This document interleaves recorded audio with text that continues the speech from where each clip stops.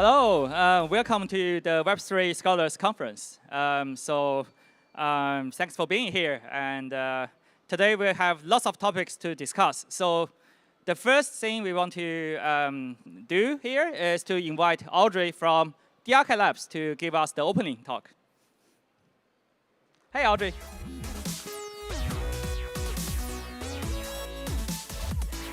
Okay, hello everyone. I'm Audrey from the DRK Lab, and for today's, I think it has been the 4th year of the Web3 Scholars Conference. And as the first year, we want to start this kind of conference from the academic side into Asia area. And someone told us, okay, in Asia, no one will care about the academic side.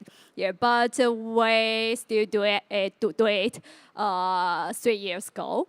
So it has been the first conference of the Web3 Scholars Conference. And for this year, it's the first time that we have the peer reviews. Thanks for lots of the, for EF, thanks for the University of Sydney. Yeah, and we hope that since we are doing the conference, and I think nowadays in Asia, more and more institutions and universities join together and pay attention to the academic side, which is we think that the truly innovation comes from. And I hope that all of you could enjoy today's talks together, and I hope that every of you could join it together. Let's do it. Thank you.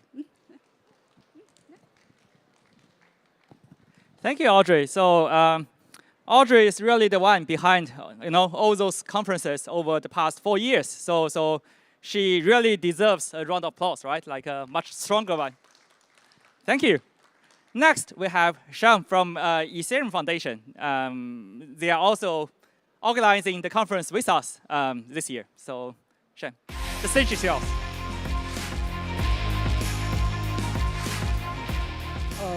Thank you so much, everyone, for being here. I'm going to keep this very short and concise. So when Audrey first told me about the idea of having a Web3 Scholars Conference, I thought it was a great one because Asia has a lot of strong research talent and a lot of great outputs come out of this region.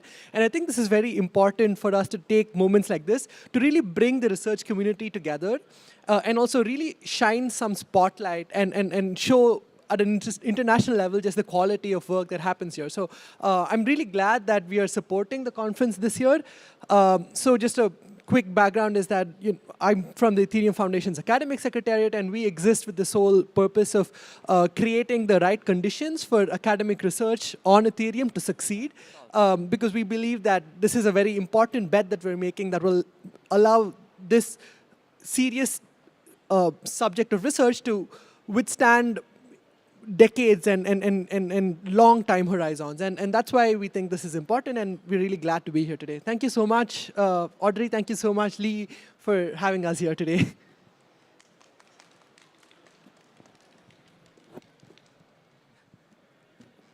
Thank you, Sham. So what Sham didn't mention is Ethereum Foundation has been helping many of the researchers over the past years, right? I have benefited greatly from Ethereum. They have been giving very generous grants for researchers, right? So really appreciate Ethereum Foundation's help in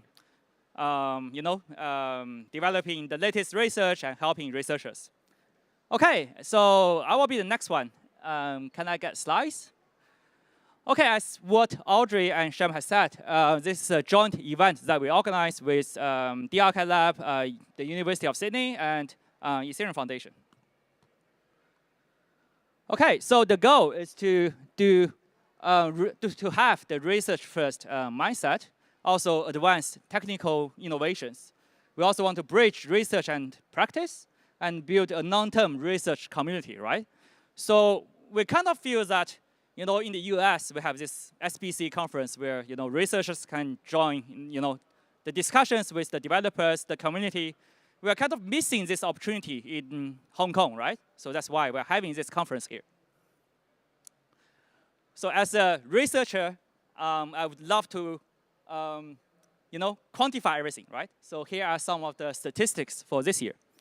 we had very strong submissions this year. Although we only received 16 submissions, one of them are from using security, already accepted. 2 of the papers are from www, one from CCS, one from financial crypto, and one from SBC, right? So the acceptance, so those are all like tier 1 conferences, right? The acceptance rate is roughly 20% for those conferences. Out of the 16 submissions, we accepted 9 papers for this conference. So we have an acceptance rate of roughly 56%. This may sound a little bit high, right? But consider the quality, right, of the papers we received.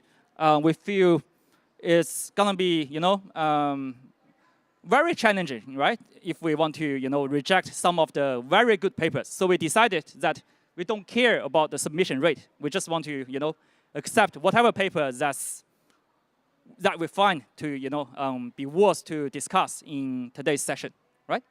And the other thing I want to mention is we found that quality is much more important than volume. So we are in an ideal state where we have a small number of submissions. The reviewers, they don't need to do too much work to review the papers. And every single paper is strong, right? So we are really in an ideal position for the Web3 Scholar Conference. OK, so a huge thanks, right, to the program committee. We have leading researchers across academia and the industry. We have 12 members. And I did some calculation yesterday. 6 of the PCs are coming from the financial crypto conference, right? And 7 of the PCs are from the Stanford SBC conference.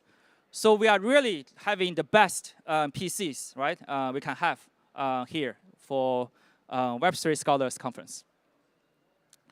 Also, I would love to take this opportunity to thank the organizing committee again, also the program chairs. Just let me do a shameless plug. So at UC, we have this Sailing Blockchain Center, which we newly established last year. We're also looking for collaboration, right? So if you are interested in collaborating with us, feel free to reach out. We also want to say thank you to all the PCs right here. And that's it. So if you have any questions or if you want to collaborate, feel free to reach out to this email on the bottom, the chairs@web3scholars.org. Thank you. So next, we have the panel. Can we have the chairs? Thank you. OK. So basically, we decided to have a panel in the very last minute, and nobody knows what's the. Yeah? We don't want the chairs. We don't want the chairs. OK. Sorry, we don't want the chairs. They will just like to discuss. Yeah. We don't want the chairs. OK. No, it's OK. Yeah. So we decided in the very last minute we will have a panel. So Tina from Flashpost will be the moderator for today, and the topic is roasting Tina. No. You wish. So instead of a panel, I would rather call this a town hall.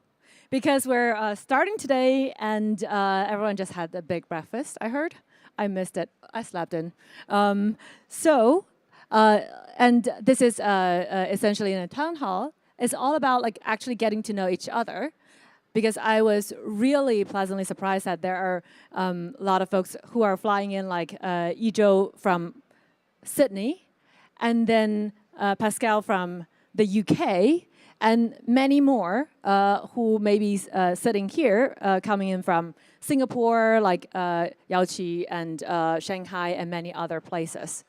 So what I think when we have such a diverse set of speakers and audiences, one of the most curious thing is to sample our experts who are sitting in the audience seat. In fact, I am the audience. That's the name of the game. So what I wanted to explore in this town hall in the next 30 minutes is essentially 4 areas, but with one focus. So first is to sample what are some of our domain experts, researchers, think are the most important unresolved problems in crypto today in 2026? And number two is how do we think, crypto came from academia, but also a lot of it is self-taught. Most of us are actually self-taught given the interdisciplinary nature.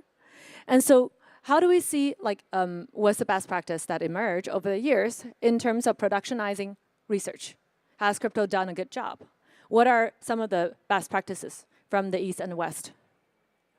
And kind of related to that, I wanted to explore since we're in APAC, we're in Hong Kong right now, and is the bridge between the East and the West. What are the hidden capabilities that are underexplored, that has not been fully utilized in the Asian academic research community in our industry? Because we don't oftentimes hear a lot of the voices. We see a lot of co-authors, a lot of papers in major conferences, but they're underrepresented. So what else are we missing? What are we really missing? Maybe we haven't even scratched the surface.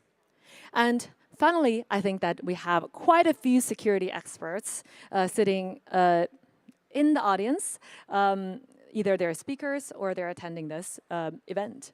And so I wanted to kind of explore a little bit, maybe just scratch the surface because these are big questions. How is AI reshaping both the problem space within crypto and the R&D process in the sense of how much are we actually utilizing? For example, how does auto research help, if at all, in empirical R&D? Is it even being utilized in your lab, in your projects today? But probably since LLMs, whether it's Mythos or our past existing models, jailbroken models, et cetera, they post to the crypto world. And are we cooked? So yeah, so those are the areas I want to explore. But first, rapid fire round of questions for our town hall panelists, primarily those who are sitting in the first and second row. You'll be my targets.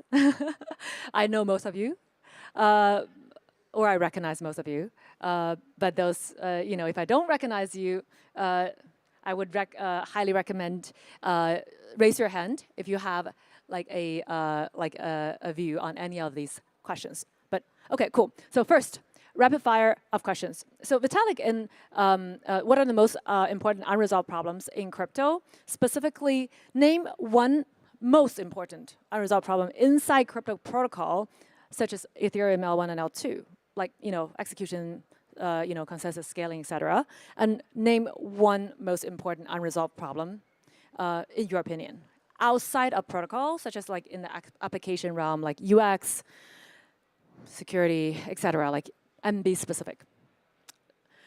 Here I reference, many of us may have forgotten, but actually Vitalik wrote a really good, still quite timely, I think relevant, piece on back in 2019 called The Hard Problems in Cryptography, 5 years later. That was written in 2019. I wish there is one in 2026, but how about we write it for him?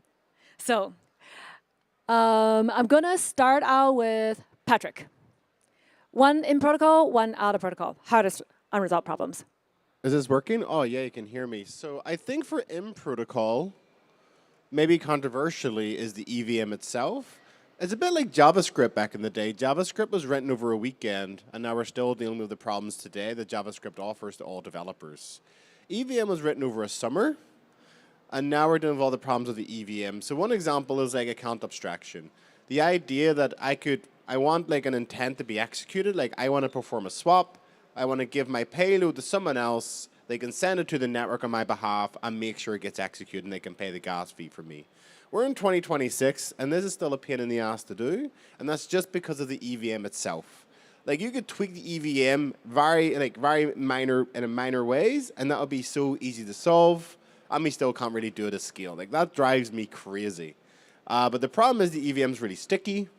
So if you try to build a new VM, nobody will use it. So we're stuck with this EVM, just like JavaScript 20 years ago. And it's the most frustrating thing ever for developers and everyone involved to build on top of. In terms of the other layer, UX is obviously the big problem. I don't know if anyone's ever tried to use a hardware wallet, Gnosis Safe, Wallet Connect, and a DeFi protocol. It is the worst user experience I have ever had to deal with. And if you're doing treasury management for like millions of dollars, you know, you're taking a shot of vodka before you hit the send button because you're sort of like, oh, I just hope this turns out the way I expect it to. And I think the fundamental problem there is a lot of the infrastructure is subsidized by ecosystems and grants and not customers paying for the software. If customers pay for the software, you have a feedback loop between the company and the user, and they're going to build for the user. Where right now they're building for the ecosystem and developers, which is why it's really hard to use. We need to fix the feedback loop and obviously where they make their money from. Because obviously if it's a bad product, no one's going to pay for it and you will die. Where right now we still subsidize a lot of these companies where they should just actually have decent revenue streams from elsewhere. That's my rant. Thank you. And introduce yourself. I'm Patrick, by the way. I work at the Arbitrum Foundation. I'm a sort of a researcher. Well, Patrick was a former researcher and closely associated with IC3 still, which is one of the, we'll touch on it a bit later, still, closely affiliated with it. But now he has become more of a governance, protocol governor, politician, let's put it that way. People problems. Yes, researching social science. And, okay. Well, I want to also, I forgot to ask at the beginning, raise your hand if you're from affiliated with an academic institution, formerly associated with an academic institution. Okay, well, work on a crypto project. Great. And also, what about work at a crypto fund? Okay, great. We have no investors. This is going to be a great, event. I think they're all next door. Great. What about? Okay, so let's say Patrick identified two problems. Who has one with EVM, one with wallet UX? Anyone here has researched or worked on the EVM? Raise your hand. Okay, great. What's I already know Ijo's name. What's your name?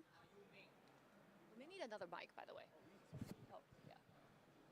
Oh, yeah. You mean from Hong Kong University of Science and Technology? Great. What did you work on the EVM? We work on quite a lot of topics, including EVM.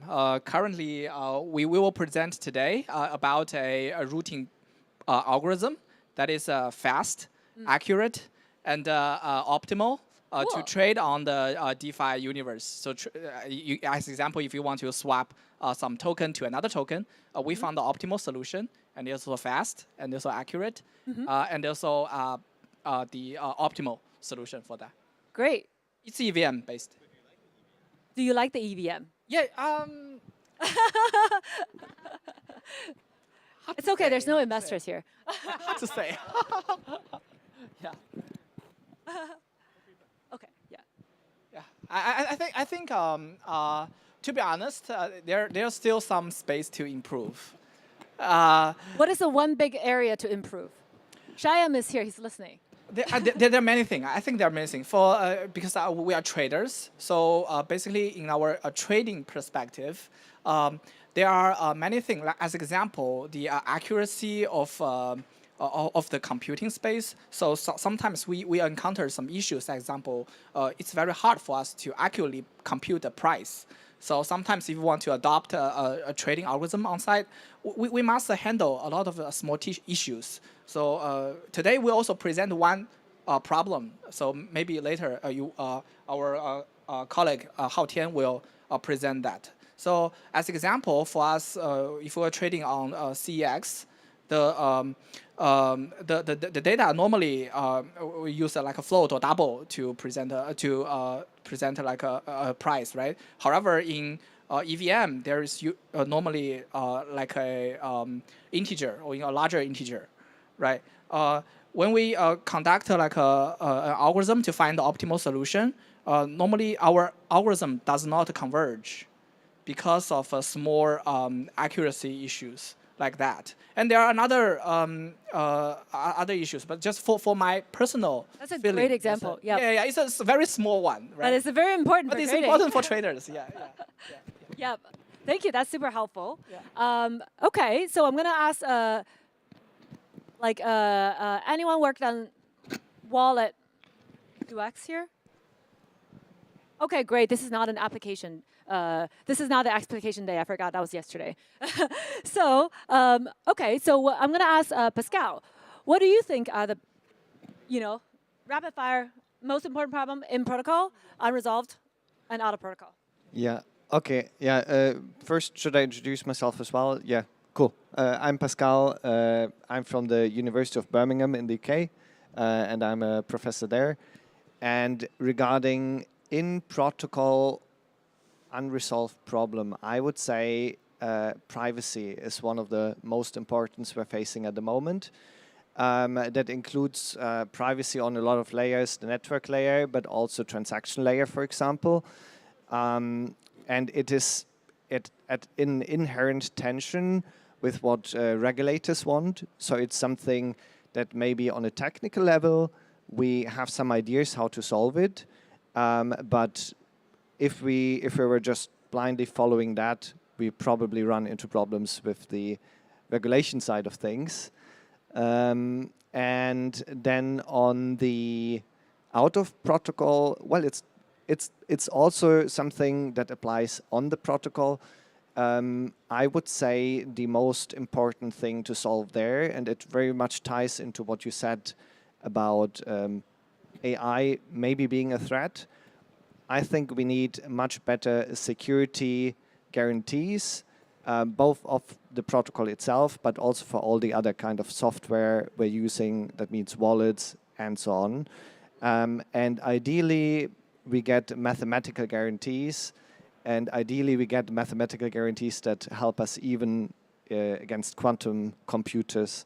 And so we can be sure in the end, and we get like really a hard guarantee that our funds are safe, that the protocols will behave like we think they're behaving, and that we won't run into these problems that you're mentioning, right?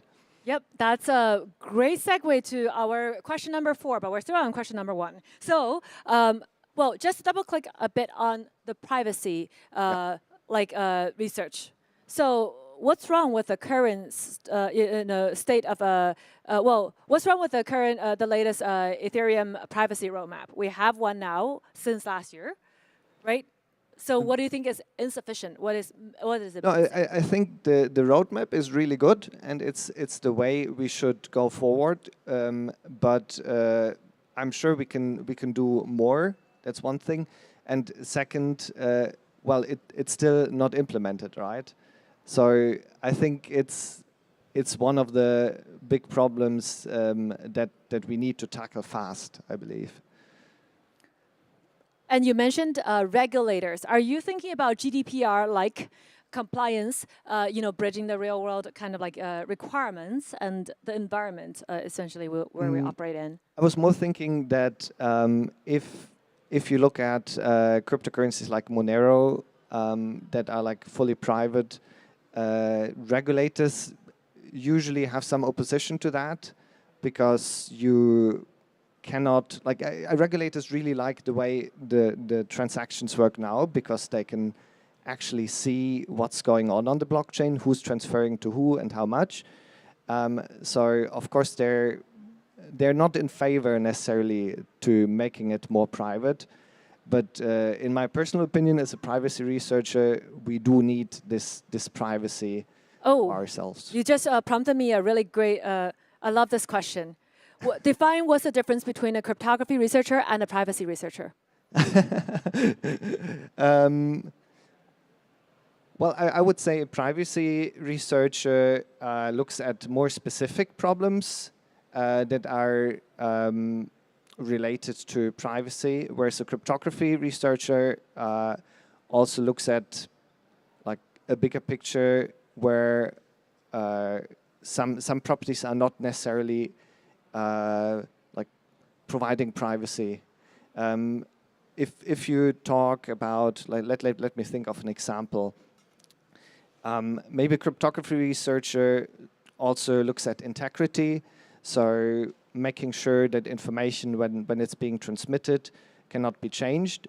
That doesn't give you any privacy guarantees, but it gives you guarantees that things basically stay the same and cannot be changed by someone in flight, basically, while you send it over the internet.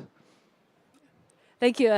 This is my favorite trick question because we have a lot of we have a heavy emphasis at Flashbots with privacy research, and then I always like to throw our privacy researcher was the definition between these two fields. They do seem to be quite different, and like their answer, I can what I find to be quite clever. That maybe they're just trying to trick me.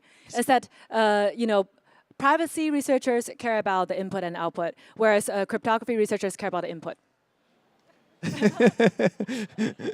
Yeah, that's accurate, I would say.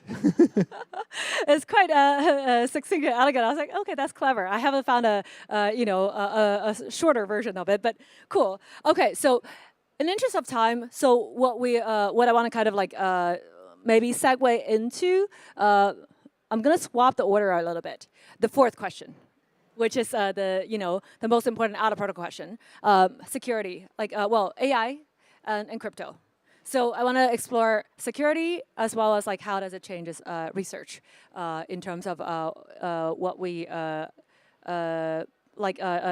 day-to-day, since there's a good representation of research community here. So first I'm going to ask Yaoqi, given that you have quite a bit of AI psychosis, even demonstrated over Hotpot. You pulled out your laptop. So from your perspective, what is a realistic kind of what has changed this year in terms of like security and capability for crypto, given AI's progress? So I think based on the recent, like sort of these all different security hacks, right? We can see that there's multiple fronts. One is like on crypto side, we see more and more these kind of social engineering attack. For example, Drift and all the other ones, because like I'm not sure whether you received the message or not. Like there's so many hacked Telegram accounts and send you a message to arrange some meetings, and then probably they use deepfake and ask you to download some malware, and that's one thing. And the other, like because all these AI technologies, right, and they can easily pretend to be some legit project or collaborators to do this very advanced infiltration into your organization.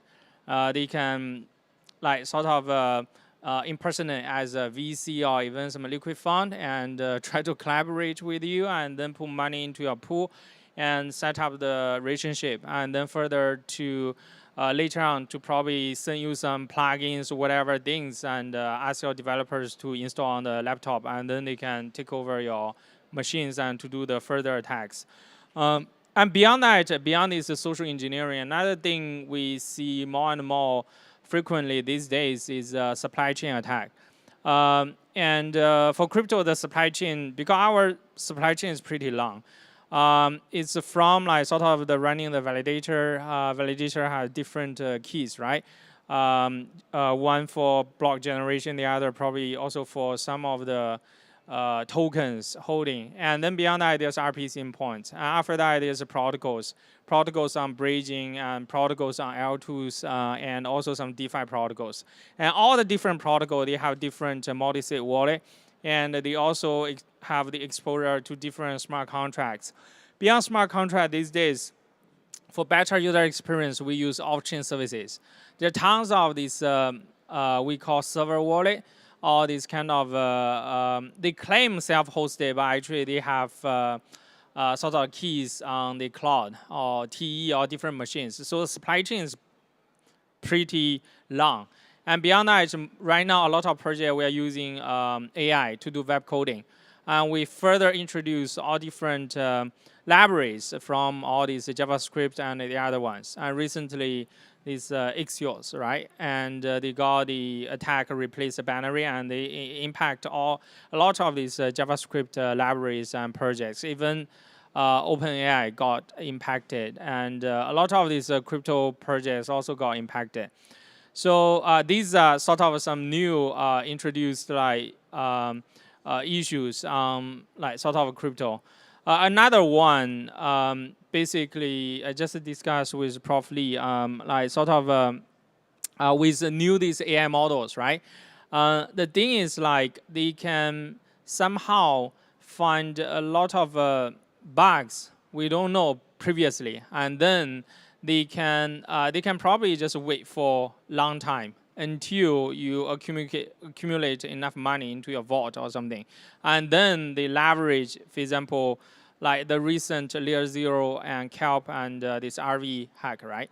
They can leverage, for example, some developers' machine. They compromise the machine, and then later they can replace probably some binaries of the RPC endpoints. And then they can further launch this super complicated supply chain attack, instead of they directly compromise the smart contract of this risk-taking protocol. So now, like, for example, for protocol, it's no longer you need to secure your protocol or smart contract yourself for your own protocol. You also need to figure out, okay, what are the supply chain and dependencies? And for most of the time, the dependency is out of your control. So for a lot of projects, there's no way for them to figure out, okay, how I can really protect my protocol end to end.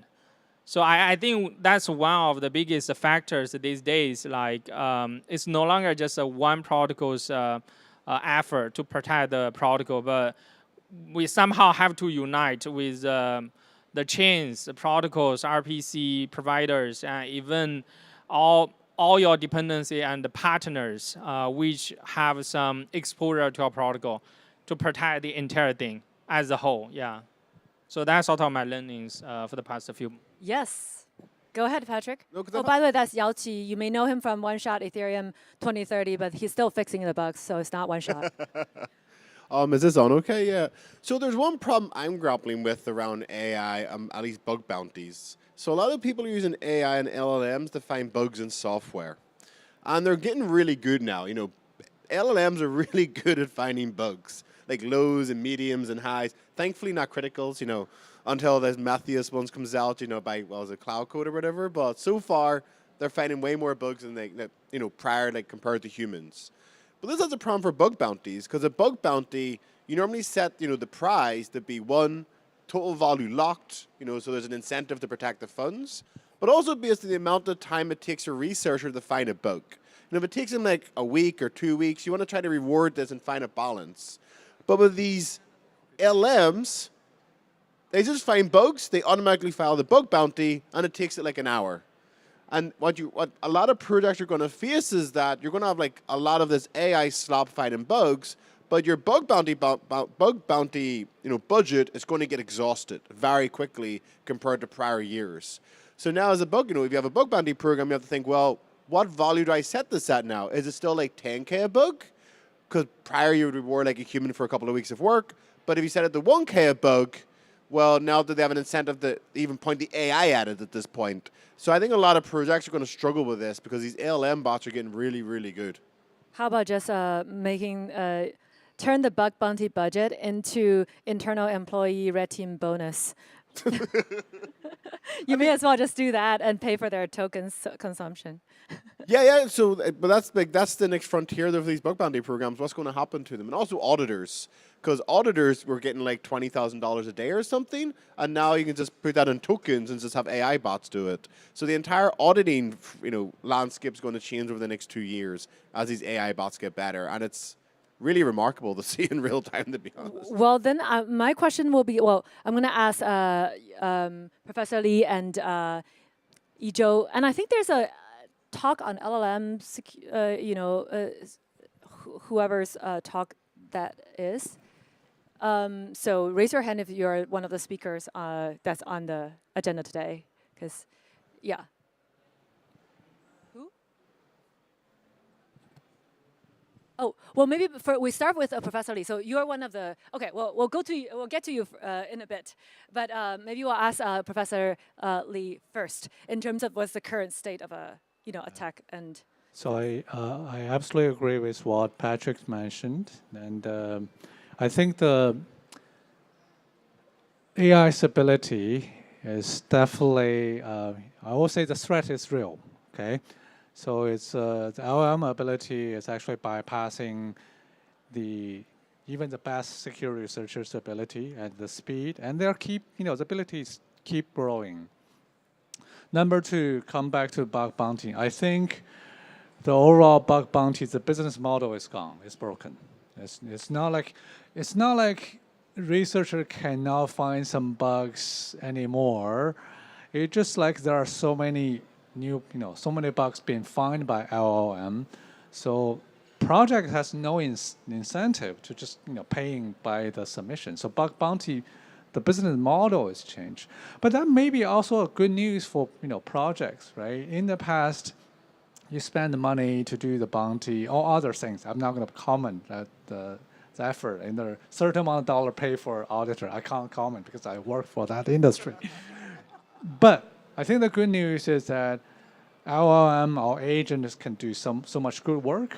Project now should really focus on probably use that by themselves or get someone help to guide them to use it. So I think there's some silver lining there. Although I would say right now the threat is real. The bad guy also certainly going to use this. We are not yet seeing the worst. I see, recently we start to see a few more, but I bet there are going to be more. But the good news for the projects that they now can start to have some real protection by agent, in the coming future. So that may be some, good direction we can count for. What do you think, in your experience, is LLM? Well, at least today, we don't know about Mythos, since I don't think anyone here has access to Mythos yet. But what is its limit comparing to where is human auditor still winning? I would say, again, that's personal opinion. You just, I think even the best bug bounty hunter I know, they admit they are going to lose to, competing against like Mythos or even the next generation, they don't have much edge. Okay, so we are definitely just gave up. Okay, for that. Give up. Don't consider you want to beat them or you want to find the edge. You might still have some in certain area maybe, but overall you should right now try to use it more rather than try to, fight against it. Wow. Well, do we? Is there anyone who disagrees, who thinks that, well, at least today, there's a clear edge for human auditors versus the LLM bounty? Like, I'm not talking about Mythos. Right now, Mythos is I feel like it's the security AGI term. It's we don't know what it is, so it seems really smart. We don't know, we can't verify how smart it is. It seems really smart. Even Opus 4.6 or 4.7, if you want to beat it, that's pretty hard. It's pretty hard. Okay, who has beat Opus 4.7, 4.6 in a security field? Or has there anyone done such contest? Oh, okay. Well, can we pass along? Well, you have a mic. Yeah. So I recently also helped a project because they struggled with their bug bounty and they got lots of submissions and they wanted to create like some internal bug finding capabilities. And we used Opus 4.6 and now Opus 4.7 for that. And what we found initially was, depending on like how you prompt it in like extremely large projects and extremely large code bases, it still produces lots of false reports. And still there were a couple of cases where these false reports basically brought our human reviewers and human auditors onto a trail of an actual bug, and quite a critical one. And so I think there, for at least for the current models, there are still these cases where if you don't have the right methodology, humans can be better than the model themselves. But if you optimize your pipeline and if you really prompt it the right way, if you subdivide the tasks into smaller packages so the LLMs don't get too lazy, I totally agree. A human doesn't really stand a chance anymore. Yeah. Yeah. Well, what about jailbroken models? So last month, I spent a bit of time with a friend, Pliny the Liberator. That's what some of you may know him on Twitter. And I was really shocked by how smart his agents are. Like, it just felt different, like very different. And so he kept on telling me, it's like the one thing is like, reinforcement learning, basically put on a mask. But that basically is putting a IQ text on a really smart junior researcher. They have to do exactly what they're told to do. But then like if you take off the mask, they can do a lot of wild exploration that could yield very interesting. Like anyone has played or researched into jailbroken model versus normal Claude or like some of the maybe Chinese models.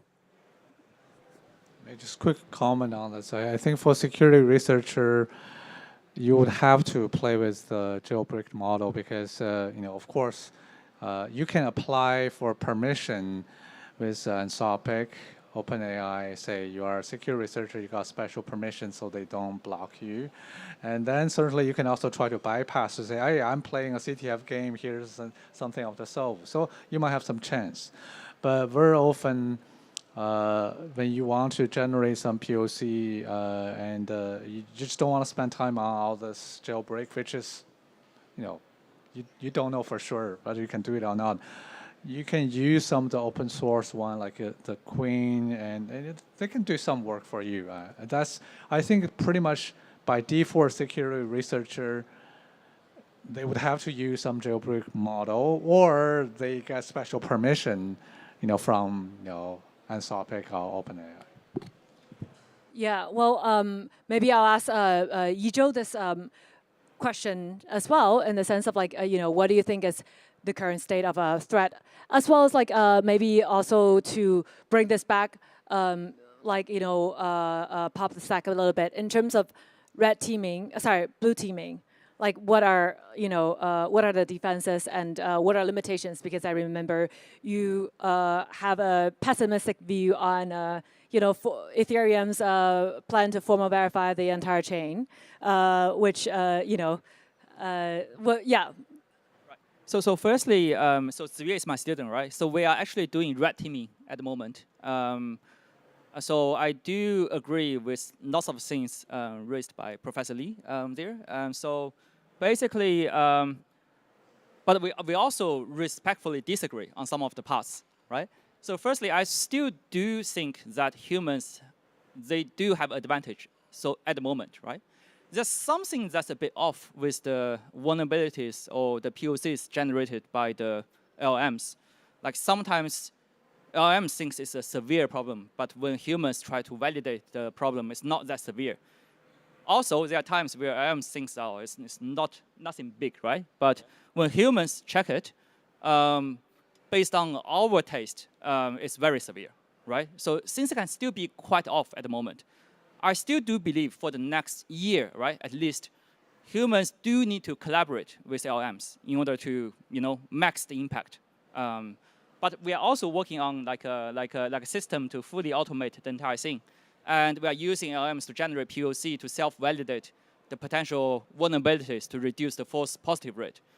But we still don't know how to reduce the false negative rate at the moment. There's no benchmark at the moment to quantify the false negative rate even, because you cannot find all the vulnerabilities in the code, right? Nobody can, right? So that's still a very challenging thing, right, at the moment. Also, we're also using open source models. They are very strong.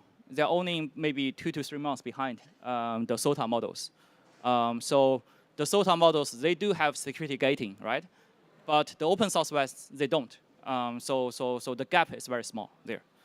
Regarding the blue teaming, I think eventually, when the models are cheap enough and fast enough, we'll reach a stage that they are so fast that right after you deploy the contract or right after the state changes, LLM will be able to surface the vulnerability and generate the white hat version of the attack and execute the transaction and then rescue the fund from the black hats, basically, right? That's my vision, but I can be wrong, basically.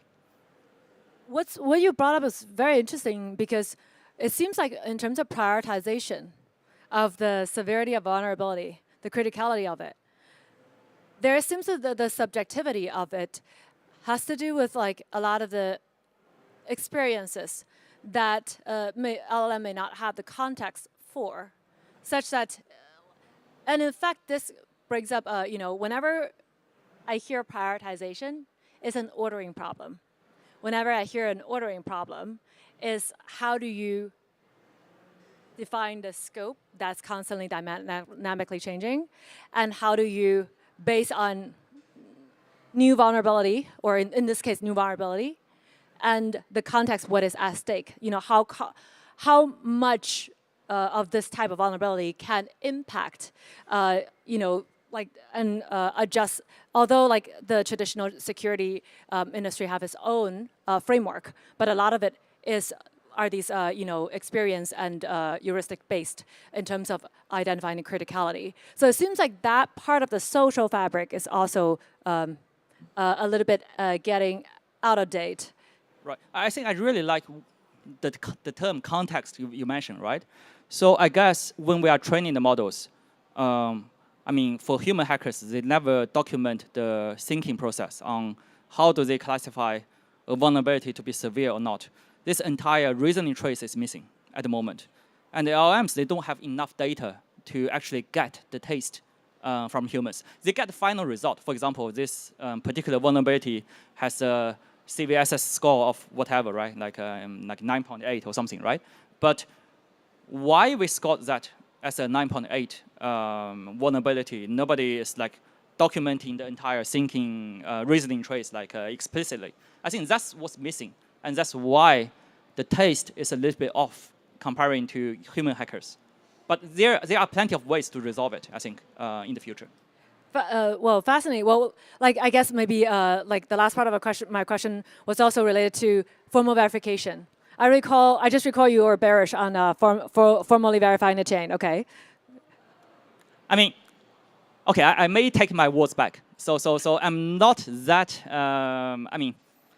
I think with LLMs, eventually it may be possible to formally verify the chain entirely, maybe, right? But as of today, it's still very challenging, and there's lots of gaps at the moment. Lots of engineering work needs to be done. Yeah. Okay. So we have.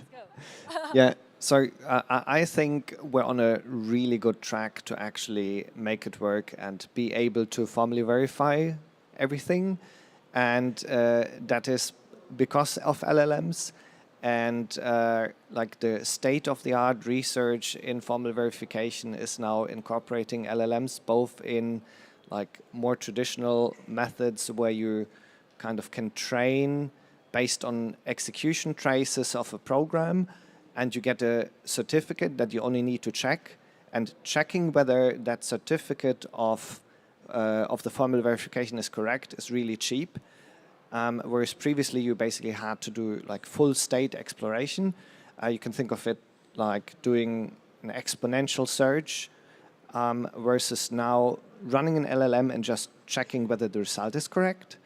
And that makes it so much better. And the other thing that also brings us a lot of advantages that LLMs are able to generate also code in languages like Lean, which are Ethereum prover languages and which will help us to formally verify everything. I think the gap that still exists, that existed all the time since whenever I think about formal verification, and which will be the problem is how do you know whether your model that you have, that you formally verify, actually corresponds to the code that is being executed on a hardware, right? So hopefully with the advances that we get through LLMs, we can have models that are much closer to the actual hardware that executes things, and thus the guarantees we get actually correspond to the hardware level instead of like a toy model. Yeah. Very cool. And just want to add a quick comment. So when we talk about formal verification, I agree that LLM actually going to help to make us able to apply formal verification on a much more target and with a much larger scale. That's all clear. I don't have disagreement on that. But overall, over the years, I think people have a misconcept about formal verification. When they say formal verify everything, we're really talking about we want to formal verify all these targets, including more. But the missing pieces is what are you verifying?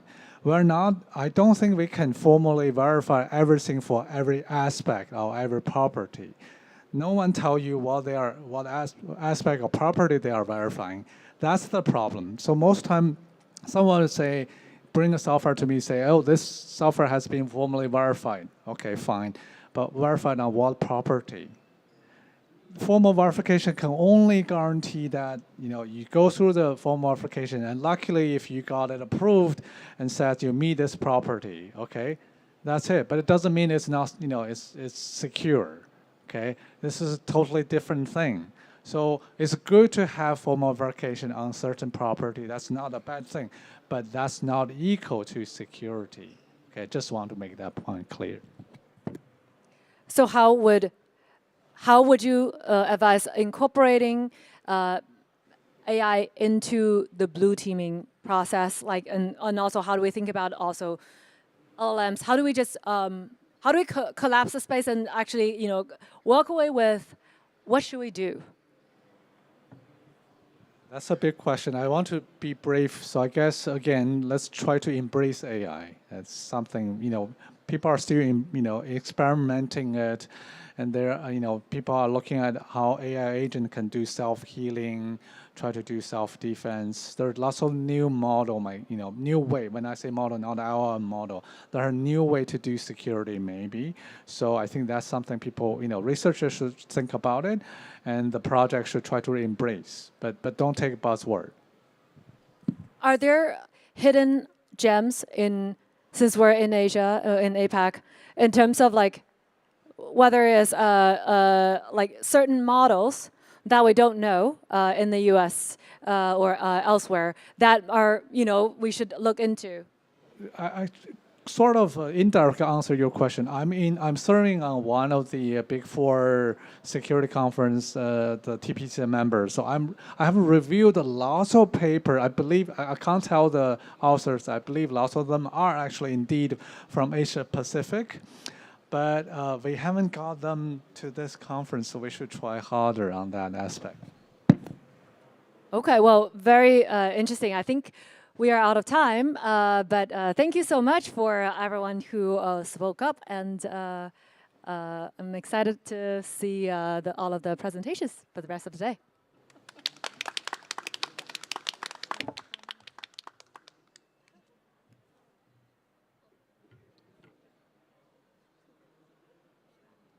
Thank you, Tina. You're roasting everyone, no?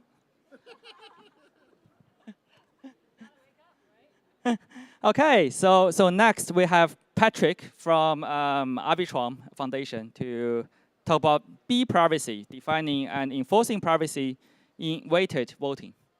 Patrick, the stage is yours. GG, you can die. Hi guys. Can everyone hear me okay? Just to make sure the mic's working. So today I'm here to present some work that I did with Cornell University, Tally and IC3. My disclaimer is 1, 2, 3, 4, 5. I'm the 6th author on the paper. So if you have any hard questions whatsoever, I would point them towards Samuel or Danny on email so I don't misrepresent their work. Maybe to give a bit of context of where this paper came from is that a big part of my job now is working in governance and DAOs, which is basically an on-chain voting system, as we're going to see. And there's been some bribery that has occurred in the DAO. And I told the Cornell group about this. They were like, oh, that's interesting. And then it led to this paper and the results in this paper. So without further, oh, I also got accepted at Usenix as well. So blew my mind, actually. I was like, damn, gone from DAO to Usenix. So yeah, DAOs are finally having some impact on the world. So very exciting. So my first question is, what do DAOs and shareholder voting have in common? Does anyone have any idea here what they have in common? Any guesses? What they have in common is a weighted voting system. What do I mean by this? A weighted voting system is where all voters have different voting weights. So Alice can have 1 vote, Bob can have 3 votes, and Caroline can have 5 votes. And that's important. It's not like a classical 1 person, 1 vote system, which we tend to study. So let's give an example. You know, Alice will vote against, or sorry, there's an on-chain voting contract. They're all reading the same proposal, and they have to vote on this proposal. So Alice will cast 1 vote against, Bob will cast 3 votes for, and Caroline will cast 5 votes for as well. And in the end, the final tally is 8 votes for, 1 vote against, and everything is public. There's no privacy whatsoever. And that's also the case mostly in shareholder voting as well. So what do DAOs vote on? So before we get into the paper, why do we care about a weighted voting system? And why do we care that they exist on DAOs? So DAOs tend to be a collection of token holders, and they all have a common goal of what they want to achieve. And in Arbitrum, obviously, it's towards the Arbitrum ecosystem and making the ecosystem bigger, better for everyone involved. So let's go through some examples. The first thing that DAO can vote on are protocol upgrades. So periodically, there's an upgrade to the operating system called ArborOS. You know, this was just 3 months ago, 4 months ago in December. The DAO voted the upgrade the Arbitrum system. In this case, it was for gas prices and other things. But they tend to vote for protocol upgrades. That's the boring part, typically. Well, I find it exciting, but they find it boring. What the DAO really likes to vote on is capital allocation. So in Arbitrum, all of the revenue from the Arbitrum network streams straight to the DAO. The DAO was also given 3.5 billion ARB when it was created. And at the time, that was about $6 billion or something. Today, it's not as much, probably like $400 million, $500 million, but still, you know, a substantial treasury of what they can spend money on.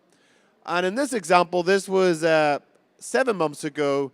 They transferred 8,500 ETH from the treasury to a treasury management program because they want to earn some yield on their ETH. And finally, they can vote on org charts. So the DAO can hire service providers, and they have certain rights over some legal entities. So in this example, they funded Entropy Advisors around this time last year. They work exclusively for the Arbitrum DAO. Entropy Advisors, from memory, they got $6 million. They work for the DAO for 2 years. So that's like substantial funds to hire a third party to work for them full time.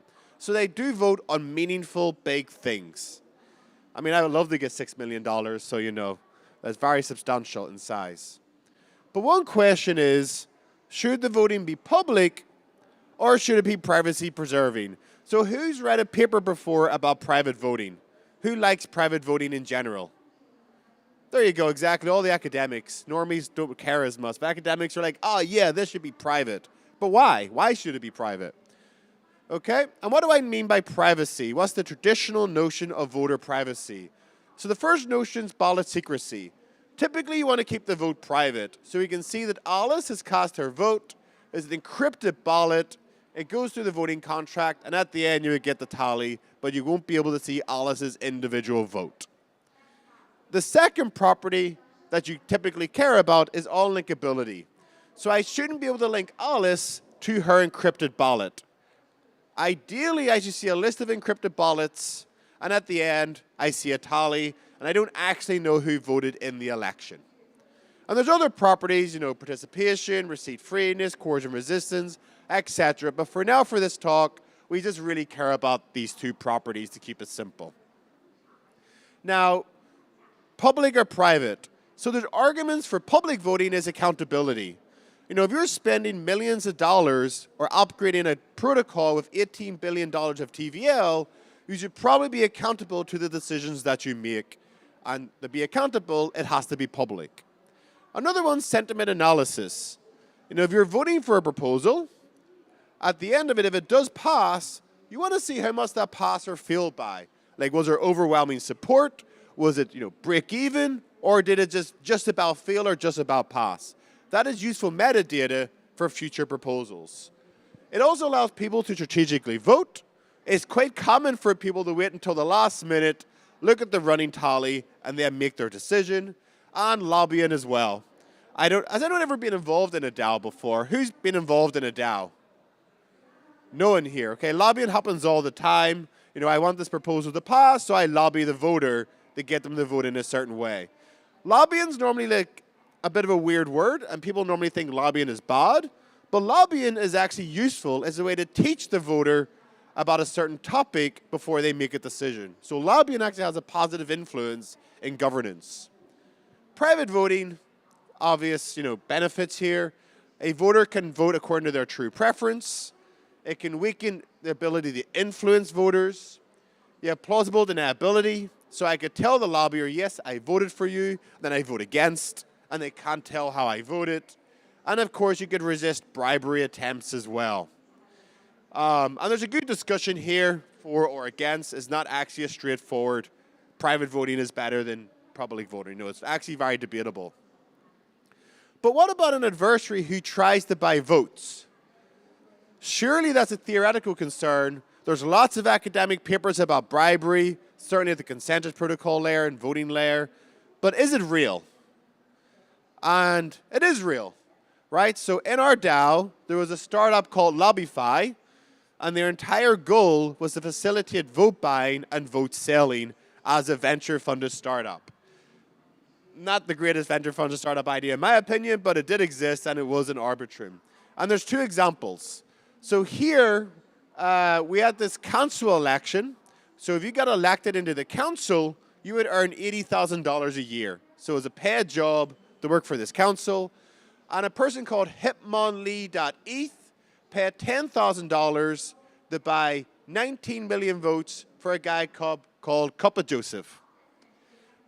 19 million votes was roughly about 10% of all votes, and they paid $10,000 for it. So the logic is, I pay $10,000, I earn an $80,000 job, you know, in the end I make a profit of $70,000. The other example was our Security Council election. Again, this pays about $60,000 a year, and they paid a bribe for themselves of about $5,000. Thankfully, in both cases, they lost the election and they didn't get the job, and the bribe went to waste. But this is a real attack vector. You know, your ability to win the seat is based on the bribe and not people actually voting for you. You know, it's never a boring day in crypto. So let's assume the voting system is private. So by the way, I told the Cornell guys about this, and they were like, oh, that's interesting. You know, what if you just make the voting system private? What can you do? So let's assume the voting system is private and only the final tally is revealed. Is this still a private voting system? So we're going to play a game, okay? So I need everyone's attention. We're going to play a very quick game to see if you can break the privacy of this system. So can you work out how Alice, Bob, and Caroline has voted?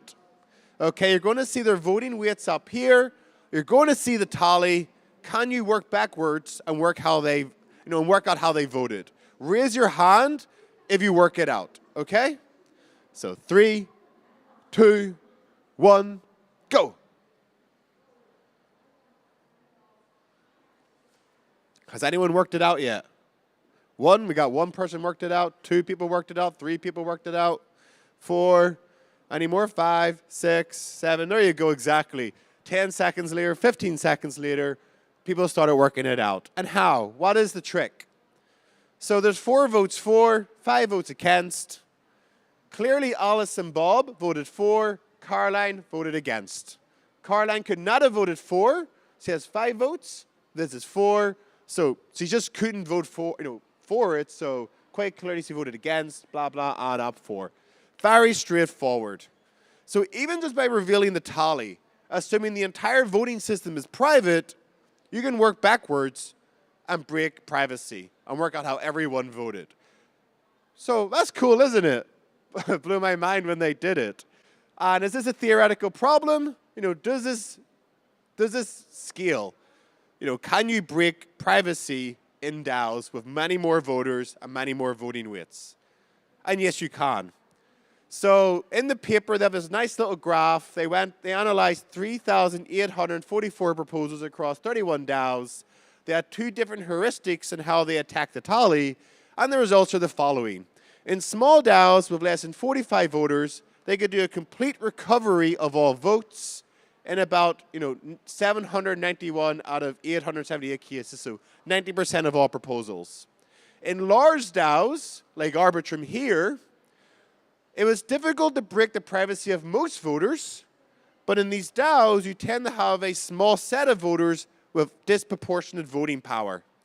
So they managed to break less than 1% of the votes, but that actually represented 80%, or I guess 40% of voting power in Arbitrum. So just go to the next slide to give an idea. They could break 40% of all voting power in Arbitrum, but that was less than 1% of all votes. So if there's a concentration of voting power, you can still attack that. And the DAO that probably did the best was called Avagachi. A bit like a Tamagotchi, I guess. I don't really know what they do. But in their DAO, all the voters have similar voting weights. So they could only break about 20% of the voting power. So most people were still private after the fact. But it's cool, though, because now, if these DAOs were private, you could just run this algorithm and still work out how most people probably voted. And Balancer was the worst. Balancer had no privacy whatsoever because there's not many participants and there's one whale with over 50% of the votes. So Tally can leak voter preferences even if the voting system's private. And interestingly, most historical e-voting research tends to focus on one person, one vote, and that's where all the notions of privacy come from for voting protocols. There's been very little work on weighted voting systems, which is remarkable actually, because shareholder voting is weighted voting. We just don't tend to look at that as a system. And it doesn't really fit neatly into the traditional frameworks or assumptions. So where do we go from here? Okay? So there's 2 directions. One is there's this new framework to understand privacy through the lens of bribery. And then also tally privacy as well. Like, can we remove this attack vector and offer some privacy but still, reveal the tally? So let's look at B, privacy first. And this is the following question.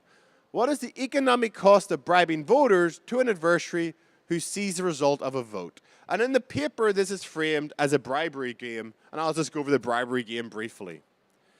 So the briber's goal is the following. What is the minimum money the briber needs to spend to achieve his goal?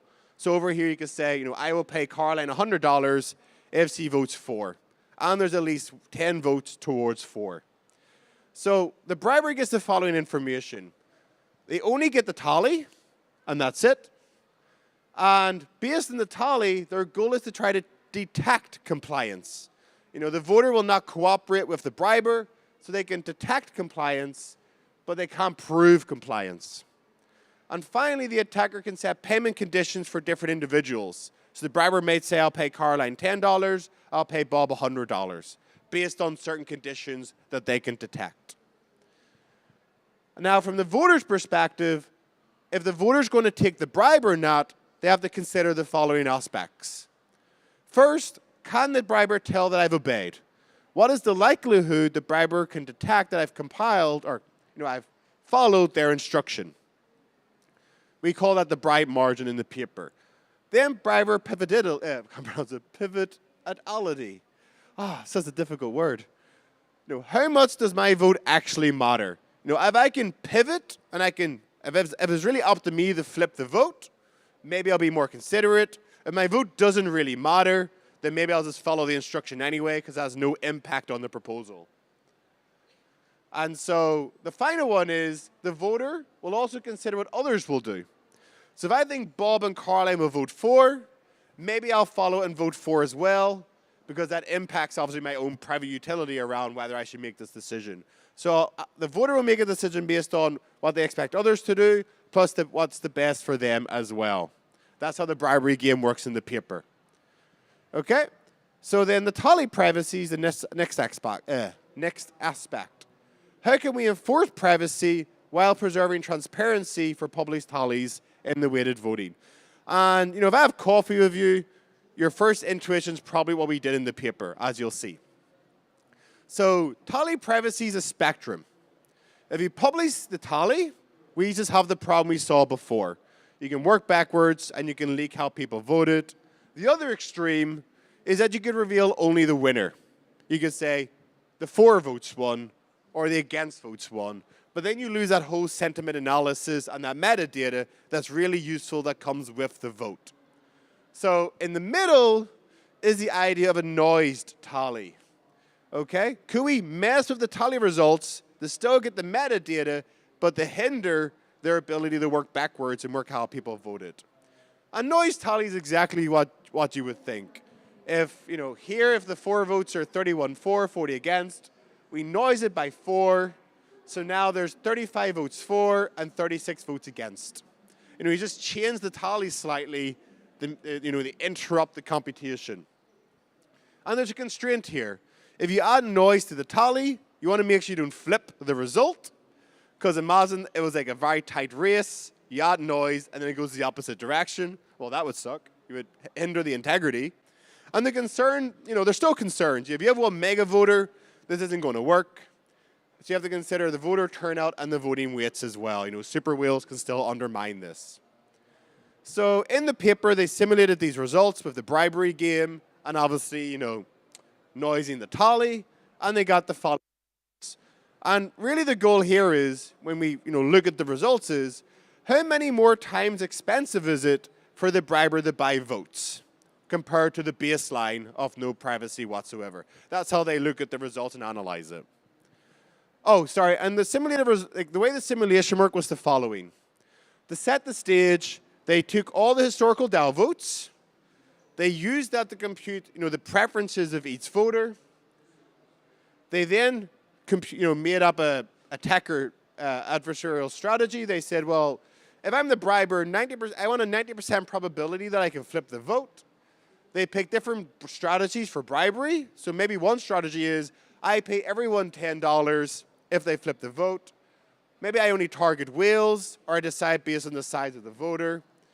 And their goal is based on what they think is voter preferences and their strategy. They want to work out the minimum bribe they have to pay. And finally, they repeat this for every tally algorithm. So fully public, noised, and winner only. And these are the results.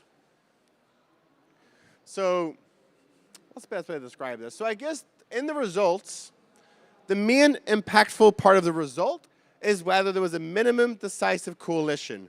What does that mean? What are the minimum number of parties needed to flip the vote? If you have one big wheel, they can flip the vote any way they want. maybe you need 5 large voters to flip the vote, or you need 10 large voters to flip the vote.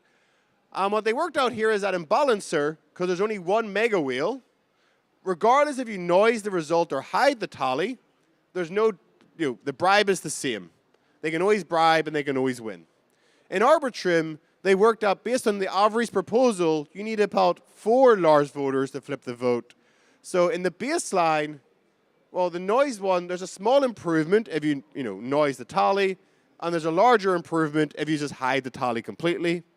And then in Aavegotchi, because you need 13 voters to flip the vote, you can imagine, the results get better.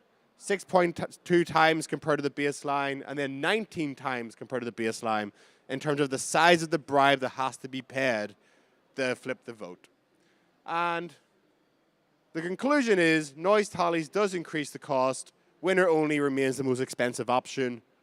And that's the end of the talk, so thank you for listening. If you want to learn more, they worked on a website. Very cool website. It's vibe coded. And then over here, you have a QR barcode to the paper on the website. So again, I recommend to go read it. I had a lot of fun getting involved, and thank you for listening. Cool. Thank you. Any questions? We can take a quick one. Go for it.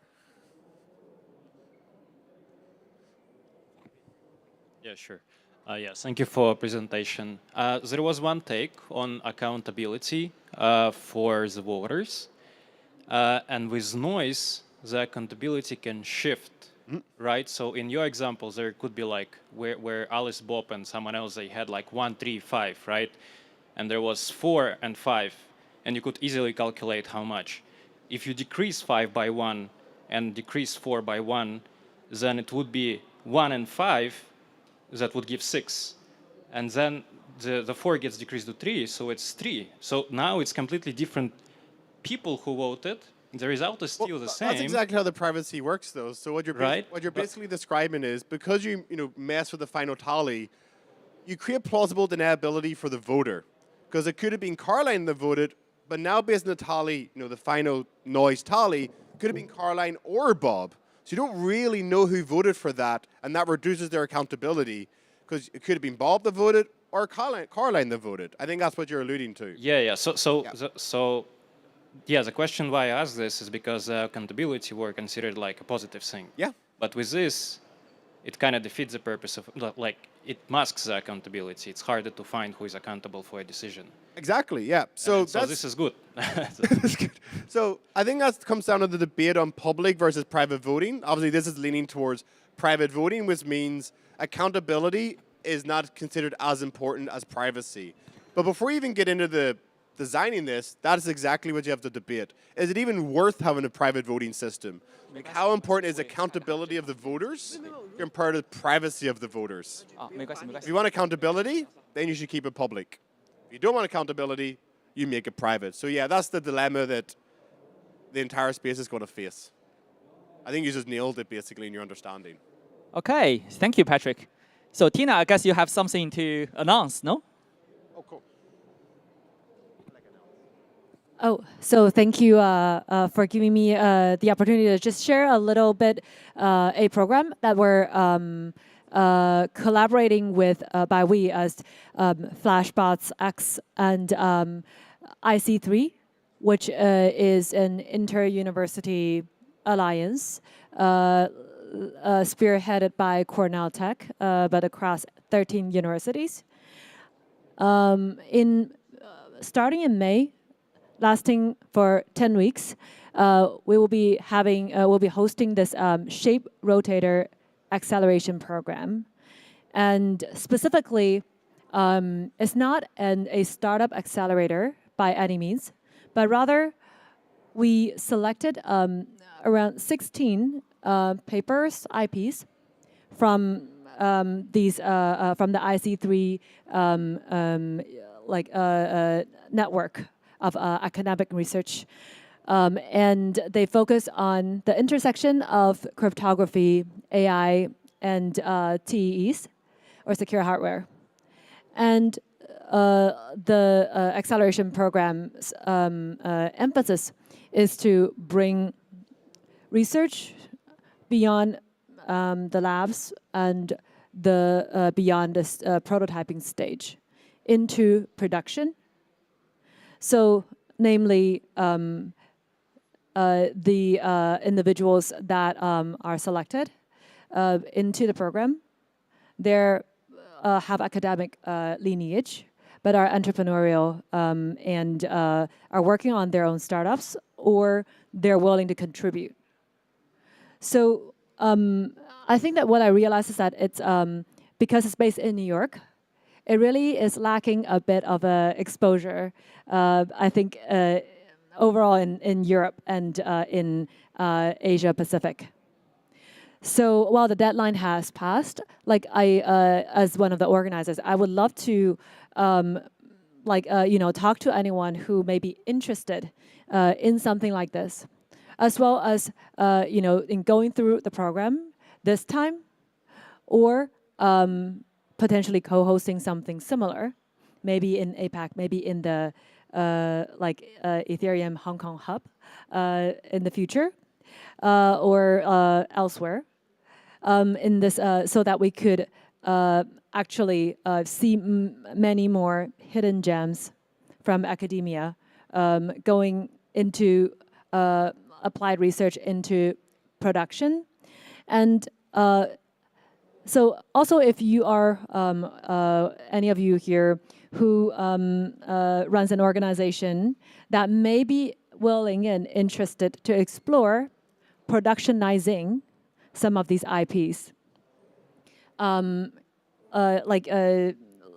because you have an R&D angle, or you have again, research lineage and understand the value of some of these IPs and may find relevance in your product that you have today, also please talk to me. And finally, if you are interested in, I would say, I don't want to use the word sponsor, because when it comes to research and R&D, I like to think about it as endowment. If you have areas of research that you would like to support that may fall into this broad category of essentially cryptography, AI, and TEs, with a focus on agentic applications utilizing academic research, also please reach out to me. Yeah. So that's it. Oh, it's called, sorry, the program is called Shape Rotator, and you could go to shaperotator.xyz. Right now, it has minimum information, but you get the vibes. So, yeah. Okay, thank you, Tina. So we are a bit short of time, so we need to move fast now. Next, we have Josh Rodolph, head of platform at Ethereum Foundation. So I did a little bit of homework. Platform seems to be a new team inside Ethereum Foundation with one goal, right? Try to deliver the strongest possible Ethereum platform, right? So let's welcome Josh joining us remotely. Hi, Josh. Stage is yours. Hello. Hello. Can you hear me okay? Yep. Okay. I'll start, and yeah, someone yell at me if anything is off. I don't have a lot of feedback here, visual or otherwise. But yes. Excited to talk today about a topic that I personally think is one of the most important and still misunderstood in Ethereum, still a source of many misconceptions, and hopefully we can clear up some of those and share how we can think about the L1, L2 relationship in 2026 and the role of each layer in Ethereum. This is the first time I've shared this presentation, but it builds off of a blog post that we published last month. So if anyone wants to read the blog post version, you can find that on the Ethereum blog at blog.ethereum.org. So first, let's start at the beginning. Back in 2020, Ethereum was facing a technical challenge, how to scale the system while retaining decentralization. And Vitalik shared a proposal. The proposal is that the best path back then in the near and medium term future is to go all in on roll-ups as a scaling strategy. Now, there's a lot to unpack here, but I think the first misconception that I want to call out is the bold text at the very bottom. I'm not sure if everyone can make that out, but rollups are very valuable for Ethereum for many reasons. But the idea was not for rollups to be the one and only permanent scaling solution for Ethereum. Scaling was the first and most obvious value they could bring, and is still a value to bring today and will continue to bring going forward, but it's not the only value and is no longer the primary value. So much has changed since 2020. 5 years is an eternity in crypto land. Rollups were a bit of an experiment in the early days. They are no longer. They've now clearly proven themselves. We now clearly live in a multi-chain world, even beyond L2s. And there is a diverse ecosystem of chains that have varying degrees of relationship to the L1. So yeah, as I said, 5 years is an eternity. It's beyond time to update our model of how we should think about the relationship between L1 and L2s. What's actually changed in the past 5 years? Well, more than we can probably quickly cover, but a few highlights. Cross-chain interop is not solved, but the technologies that allow for more seamless shared security and liquidity has matured rapidly, including ZK here as a key technology that many key teams across the ecosystem have contributed to accelerating. What else? The unique value prop of L2s and what they can uniquely bring to the table is more clear than ever. And the L1, and I guess, yeah, lastly, the L1 scaling roadmap has matured. There is now a clear path to scaling the L1 several orders of magnitude without sacrificing decentralization. So it's important that the Ethereum ecosystem has this shared understanding of the L1 to L2 relationship and the role of each. This relationship is rooted on a strong L1 foundation. A stronger L1 enables a stronger base for L2s to leverage.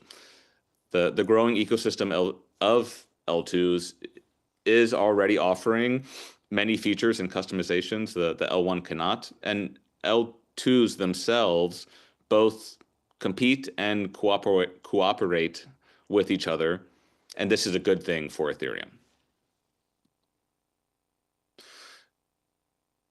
So what is our goal in doing all of this and having this fairly complex system of L1, L2s, and trying to clarify this relationship? Well, we want Ethereum to be civilizational infrastructure, and we want to ensure that all users, no matter what, can benefit from the core properties that Ethereum provides. So how do we accomplish this goal? We need to actually lean into the unique capabilities of each part of the system. So if you only remember one thing from this presentation, here it is, and it's a fairly simple takeaway. L1 and L2s have different roles to play, but only together do they actually deliver the strongest possible Ethereum and civilizational infrastructure. So if L1 is scaling 1000x over X number of years, thanks to all of this incredible ZK tech, why do we even need L2s? Well, there will always be many different chains because the global on-chain economy is diverse, needs many different things, users want many different things, and different chains provide specializations and customizations that the L1 cannot, as the L1 serves its role as the maximally neutral, permissionless, and resilient base layer. So yeah, a few examples of the types of things that L2s provide that the L1 cannot. Everything from specific features, privacy, application-specific things, specialized economies, go-to-market strategies, to ultra-low latency or other extreme scaling properties. One thing that's clear by now in 2026 and I suppose, has been clear for some time, the role of L2s has evolved from their initial role back in 2020. Previously, primary function was simply to provide scale. Today, they still provide necessary scale, but the primary function is around differentiation, customization, and control.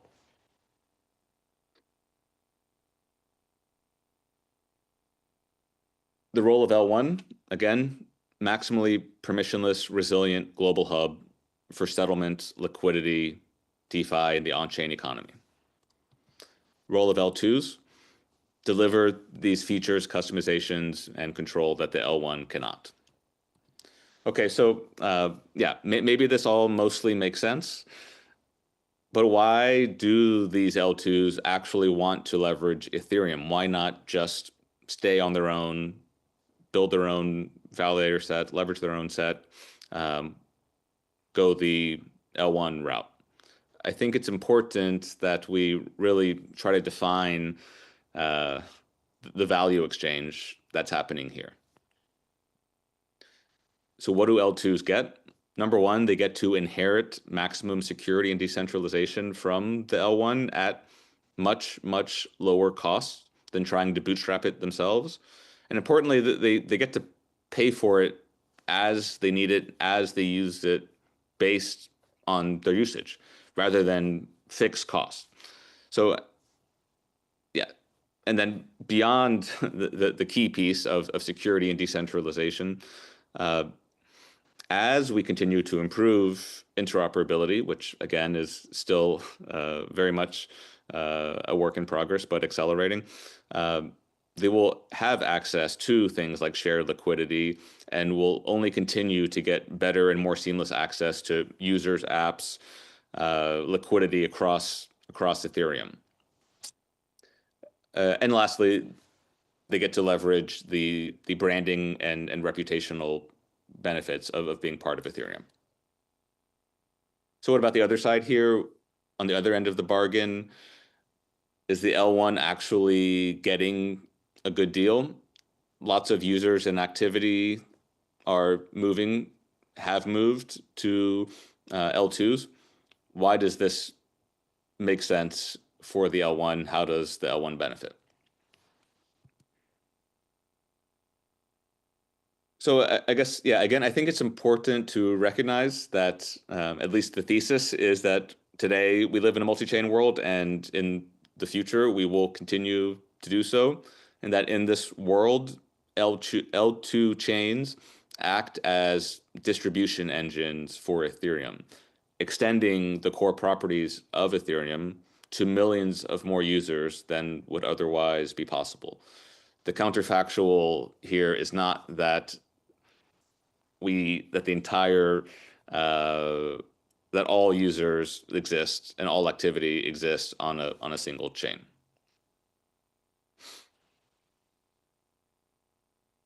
So more specifically, L2s extending Ethereum to more users is valuable because it creates demand for ETH, the asset. It strengthens network effects of the system as a whole. It reinforces L1's special position as the hub of the multi-chain ecosystem, and it unlocks new types of BD, growth, marketing opportunities. Just as a few prominent examples, you can think of Robinhood, Base Chain, Jove, which is the L2 from Ant Group. All, I think, very all great examples of exactly this.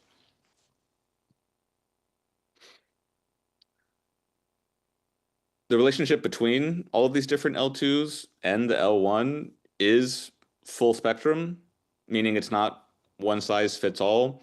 Some may be much closer to the L1 and maximally inherit security properties from the L1.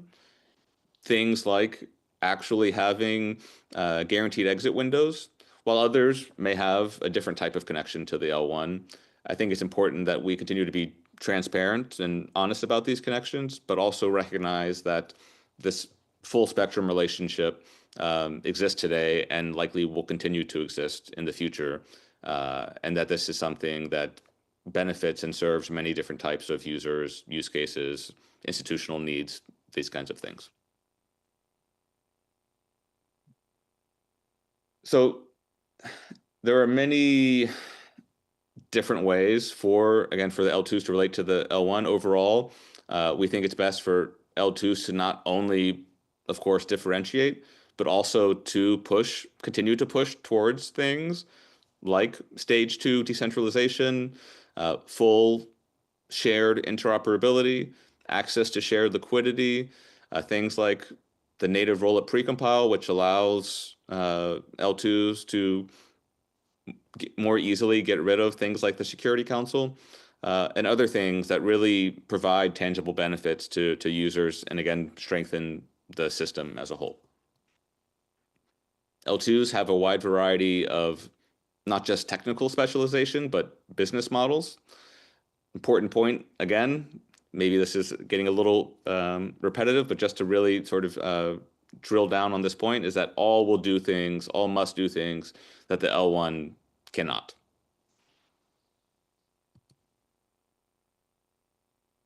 So what is our recommendation to L2 builders? What would be my recommendation? It's fairly straightforward. It's not an easy task. We're in an interesting time in the market, but I think it's continued to do what L2 teams have already been doing for some time, which is to simply double down and invest in these areas of differentiation.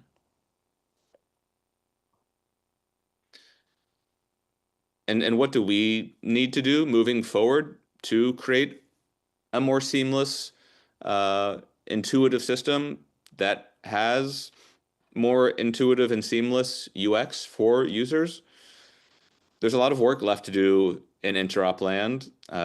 We are continuing to invest in technologies, systems that will allow users on any chain to seamlessly interact with any other chain across Ethereum. These are things like synchronous composability. You may have heard of the EEZ, which was recently announced from the folks over at Gnosis and Zisk. There's lots of other things that have been in the works, lots of great people that have been working on synchronous composability for a long time, many things on the asynchronous side of things as well. Open Intents framework is one. So there are many things that will continue to get pushed forward. All of these things, I think, taken together will allow, again, sort of allowing us to move closer to where we want to be, which is that users on any L2 can securely and seamlessly access the unique properties the L1 provides. And that's it. Thank you.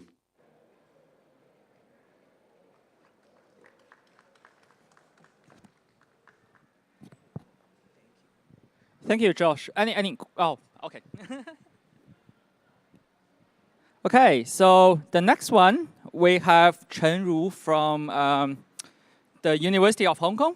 And so his main research area is in zero-knowledge proofs and their applications. Chen Ru is also a researcher at the Ethereum Foundation. So he's working with the privacy team, PSE, on folding schemes and transaction privacy. So Chen Ru, the stage is yours.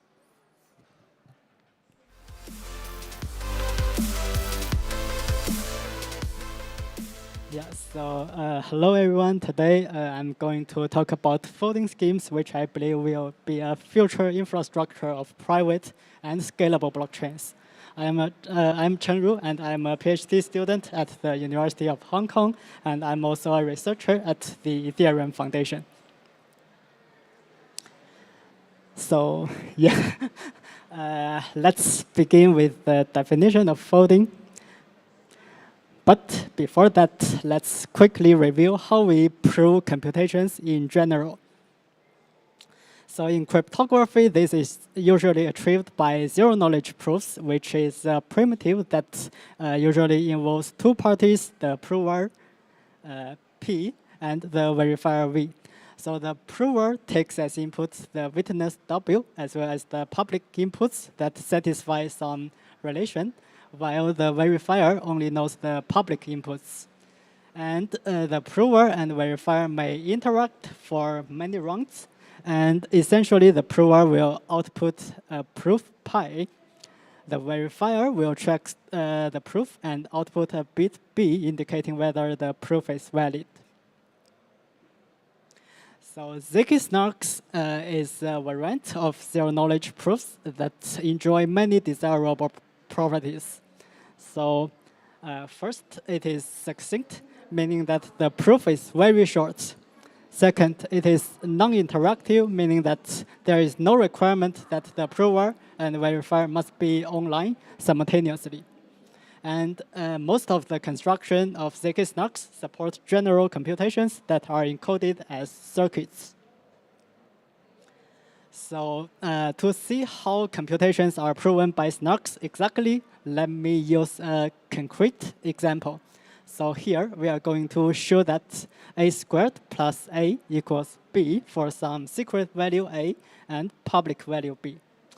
So the first step is to convert the computation into a circuit which connects variable wires into some specific gates.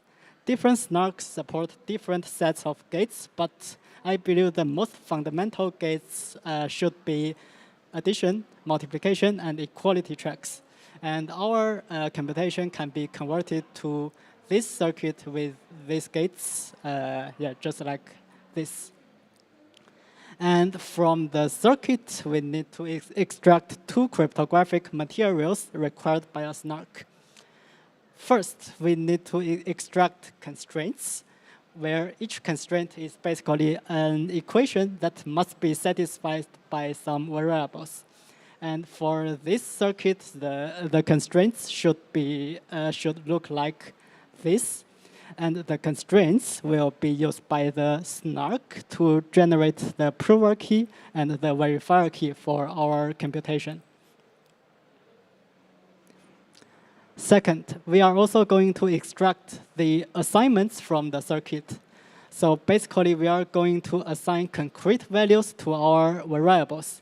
And for our toy example, V0 is, of course, A, and V1 corresponding to this wire is A squared. V2 for this wire is A squared plus A. And finally, V3 is for this wire, which is B. So the assignments will be split into two parts, the witness W and the public inputs X.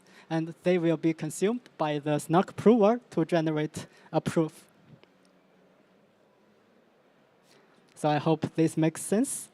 And many computations in real world are actually involving some repeated components that are invoked for many steps. And to prove such repeated computations, one idea is to use a single SNARK with a monolithic circuit. So in this circuit, we are going to encode all of these steps. In this circuit and generate a single proof. But this is very problematic because its RAM consumption is linear in the number of steps, but in real world, the RAM is usually limited. A better approach is to use a special variant of SNARKs called incrementally verifiable computation, or IVC. So as its name suggests, IVC is basically handles these repeated computations in an incremental fashion. So basically, the IVC prover in each step takes as input a proof, saying that all previous executions are correctly done, and the prover will then prove that the current step is correctly executed and updates the proof to reflect that this latest computation is correctly done. So in this way, the prover can show that all of these steps are honestly executed, but the RAM consumption is still constant.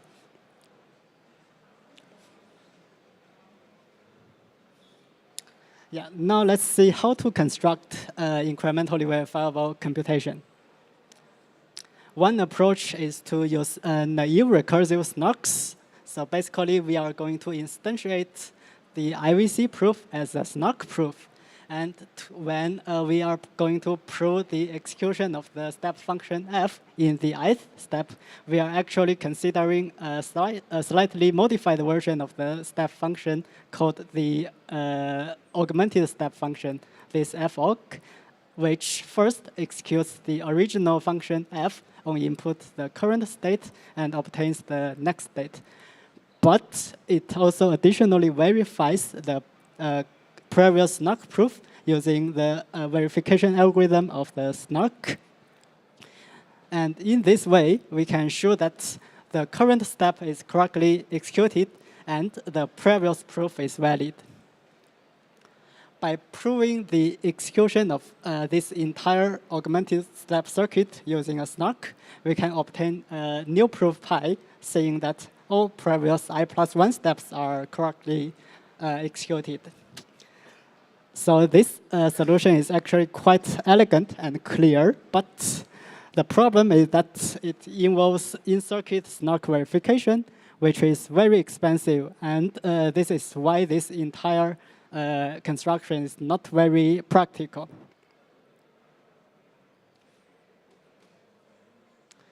That's why folding schemes are proposed. So a folding scheme is a new cryptographic primitive that compresses two satisfiability checks into a single satisfiability check. Or more formally, given one witness instance pair in relation R1 and another witness instance pair in relation R2, folding scheme is able to produce a folded witness instance pair in R1. And by tracking whether this folded witness instance pair is indeed in R1, we can be convinced that these original pairs are also in R1 and R2 respectively. So yeah, for the workflow of a folding scheme, basically it also involves the prover and the verifier.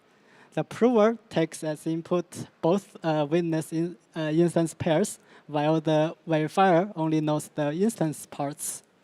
And they may also interact for many rounds, and eventually the prover will output the folded witness instance pair, as well as a proof which is sent to the verifier. The verifier will use this proof to update, to compute this folded instance from these input instances. So basically, this is how folding schemes work. And with folding schemes, we can construct much more efficient IVC. So let's see the concrete construction. So in folding-based IVC, a proof now looks like this, where this big WI and big UI is called the running witness instance pair that represents all previous executions of the step function f. And small wi and small ui is called the incoming witness instance pair that represents the latest execution of the step function. And in basically folding-based IVC, the augmented step circuit is no longer going to run the SNARK verification algorithm in circuit, but it will simply fold the incoming instance into the running instance to obtain a new running instance. And we will also extract a new incoming instance as well as a new incoming witness from the execution trace of this entire augmented circuit. And outside of the circuit, the prover will also fold the current incoming witness into the current incoming, the current running witness to obtain the next running witness. And in this way, we can construct the new proof where this big WI+1 and big UI+1 are actually able to present the correct execution of I+1 steps thanks to folding scheme because it absorbs the previous executions and the latest executions from this big UI and small UI.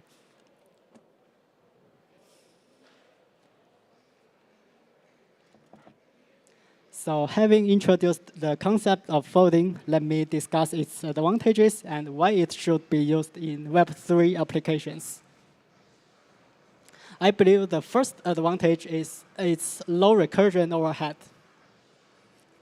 Unlike SNARK verification, which is very expensive in circuit, folding schemes can be very efficiently expressed as circuits. So specifically, folding verification majorly involves some field operations, such as the random linear combination of scalars that are natively supported by the constraint system. It also involves some group operations, such as the random linear combination of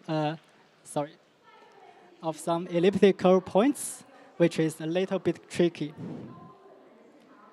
This is because while field operations are defined over the same field as the underlying field of the circuit, this is not the case for elliptical points. So their coordinates are defined on another field.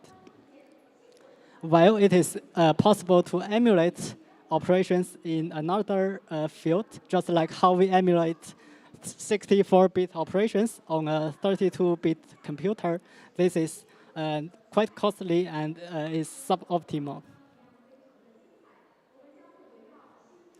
CycleFold is proposed to make everything much cheaper. So in CycleFold, we are actually considering another circuit called the CycleFold circuit, which is defined over exactly the same field as the points, as the one that points are on. So now we are going to prove field operations only in this augmented step circuit over F1, and the group operations over F2 will be handled by this CycleFold circuit. In this way, every operation is now native and cheap. But we are also going to verify the validity of the computation on this CycleFold circuit. So to this end, we need to add one more folding verification in the augmented step circuit, which basically folds these instances that represents this CycleFold circuit into a single one. And this, again, involves some field and group operations. But due to the use of an elliptical cycle, the group operations are actually over F1, which can be natively handled by the augmented step circuit. And the only non-native part is now these field operations. But non-native field operations can be handled in a much more efficient way than non-native curve or non-native group operations. So basically, this one is native, this one is native, this one is native, this one is non-native but cheap, resulting in very efficient construction of IVC. So I hope this makes sense to you. And for the second advantage, I believe folding schemes enables zero knowledge for every computation highly efficiently. So basically, a technique called blindfold is proposed in the Hypernova paper, which is able to hide the witnesses in a circuit without leveraging a fully fledged SNARK. Instead, it only uses a folding scheme that additionally satisfies the hiding property. So in blindfold, to hide the witnesses in some computation F, we are actually going to extract the witness and public inputs from the execution first, and then they will be converted to a folding witness instance pair.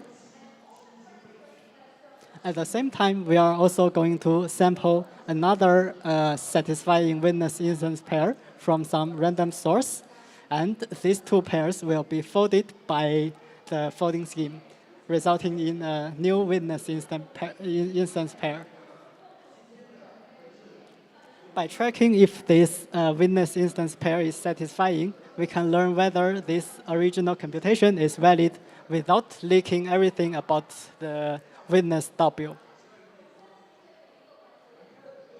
This is very efficient because it only involves the folding proof generation algorithm, which is much faster than a SNARK prover.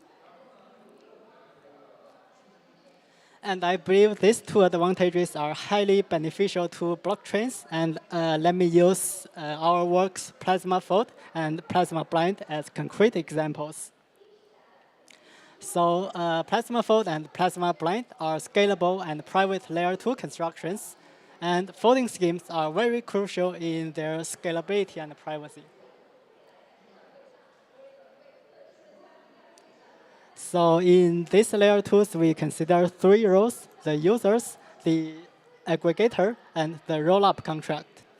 So when users transfer monies to each other, they will also broadcast their transactions to the aggregator, who will basically compress all of these transactions into a short block, and the block will then be sent to the rollup contract on L1. And in Plasma Fold, folding enables scalability with minimal overhead. So in our construction, the aggregator now uses folding-based IVC to aggregate transactions, which takes about 300 to 400 milliseconds for folding every 4 to 4 transaction.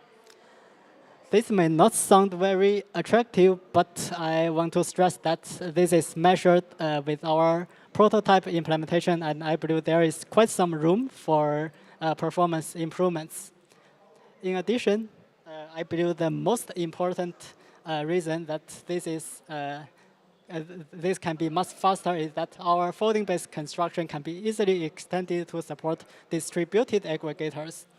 So in this workflow, every aggregator can either aggregate transactions from users or aggregate proofs from other users using IVC, or more generally proof carrying data, or PCD. So in this way, we can scale everything horizontally. And in Plasma Blind, folding it brings us privacy at very low cost. So now users can hide their private transactions. This is done in this way. So they will first use this transaction validation circuit to prove the validity of their circuit, and then use blindfold to generate a private witness instance pair that doesn't expose the original transaction. And the aggregator will then fold these witness instance pairs instead of the plaintext transactions. It turns out that adding privacy is highly efficient for users. It only takes about 100 milliseconds for the user to hide their 4 to 4 transactions. Finally, let me also talk about some other applications that uses folding for Web3. So, for example, ZERC20 by the Intmax team uses the Nova folding scheme for off-chain Merkle tree updates and batch withdrawals. And Aztec is also using the Proto Galaxy folding scheme for efficient client-side proving. The Jot zero-knowledge virtual machine uses Nova blindfold to achieve low-cost zero-knowledge. And I believe there are much more applications of folding. And yeah, finally, I will briefly talk about how to use folding to implement applications, Web3 applications in practice. So there are quite some libraries that support folding schemes, such as Microsoft Nova, as well as its fork, Arecibo. Netherminds also has its own implementation for lattice fold, the folding scheme based on lattices. And at Ethereum Foundation, at PSC, we have this Sonobi library, which is what I will focus on later. And I believe there are much more libraries that are not listed here. So Sonobi is a library that's presented by 0xPark and PSC, with efforts from early contributors such as Arno, Pierre, and Carlos, among many others. And this library is currently maintained by me. So it is named after the origami module Sonobi to convey the idea that we want to make a modular folding library. And Sonobi is very flexible, so we support multiple folding schemes and front ends, allowing the developers to choose the components that they prefer. And our goals are not only to be modular, but also to make everything secure and performant with great user and developer experience. So basically, to achieve these goals, I have been working on the redesign of the library in the past year. And I believe the most notable change is the introduction of a unified compiler based on CycleFold that converts folding schemes to IVC. So this is very desirable because previously we need to implement IVC for every folding scheme with hundreds lines of code each. And basically we need to duplicate this logic if we want to support an additional folding scheme. Now, we only need to implement this IVC once for the compiler, and then we can just obtain an IVC automatically by plugging in the folding scheme into our compiler with a single line of code. And I believe the redesign also enables very clear APIs. So to prove the validity of your own circuit, you can simply follow this template. And basically, you can just run this processing algorithm to get the public parameters, then generate the keys for the prover and verifier, create a prover instance, invoke the proof step function for your external inputs, and then check the validity of the proof via this verify method. All of this can be done in less than 20 lines of code.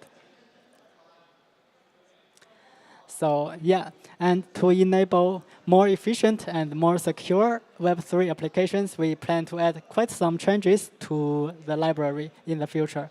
So first, we will stabilize the library and create the first audited release. So for this, we have already finished the human audit, and we also have an ongoing AI audit. We will also add support for post-quantum folding schemes based on hash functions or lattices. So notably, we have already finished the warp implementation with a team at EPFL, and we plan to integrate this implementation into Sonobi in the future. And third, we will also boost the performance of Sonobi by supporting GPU acceleration and lookup arguments. Finally, we will add more functionalities to the library, including non-uniform IVC and PCD for better flexibility. So yeah, to recap, I believe folding schemes are a very promising candidate to enable scalable and private Web3 applications, and I believe they will definitely be a crucial part of blockchains in the future. So yeah, I'm a big fan of folding, and I hope they will fly high, just like this paper plane in the sky of Web3. Thank you. Thank you, Chenru. Thank you. Next, we have the first session of the day, Smart Contract Attacks, MEV, and Infrastructure. So please welcome your session chair, Professor Yuzhe Tang. Where's the session chair? No session chair? Oh, here. Hi, so Yuzhe is from Syracuse University, working on cybersecurity and systems with a focus on blockchain and decentralized system security. So what should I need to? What is it? I don't need to carry this. PPT 下一页上一页。没关系，没关系，没关系。这个是宇哲老师。对，宇哲老师，对对。你可以用我的，你可以用我的。没关系 I got.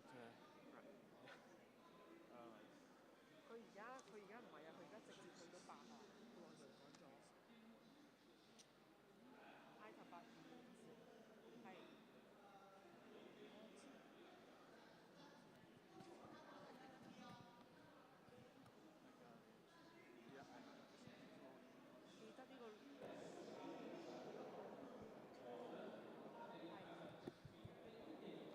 All right, okay. Testing, okay. Thanks, Lee, for the introduction. My great pleasure to host the first session. Welcome, everybody. So this is a session for smart contract attacks, MEV, and infrastructure. So in the next 1 hour, we have 4 papers going to be presented. And the first paper is, so it will be me? Beyond guesswork. So they are fixed the slides. Oh, okay.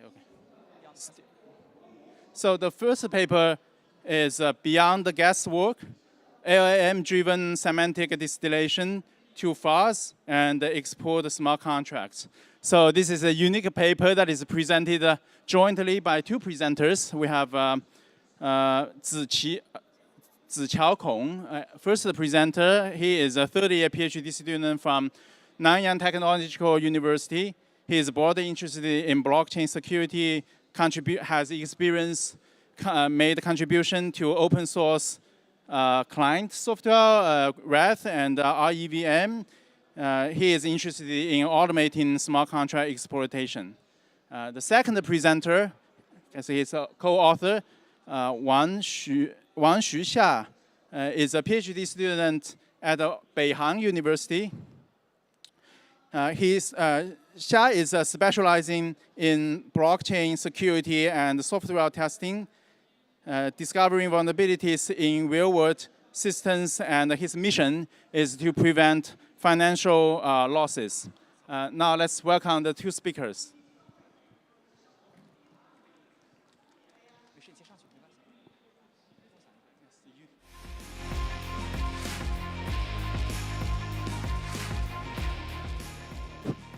Testing. Is the roll.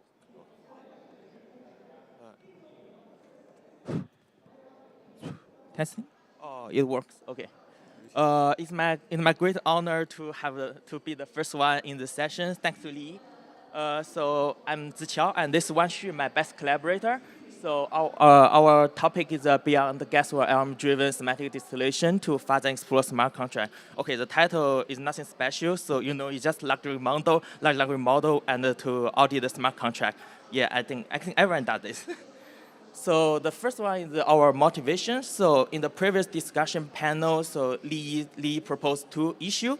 So the first issue is that we don't know the thinking link between the semantic to the vulnerability. And the second issue that there are many field works that cares about the false negative during the auditing. So our work is trying to pushing forward to solve these 2 issues. So firstly, let's rethink about how humans do audits. So let's assume an auditor, and basically it has a long-term auditing memory since the auditor itself has professional knowledge.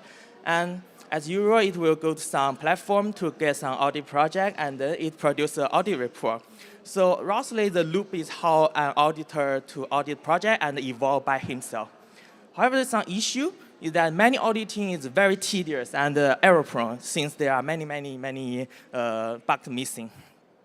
So firstly, the human forgets and make mistakes since the human is human, right? We forget the things and we often make mistakes. And also, there are established and automated methodologies for auditing. So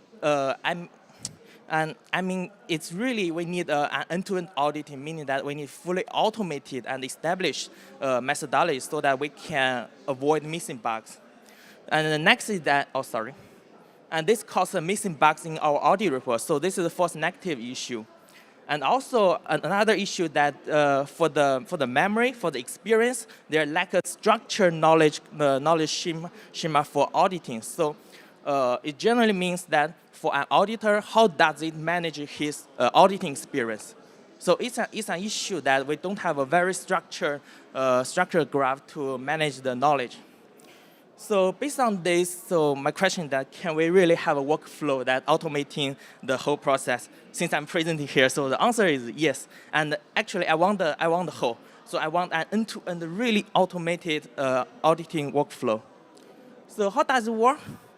So basically, the overall workflow, we have firstly an auditing knowledge graph construction. So we have the historical audits. Generally, we got the public audits from the C4. Thanks for the sharing audit report without any permission. So for the historical project and the records, we extract the DeFi semantic and the vulnerability pattern from the audit report records and the 30 project. So I will give an example how it looks like. So roughly for the DeFi semantics, we extract something like a swap token and a bridge asset.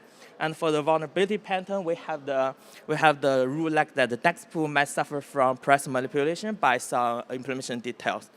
So obviously we can do a linking because if a project have swap token, this semantic, it probably prone to this vulnerability.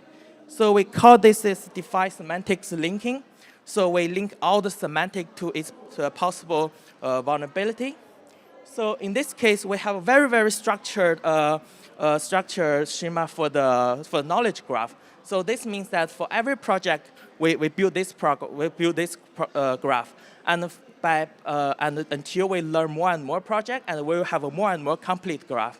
So this graph represents the auditing experience of auditors. So how can we find the bug with the graph? Since the graph is just a historical experience, how can we find the bug with this? So once we have the knowledge graph, we have an agentic auditing framework. So well, given a target project, so first we have a knowledge mapper. The reason for the mapper is that not every link here apply to the target project.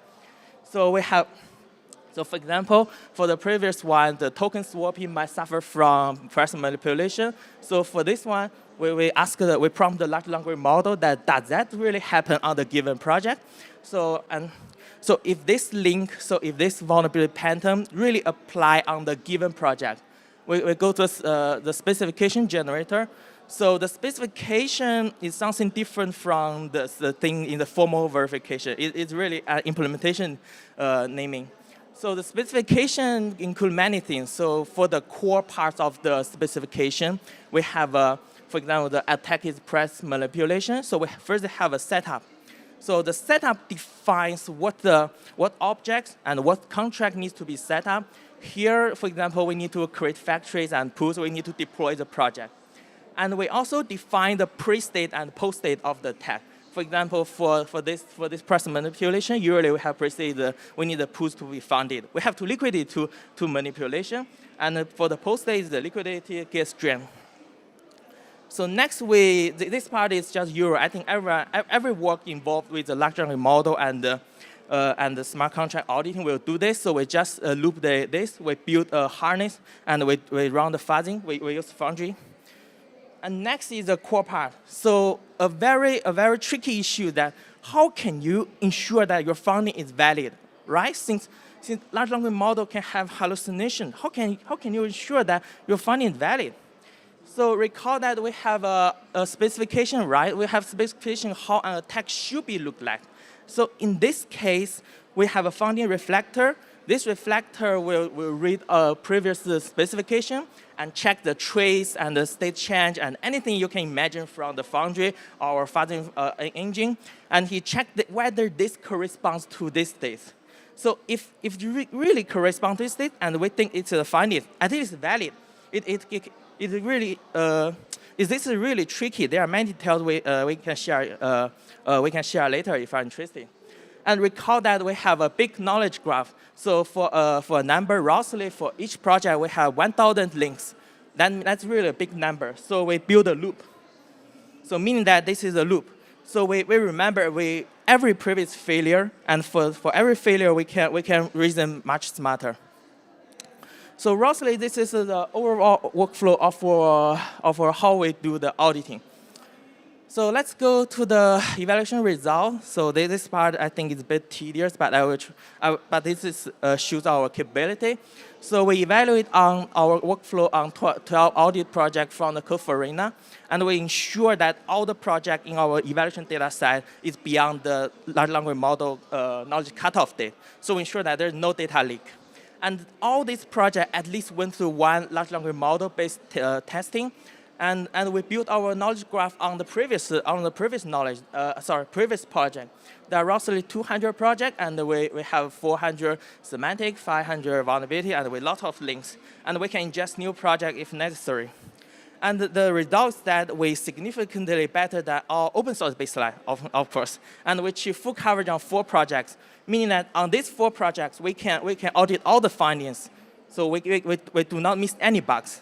And we just have 2 false positives. This is really hard to avoid because of hallucination. Okay, so next I will delegate the talk to my best partner.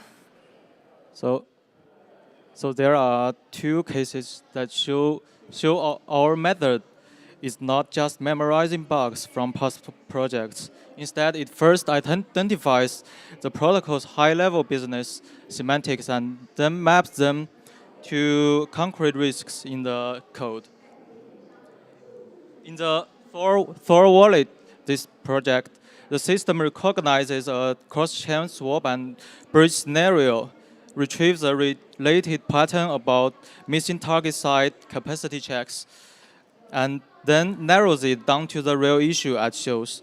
Then the generated finding is very close to the ground truth from the audit report.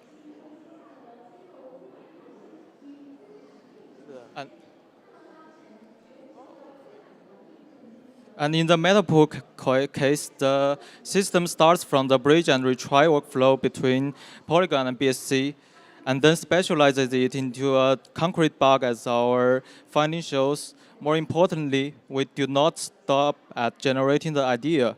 We also synthesize a harness to validate it, and the validator confirms it as a real bug. So that's a 2 case. Okay, thanks for Wanxu. So basically, our the idea of the 2 case studies that our workflow to generate the finding almost identical to the ground truth. We do not have any data leak. So all these findings generated by a large language model without data leak. Of course, we have the historical reference. So this means that the many bugs in the smart contract auditing are recurring. That means that if you have a bug today and you probably met this bug with several years later, that's exactly why our humans are making mistakes again and again. So I will have a discussion of our workflow. So firstly, the token burning. Well, this is a really hard topic. So our workflow burns a lot of tokens, and approximately we burn 100 tokens per project. That's really a lot, I know. And we burn lots less tokens for smaller projects. So the root cause is that we are loop design. So actually, we are very similar to a trial and error. So it's something like if an auditor, you have a 1,000 checklist rules left, and we just try one by one. And this costs roughly $1 for each rule. So that's the reason why it costs so much. And actually, more token burn and our workflow will behave much better. So the next is the call for automation. So automation, I think automation is the heart of the blockchain security, so due to the dark forest nature. And many existing open source tools, of course, need manual crafting oracles, and need to setting up the contract, and need fine-tune models, and need manual prepare data set, and many manual effort. And so I would like to call for the end-to-end fully automated smart contract auditing. So you just give me a smart contract, and we give you the true positive and valid high vulnerability. So that's our goal. So summary. So roughly, we will fully open source our workflow, and we have a preview of our workflow, how it looks like, but it only contains this part. So it only contains the knowledge graph part. And you can stay tuned for our agentic auditing framework, and we'll release it, I think, in 1 month, roughly 1 month, I think. So we will release the workflow to push the open source smart contract audit security, and we also include the integration to the cloud code and codex. This is mostly for reducing costs and reusing existing well-engineered harness. I think that's all. So any questions? Any questions?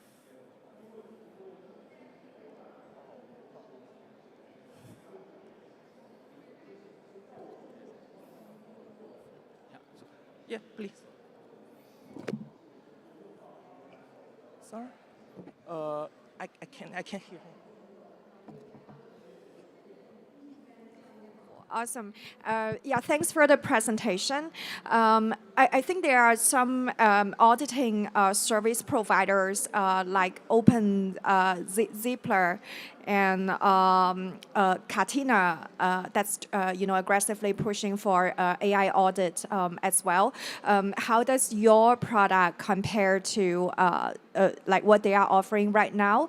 And also, do you have a intention to kind of commercialize this as a product, or what's your roadmap next?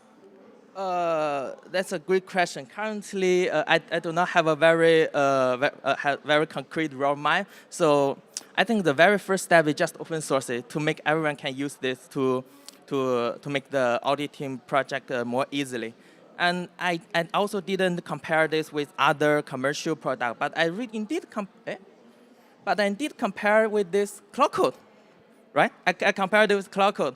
So roughly, if we have a simple instruction to the cloud code like this, it has a similar depth, so it can find some high vulnerability indeed. However, for the cloud code, it lacks the breadth, so it cannot find every vulnerability like us on some project. So I think I will also try the commercial auditing, and you mentioned. So we can take one more question. Is it time? Hi. Just a quick question. You said it's 100 token inefficient. Do you have some schemes or ideas to make it more token efficient? Sorry, you're asking how to make it more token efficient? Do you have any plans to make this more sure. So one of the main reasons we have such high token cost is that we load all the source code into the context window. So actually, we explode the context window many times. So currently, we are trying to reduce the cost by slicing the code repository and just find the relevant code into the context window. So on a preliminary test, this can save roughly half of the tokens we compared to our original version. So, any more questions? Now let's thank the speaker. If you have an extra question, maybe we can talk offline. Thank you. Thanks for listening. Thank you.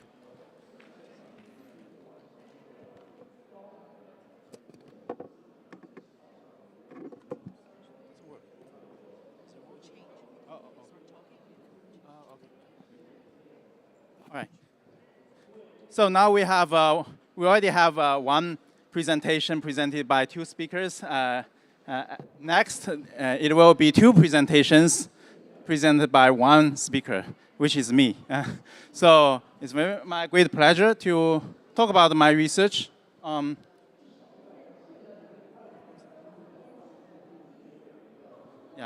Uncovering token-driven MEV or introducing TMEV.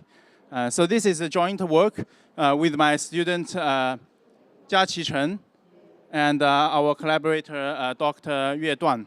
We are from Syracuse University. Dr. Duan is in Singapore Management University.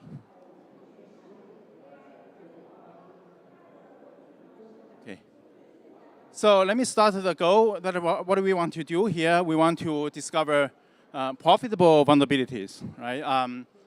So the way we define it is those are the type of vulnerability that can be exploited in attack to derive profit. Okay, so in practice, you can have all kinds of forms of profitable attacks. For instance, MEV, front running, or what is known as transaction order dependency bugs. Also, we can have price manipulation. Okay, understanding those vulnerabilities is important not only to the user-side searchers and traders, but also is important to the operator of the underlying infrastructures. For instance, block builders, one of the key responsibility of block builder is to decide the order of the transactions in which those transactions are included in the block. Okay. But discovering profitable vulnerability is particularly challenging. So profitable attacks usually manifest in the form of a multi-transaction sequence. So if we design fuzzing tools, as I mentioned in the previous presentation, you treat the whole system as a black box. The way it works is you need to explore the entire input space. In this case, the input, each input is a multi-transaction sequence. And that can be huge, right? So this can grow combinatorially large number of possibilities. A slightly better solution is to do things in a white box fashion, which means you model the smart contract a little bit so that you reduce this input space into the state space. But that is still quite large because nowadays the profitable vulnerability actually resides in a stack of multiple smart contracts at different layers. And your state space has to cover contracts across the layers. And also for each layer, the profitability is determined by or solved by solving constraints repeatedly. So, which means this is a computational expensive process. So given those challenges out there, fundamental challenges out there, a huge search space, what kind of solutions have been come up with by the researchers in the field? Use abstractions to improve the search efficiency, right? But there's a downside that will create false positive or false negatives, okay? For instance, one of the most common abstraction people use in designing this vulnerability discovery tool is price dependency, which I mean, if you see price change, then they assume that that can lead to profit. Right? So this price dependency is defined in price manipulation attack. You have a sequence of transactions where earlier transaction will manipulate the price, update the price, so that the subsequent transaction will see a different price. Right? Through that, the profit can be derived. In MEV, the definition does not include the price dependency, but some of those tools, such as NYX actually assume price dependency when they conduct static contract analysis. And then they produce a pair of functions where the first function will update the price or the amount of tokens that will be read in the second transaction. Okay. So with that said, of course, price dependency can create opportunities for profit, but in practice, in traditional finance, where you see that fixed price also can create profit. So that this is nothing secret. You can have all kinds of profitable traders that operate in futures markets and the lending services. In all those applications, the price is fixed, right? So so the key motivating observation we made in this work is that fixed price generating profit does not only occur in traditional centralized finance, but also it occurs in decentralized finance. So we have this motivating example where we observe a kind of token that supports the rebase operation. Okay, so the example is the AMPL token. So what a rebase operation does is a mechanism that allows authority to adjust the token supply. And so for instance, if you have a multiplicative rebase operation, after the rebase, the balance of all token owners will be doubled, right? So, and here one of the key things is rebase operation will change not just one account's balance, but all accounts' balances. Okay? And through that, we observe a profitable sandwich attack. Typically, sandwich attack is a sequence of token swaps. But in this case, the one that is being sandwiched is the rebase operation. Let me use this example to talk about some observation we made here. Let's say we have one victim's transaction, TX2, where the victim calls the rebase. Basically, rebase adjusts the balance of all token owners and multiply them by 2. And if an adversary is able to observe this transaction, they will send out a pair of transactions, TX1 and TX3. So in TX1, this adversary Alice, initially owning, let's say, 2 USDC tokens, they will swap 2 USDC into 2 AMPL. Let's assume 1-to-1 exchange rate. After that, the rebase operation will actually increase Alice's asset from 2 AMPL to 4 AMPL, right? Because it's doubled. And then in the third transaction, TX3, Alice will swap her asset back to USDC.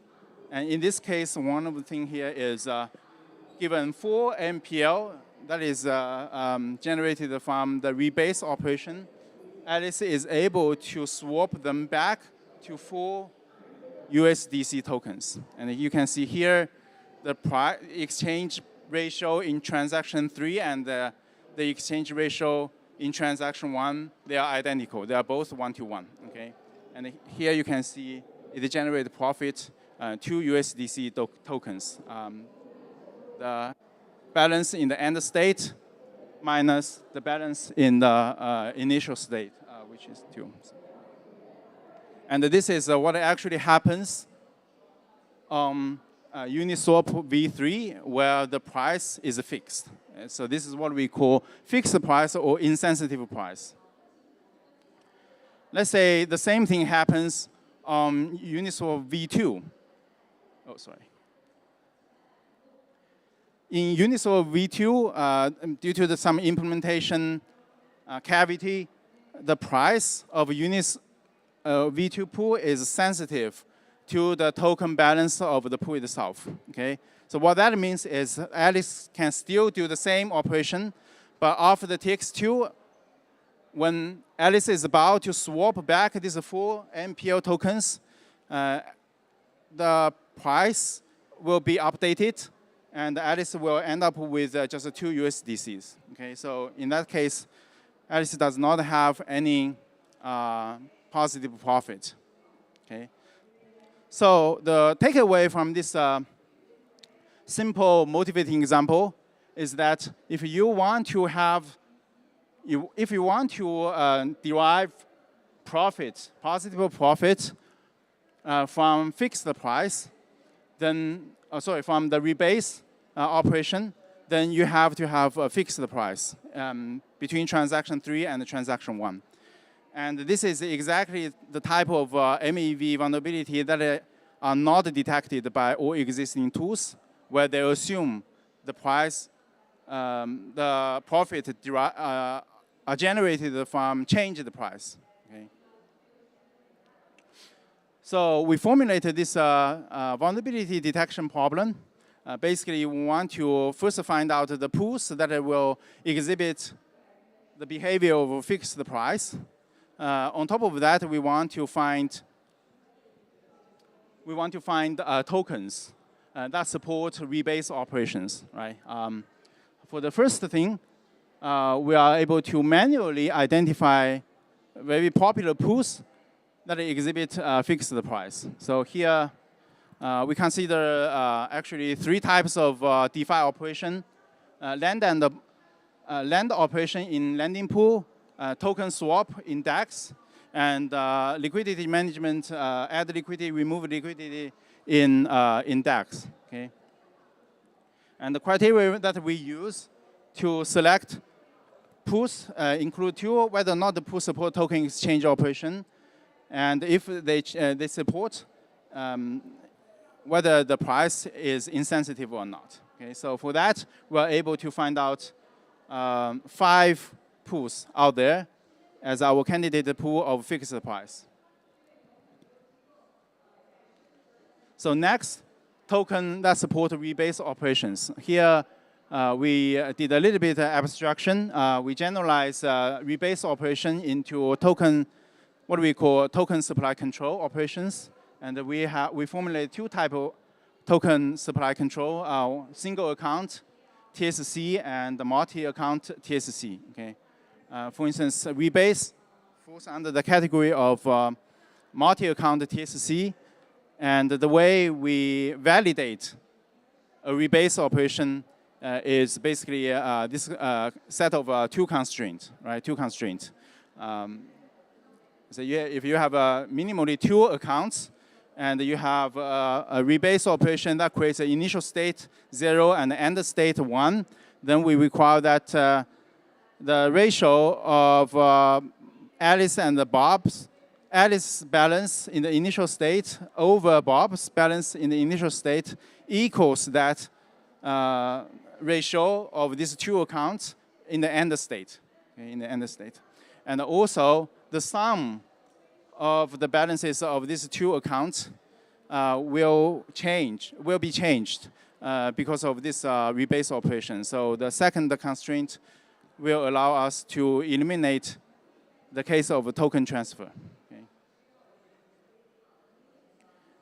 So for that, we can form a constraint, something like this.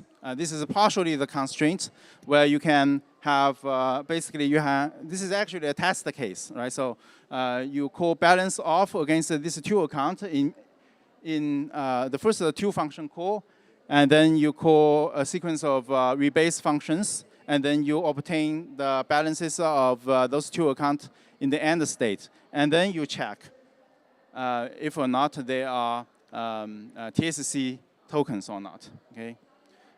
So what we did next is we dig into those function calls and analyze the smart contract.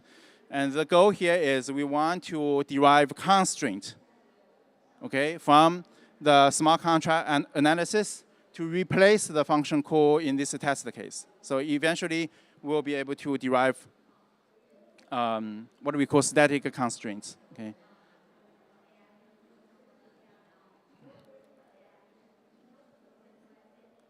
So with this setup, we formulated the following detection problem. We will analyze many actual tokens against a few very little pools. And this gives us a very unique perspective. Considering that almost all papers in the literature, they focus on analyzing the pool contract by assuming the reference implementation of the token contract, okay? Our tool do the opposite. We analyze the token contract by assuming some sort of a standard pool contract implementation. Okay. So that we introduce the term token-driven MEV or TMEV. So I will skip the next 2 slides. It's about the implementation of our search pipeline. We have an offline phase where we run static analysis using Slither and actually Z3. And then in the online phase, we carry out this dynamic search where we interact with the RPC service to monitor the transactions incoming. And then we synthesize the dynamic constraints before solving them using Z3 solver again. And we finally validate the profitability using Foundry. Okay. In our evaluation, we cover different parts, and due to time constraint, let me focus on the second one, the profitability of TMEV via this what-if analysis. So this is the case for MPL tokens. On the x-axis, we are looking at the time span, and the y-axis look at the profits. Of course, the higher the better. And here, what we observe on Ethereum mainnet is plotted in this little red squares. So this is what actually happens on chain. And the other 3 shapes, green, blue, and purple. Those are our what-if analysis results. We, let's say we assume that the traders or MEV searchers are aware of our strategy, TMEV strategy, and see if it makes anything different in terms of their profitability. As you can see here, collectively, our TMEV strategy makes more profit than what is observed on the mainnet. Okay. So I think the most successful one is the blue strategy. But in some cases, the blue strategy doesn't work. We can still have this green strategy that is beating the current practice of MEV searchers on the mainnet. Okay. So this is the same result, but we present it in a more aggregated view. Okay. Okay. So in this first work, we identified the limitation of existing MEV discovery tools. We address their false negative issues, and we build a TMEV, token-driven MEV, including a pipeline of 2 phases, and we did evaluation of our tool and some measurements on the Ethereum network. Okay. Thank you very much for your time. Any questions?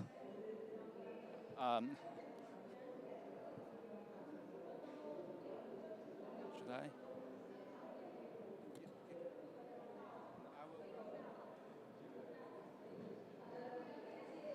Okay. Okay. I got it. Yeah. Thanks for the talk first. Whenever involved in the C3 software, all this like SMT software actually take really long time. Do you think it will be really make in time on the even just like for the Ethereum main stage 12-second block for the MUV, applying all this like C3 software for constraint solving? Okay, so I guess you are, so it's very loudly out there, but what I guess the question is about the efficiency of running constraint solving in our approach, right? So that's, yeah, so constraint solving is the key thing, is the core of our approach. So this is one of the reasons we actually did this constraint synthesis and then solving in multiple iterations. Actually, in 2 iterations. First, we did it statically, off-chain, offline. And for that, we are able to eliminate some unsolvable cases before we even deploy our solution online, right? And then when we observe, when the system is deployed and running online, we use upcoming transactions to instantiate the static constraint into this dynamic constraint, which means that some of the symbols in the static constraint will be solved, right? And then, which means that the static dynamic constraint is has less symbols out there, and in terms of solvability is much more efficient, right? So so the short answer to your question is we tried our best to optimize the constraint solving time in this pipeline. Yeah. Thank you very much. All right. Okay. So if no more questions, then maybe I can jump into the next one. Okay. So it will be me again. And this time, let's switch gears a little bit. So before I talk about MEV, this application level security, now let's dig into the underlying infrastructure where we talk about the denial of service risk on block builders. Right? Again, this is a joint work with my student, Wang Ningding, Jiaqi Chen. We are from Syracuse University, and this is a collaborative work with our collaborator, Dr. Yibo Wang from University of Wyoming and Dr. Tai-Soo Kim from Georgia Tech.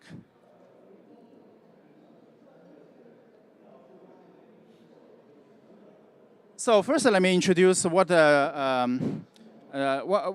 target system looks like. So we focus on one particular sort of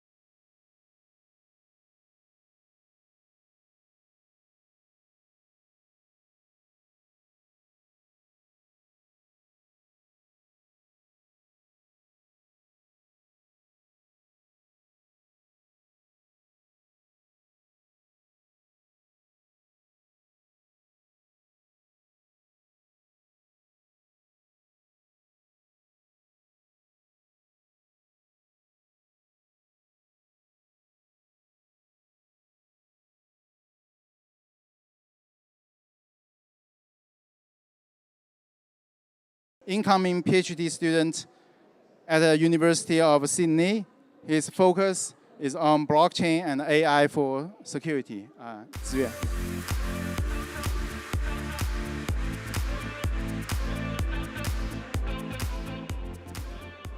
Hello, everybody. Thanks for coming here. Hello, everybody. Thanks for coming here. And I'm the first author of the paper called Transaction Ray. Sorry. Something. Oh, okay. I'm an incoming PhD student at the University of Sydney, and we have all know that the smart contract security are so important in the whole life like static tools, Slither, or some dynamic fuzzer, and also we also just like the previous mentioned talk, they use the large language model to conduct security audit, but they all neglect one thing, is that if an attack already happened, what do we need to do? So that is the main motivation of my work, and I want to formulate the post-mortem as a real-world incident, and we want to conduct root cause analysis and POC generation to verify our what the vulnerable contract is, and verify our root cause conclusion is correct.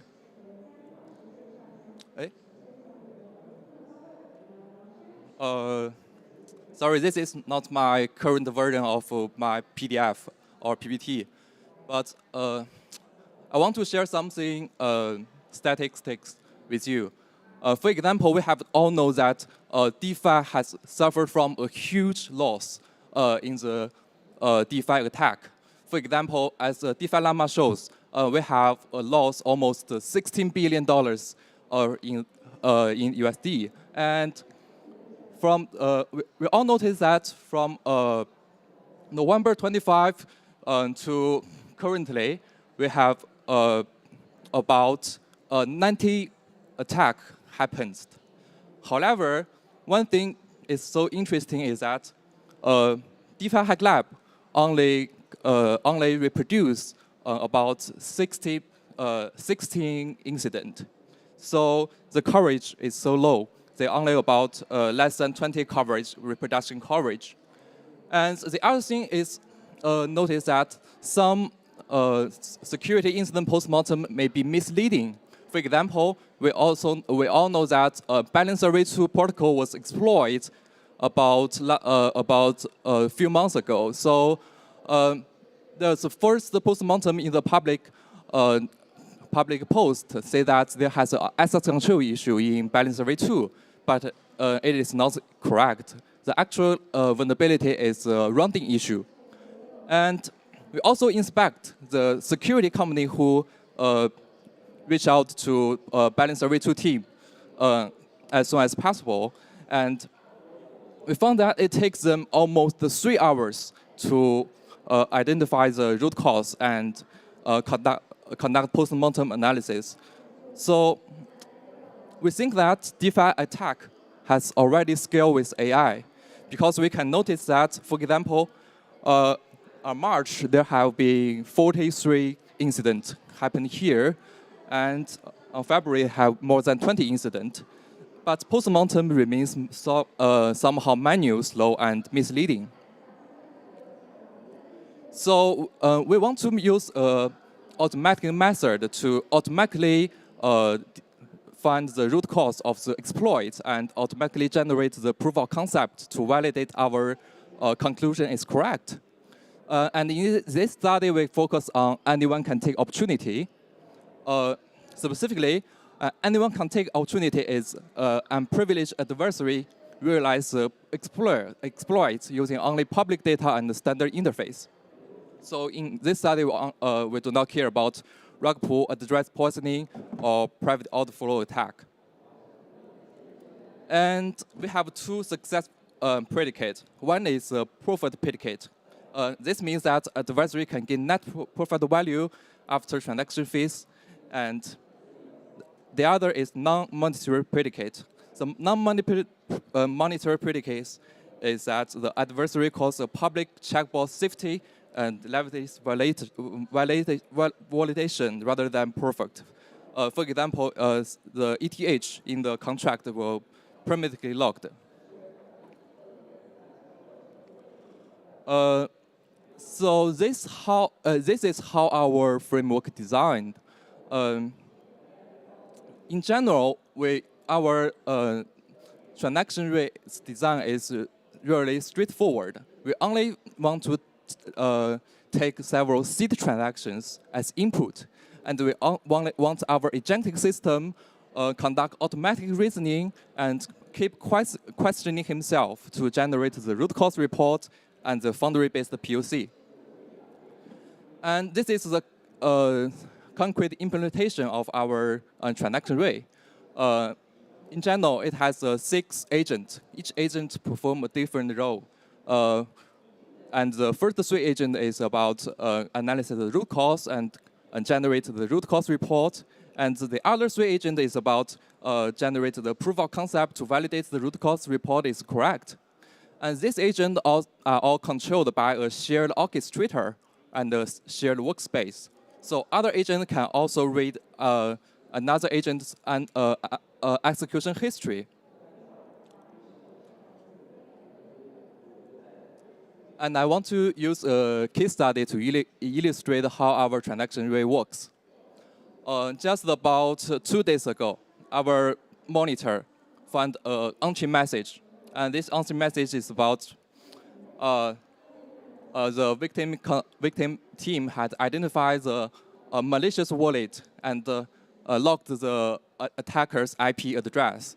And he will gonna reach out to law enforcement and cybersecurity on this case. But we found that transaction rate just uses a single on-chain message to identify the root cause of the exploit and generate the POC for the exploit. This is how transaction rate works. First, the on-chain message was delegated to the data collector, and the data collector shows that it is only a revert message and its true address is the suspicious wallet.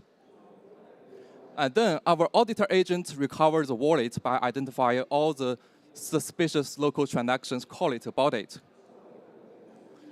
And then our auditor traces the calls upstream to the first transaction that actually creates the stolen value. And after that, it collects the victim side contract and the authorization predicated. And after conducts all the works, our auditor generates a root cause report and a POC to the validator agent. And the validator agent will independently validate the effectiveness of the POC and the correctness of the root cause. And if found the POC if missing some fields, like the token leaked amount, he will reject the root cause and POC to let the auditor refine its conclusion and retry the POC. And then we already deployed our transaction rate on X. Its name is Clara Oracle.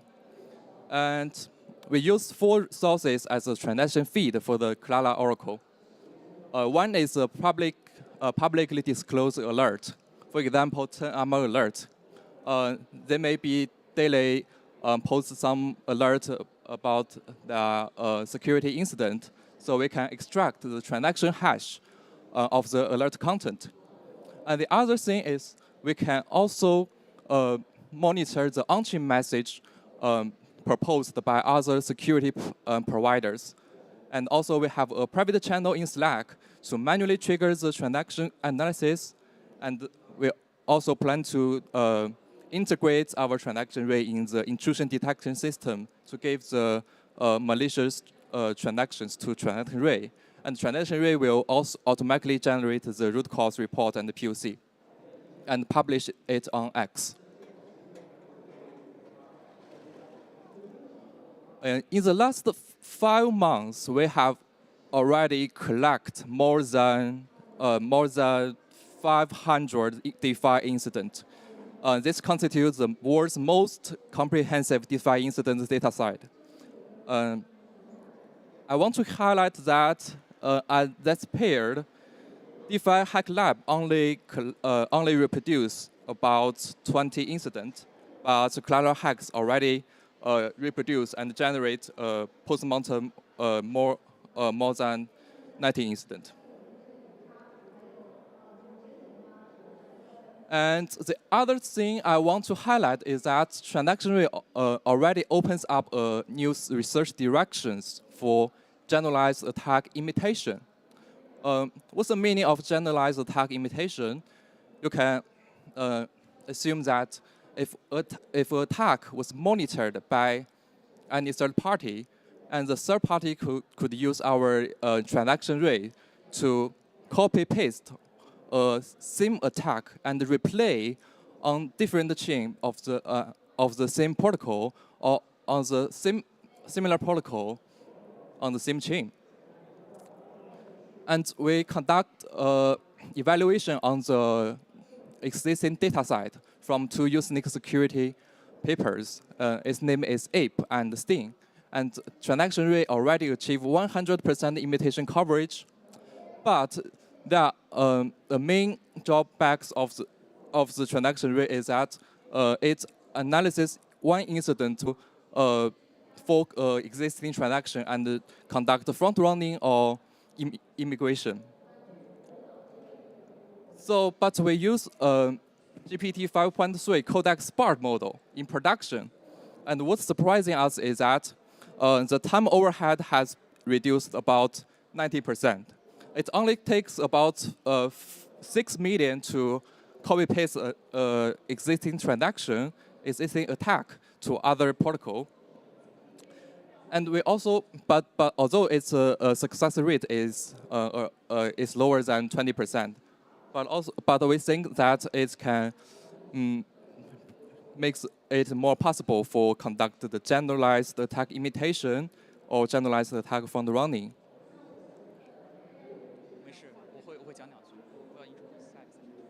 So that's all. In general way, present transaction rate is an agentic system to automatically replay a blockchain attack and find the root cause. And we also build a live pipeline for real-time post-mortem analysis. And we also create the most comprehensive data set with almost 600 real-world incidents. And we also opens a new research directions for generalized attack imitation. That's all. Thank you.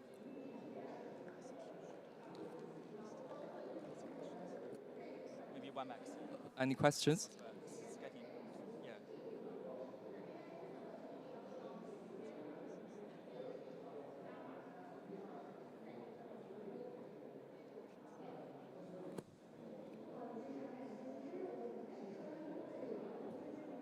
So what are your plans with the TX race? Like, are you guys going to be the superheroes that saves, you know, all of the smart contracts and the DeFi protocols from the dark forest this time?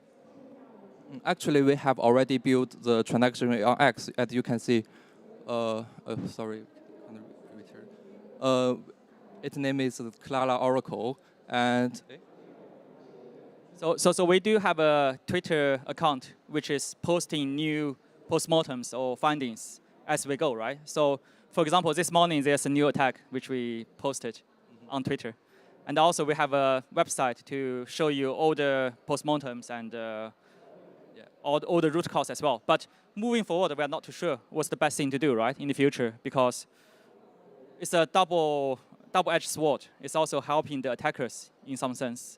So I'm not too sure what's the right way moving forward. Because once you know the root cause, you can migrate, right, into other things. Yeah.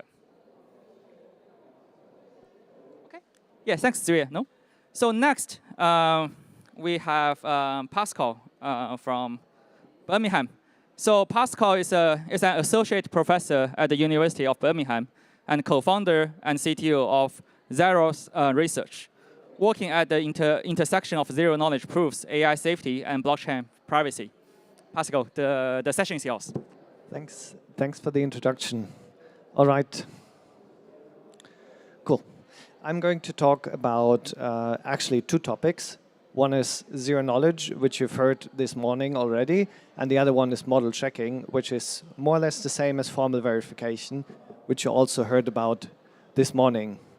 And well, what I'm going to show you is that now we can prove properties about programs without knowing the programs. And I'll tell you why this is important, why this is interesting, and how I think it could be useful for the Web3 space. Well, zero-knowledge proofs are all over the Web3 space already, right?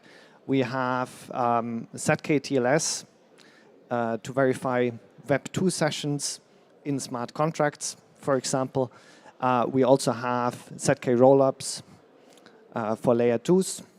And we also have, at least we have efforts towards ZK-ML. So ZK-ML is proving an inference of a model in zero knowledge.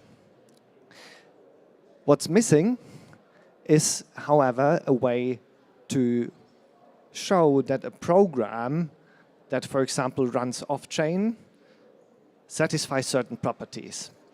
Or it could also be interesting if we go down the privacy route and we have, at some point, private smart contracts to prove a property over a contract that is actually private. That currently doesn't work, right? And that's exactly what we tackled and what we tried to do. And this is only the first step in this direction. I'm going to give you a bit of a glimpse inside it and why it's interesting.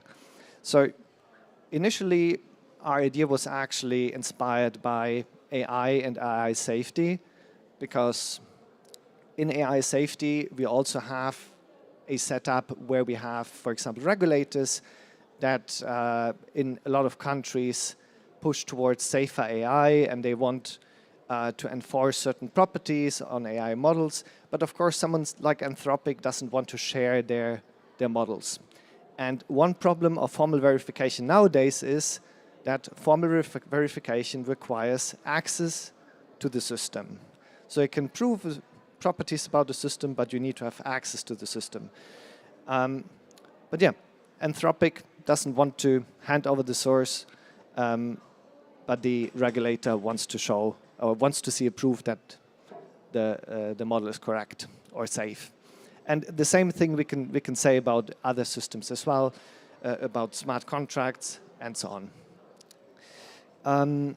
Yeah, there's a bit of math notation here on these slides. You don't need to understand the math notation to understand what I'm talking about, but just this one here, M, and this nice symbol means M satisfies this specification phi. All right. What is model checking? Quick introduction for those who don't know much about formal verification or model checking. I'll contrast it with what people probably know, testing and fuzzing. Testing and fuzzing samples inputs. You write a test, and that test tells you that for this input, the program behaves correctly. However, the absence of failing tests doesn't mean that the program is really secure. So what model checking instead does, it does an exhaustive search, right? It tests really all the inputs, and it gives you a formal guarantee that for all inputs, no adversary can break whatever property you're proving. So it is much more powerful in that sense, but it also depends on the property that you actually specify. And I have two examples here just to give you an idea how these properties can look like. And one is a safety property, and this means the connection is never both live and dead, for example. We can also prove liveness properties. For example, the program never gets stuck and hangs forever. And then we can mathematically show that programs fulfill these kinds of properties. I should give you a quick primer on the terminology that I'm using, because I'm going to use the word verifier, I'm going to use the word prover, and they mean two different things depending on the context. In the model checking context, we have a prover that proves that the program satisfies a property, and a verifier that wants some proof of that and checks whether that proof is correct. On the zero knowledge side, we have a prover that shows that they have a secret witness, and a verifier that gets the proof and checks that proof. Right? So 2 provers, 2 verifiers, and we basically combine them both in one. All right, how does it work on a very high level? We have 3 steps. One is the certification. That is general model checking. We produce a so-called certificate that a program fulfills a certain spec. Normally, to verify that certificate, you need access to the system. Now, we want to do it without access to the system. And instead of having access to the system, we say you have access to a cryptographic commitment to the system. That means whoever operates the system cannot change the system because it's committed to, but it also has a hiding property, so it also keeps the program itself secret. And then we combine these two into zero knowledge proof, and that zero knowledge proof will show that whatever program we committed to has a valid certificate. Okay. Quick background, what is a certificate? I'm talking about certificates of model checking. There are many different ways to do a certificate. I'm showing you one, and I'm giving you like an intuition. So this is already the more advanced version that's on here. I'll give you an even simpler one. Let's say you want to show that a program terminates, right? It's a very difficult problem, but if for every state of the program, you can map that state to a natural number, and for every transition that the program can make, the natural number decreases. Eventually, you end up at 0, right, which is the lowest number. And if you can prove that, you know the program terminates.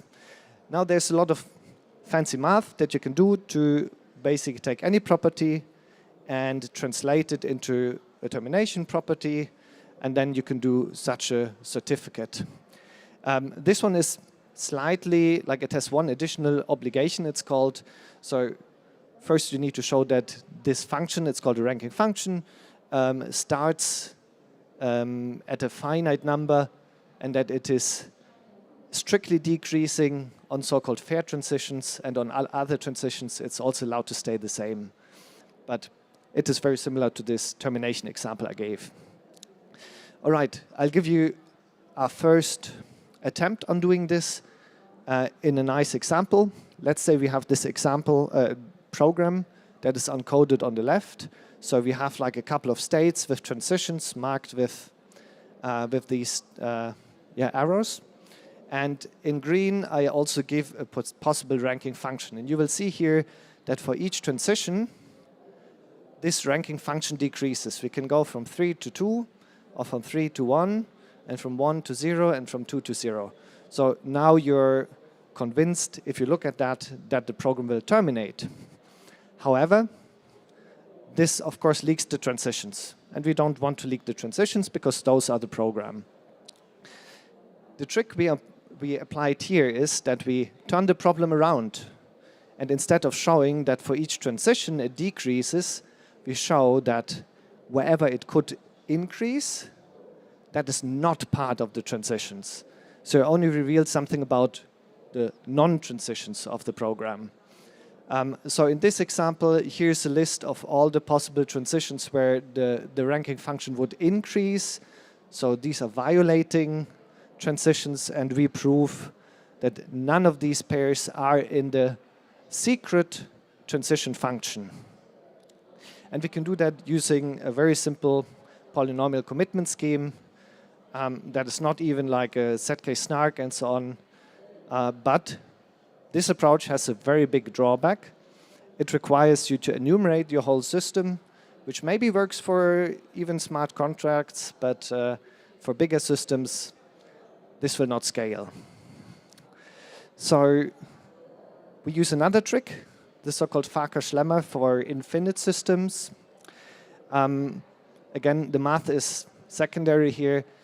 What we have here is a formula that has a for all quantifier. Now, the problem is zero-knowledge proofs are really bad at proving for all quantified statements, because zero-knowledge proofs usually show that you have a witness. But the Farkas-Schlemmer allows us to actually transform this statement into an existent statement, and then we can use traditional zero-knowledge proofs to show this over a system. Here I'll show you some of the results, and you can see why the first approach that is very intuitive doesn't scale. We have implemented the TCP handshake with exponential backoff with different parameters, and you see here the state space size. You see how it increases, and that the explicit version based on the transitions actually doesn't scale that well. And with very small examples, it already runs out of time, where here out of time means more than an hour.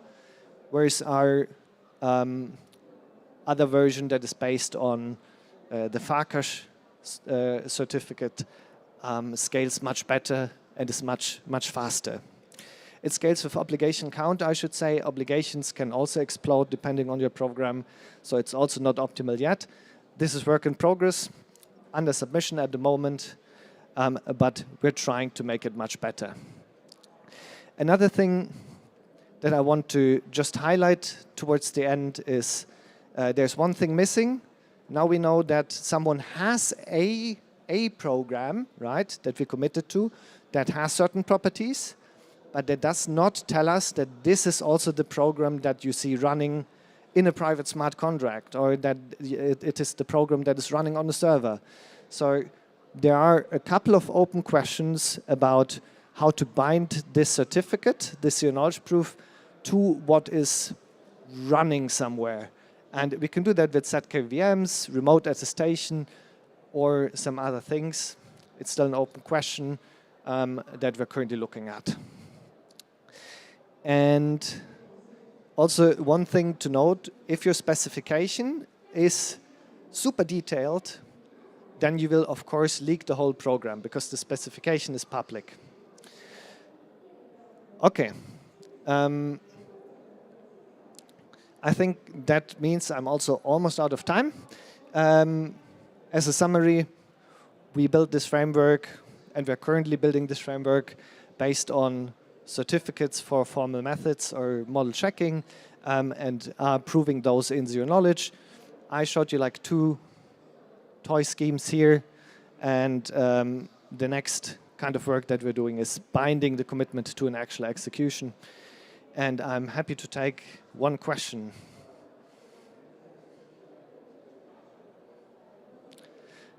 If not, we can also make up some time. Or you have a question?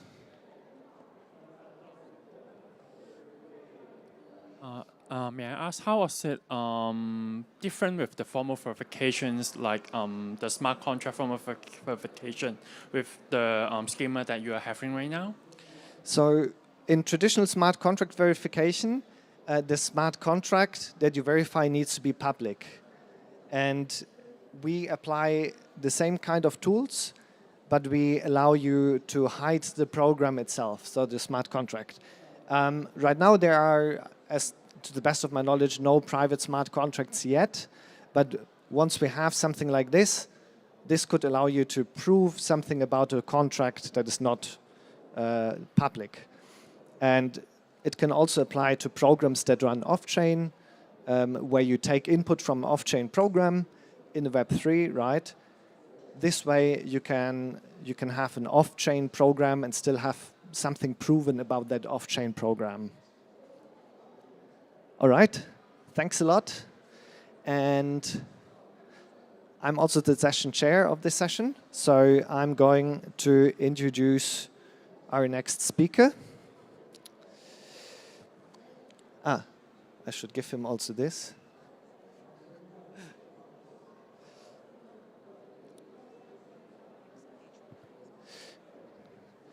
Okay, our next speaker is Junke Liang, and he's a PhD candidate at Peking University, where his research focuses on zero-knowledge proofs and blockchain technologies. He has published papers in top-tier venues, including Usenet Security, IEEE, TDSC, and DAC. And upon graduation, he looks forward to exploring collaboration opportunities within the Web3 community.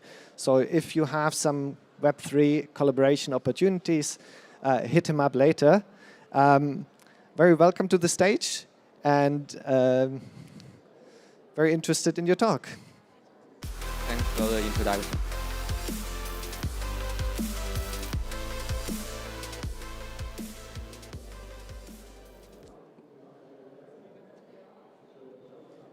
Hello everyone, and I'm honored here to introduce my work, the System of Knowledge Understanding ZK-SNARKs, the gap between research and practice to you. The motivation of this talk is mainly about to classify existing widely used ZK-SNARKs and bridging the gap between research and practice. So let's begin. The first way is explore some ZK-SNARK definitions and schemes. So as ZKP is a cryptographic method that allows one to prove that they know a specific piece of information, but without revealing that information itself. And it has widely used in applications in blockchain and smart contracts. The properties of the ZK-SNARK, which have been mentioned before, is non-interactive, succinctness, and privacy preserving. To achieve these properties, there are various crypto protocols that can help us to build highly efficient ZK-SNARKs, such as polynomial commitment schemes, constraint system, and some check protocols. So in this work, we are going to explore these protocols and to say why some certain properties of ZK-SNARKs are achieved and how we can classify existing proving system of ZK-SNARK.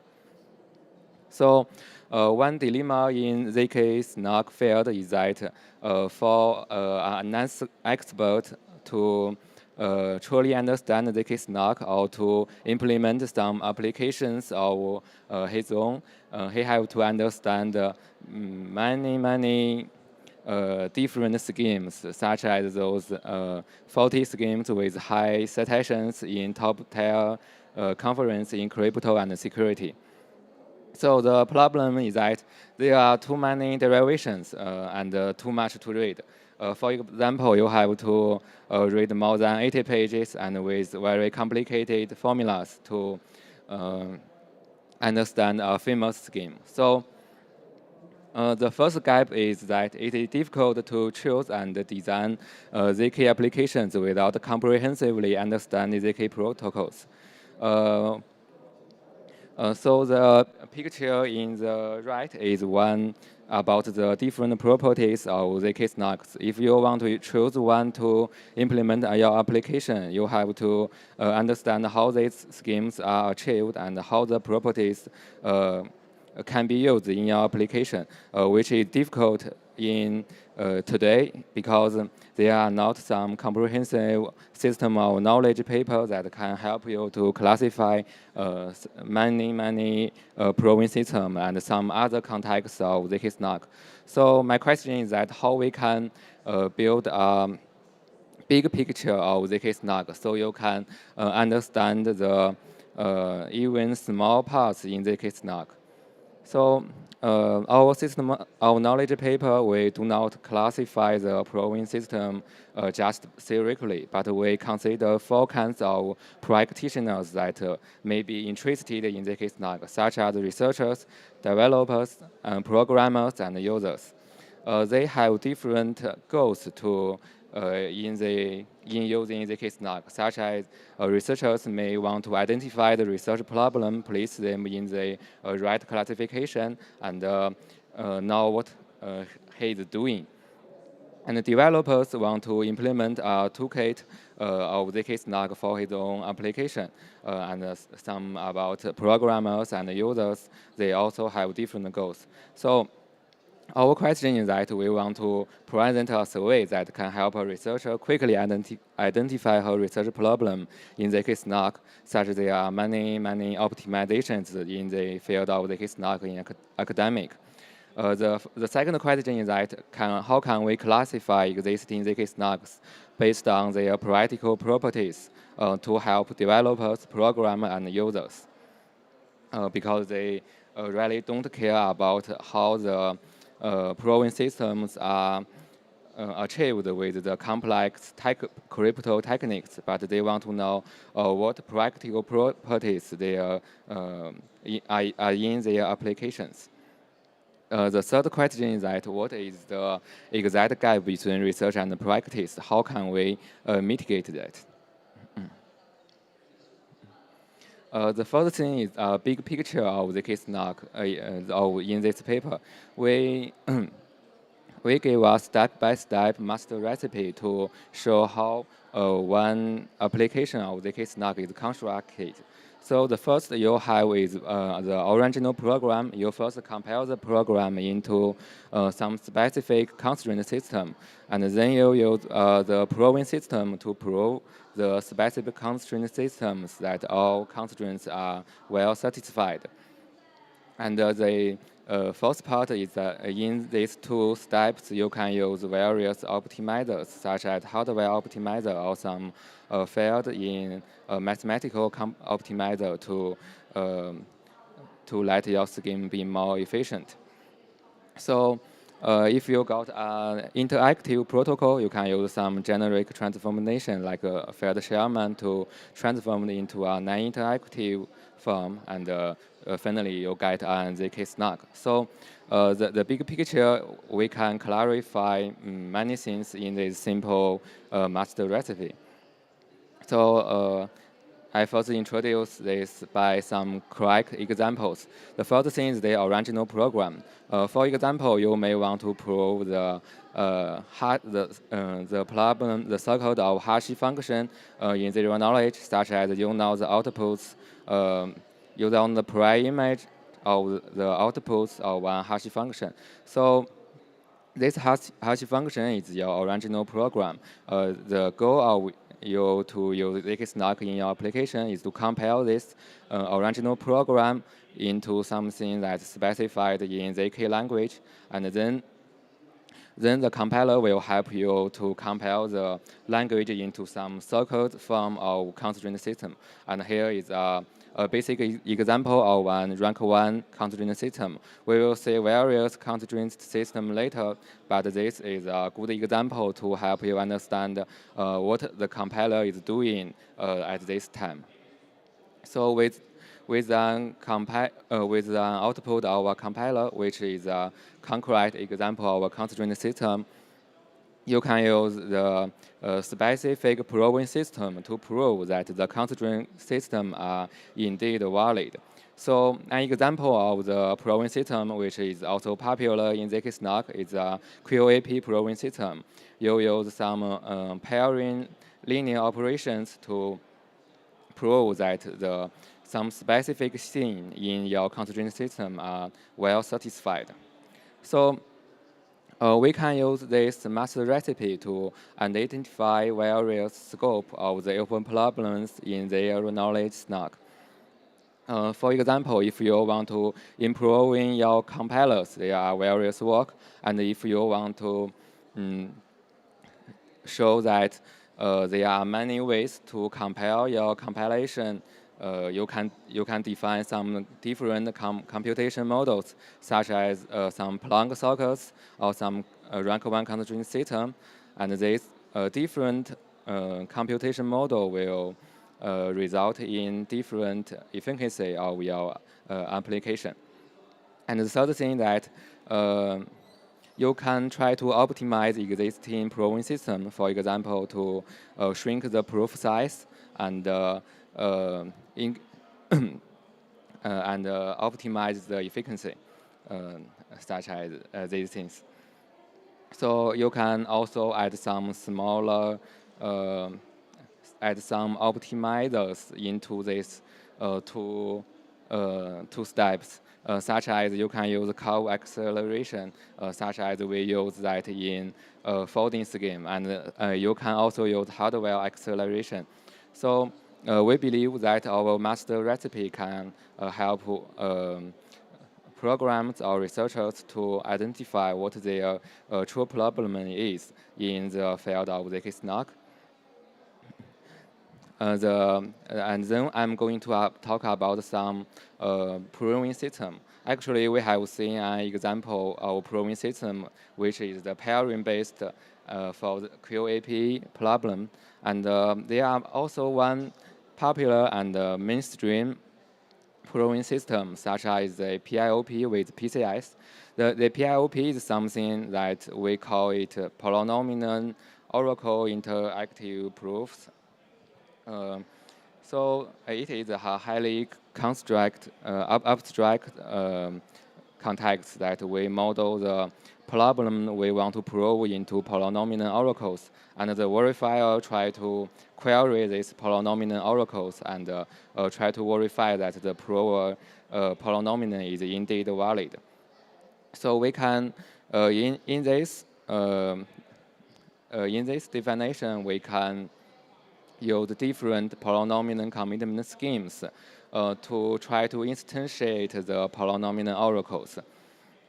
So if you use different polynomial commitment schemes, you can achieve these very, very practical properties of ZK-SNARK, such as do you need a trust setup or transparent setup, or some quasi-linear and linear prover, and if your scheme is or not post-quantum, or some flexible proof size, or log n, or constant proof size.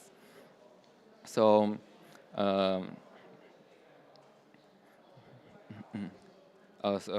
so this, and here is an explanation about the polynomial commitment schemes. So here we use 3 popular polynomial commitment schemes to explain why these properties are achieved.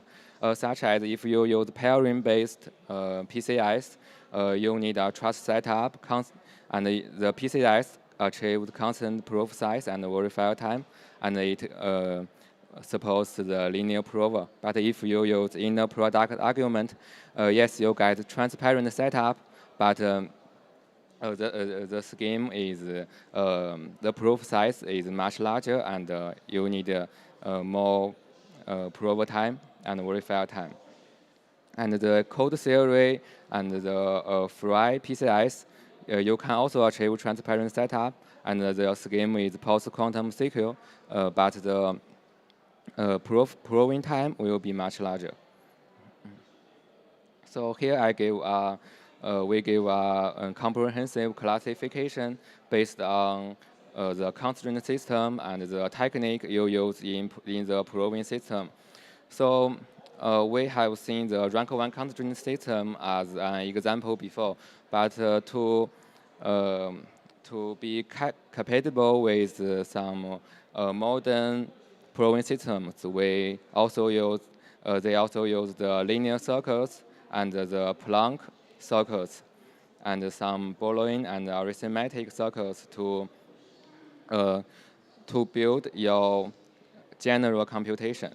So we believe that with this classification table, we can quickly help the programmer to understand the practical properties of the existing modern ZK-SNARK schemes, and it will help them to build their own application.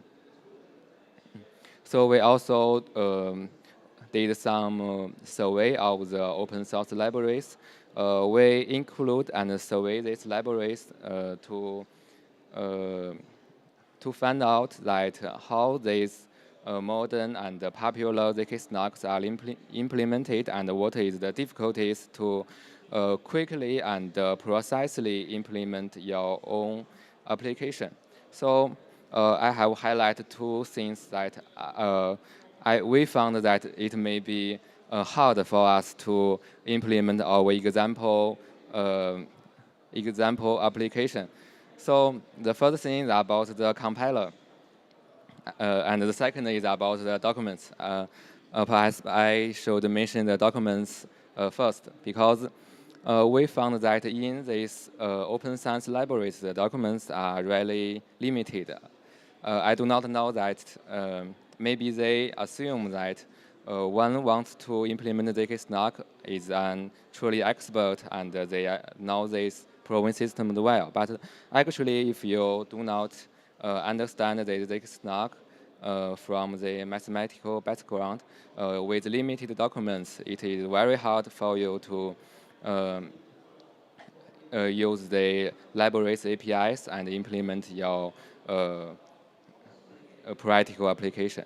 And the second is about the compiler, which we think is the second gap in research and practice. While researchers are focusing on optimizing the to shrink the proof size or build more highly efficient proving system, we found it a challenge for one practitioner to compare a single application to the ZK constraint system. So there are many reasons for this, such as the limited documents and no standardization, because you have to study a truly new language for each proving system and for each library, which is very, very time-consuming. So an example of that, when we implement our own application, we spend very much time to implement the constraint correctly using the APIs of the library, and we handling the call to the proving system very quickly, and about 20% of our time is just spent on calling the proving systems. So due to limited time, we go to the discussion phase. So yes, there are several problems we encountered to implement our example code. So we call to the community to provide sufficient documents, not the only documentation for the experts of zero knowledge, but the documentation for the user and programmers, and the standardization of the constraint system. So we do not need to study a truly new language when using different proving systems. So I will skip this phase as the time is limited. So thank you for listening.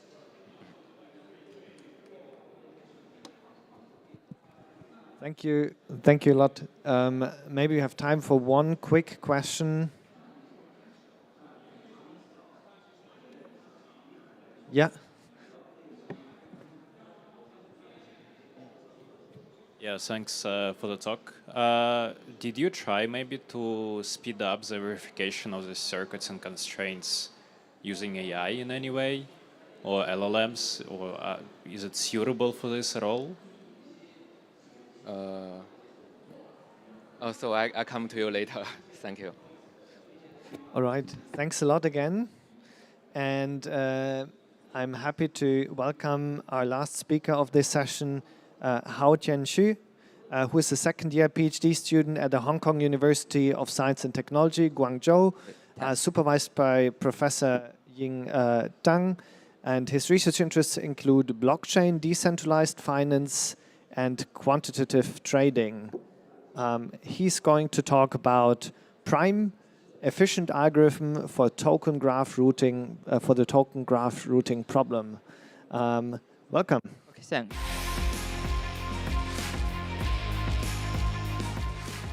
Good afternoon, everyone. It's my pleasure to be here at the Hong Kong Web3 Festival, and my name is Xu Haotian, and I am the second-year PhD student in Hong Kong University, Guangzhou. And today, I'd like to introduce our recent research work, the Prime, efficient algorithm for token graph routing problem. At first, let me introduce what is the token graph routing problem and why we spend time on it. We all know that currently the decentralized exchange has become more and more important. As of late of 2025, the trading volume, the crypto token trading volume has passed around $3 trillion. And more importantly, over 20% tradings happen on the decentralized exchange. If we could do some optimization on the transactions, we may have the great impact, and that will bring a great benefit to users. But however, trading on the decentralized exchange brings a lot of challenges. The most important challenges is the liquidity fragmentation. That means the liquidity is divided into multiple DEX, like the Uniswap, SushiSwap, or some other protocols later. And even in the Uniswap V3 protocols, there exist 3 or 4 pools in the same token pair. And if we trade only consider the liquidity in a single pool, the price may not be satisfactory. So so to optimize your execution price, you may split your trading into multiple paths. Looking at the images right, if you want to swap wrapped ethers to USDC dollars, you might divide your transactions into 3 paths. 30% to directly, and 50% through the USDT route, and 20% through the wrapped Bitcoin route. So from our perspective, the token graph routing problem is how we can find the optimal combinations of the paths to maximize the swapped output. But why we haven't solved this problem? I summarized the 3 challenges in solving this problem. The first is the massive graph size. Even in the Uniswap protocols in Ethereum blockchain, there exist more than 400,000 tokens and 380,000 liquidity pools. That is a huge graph size. The second is the extremely price difference.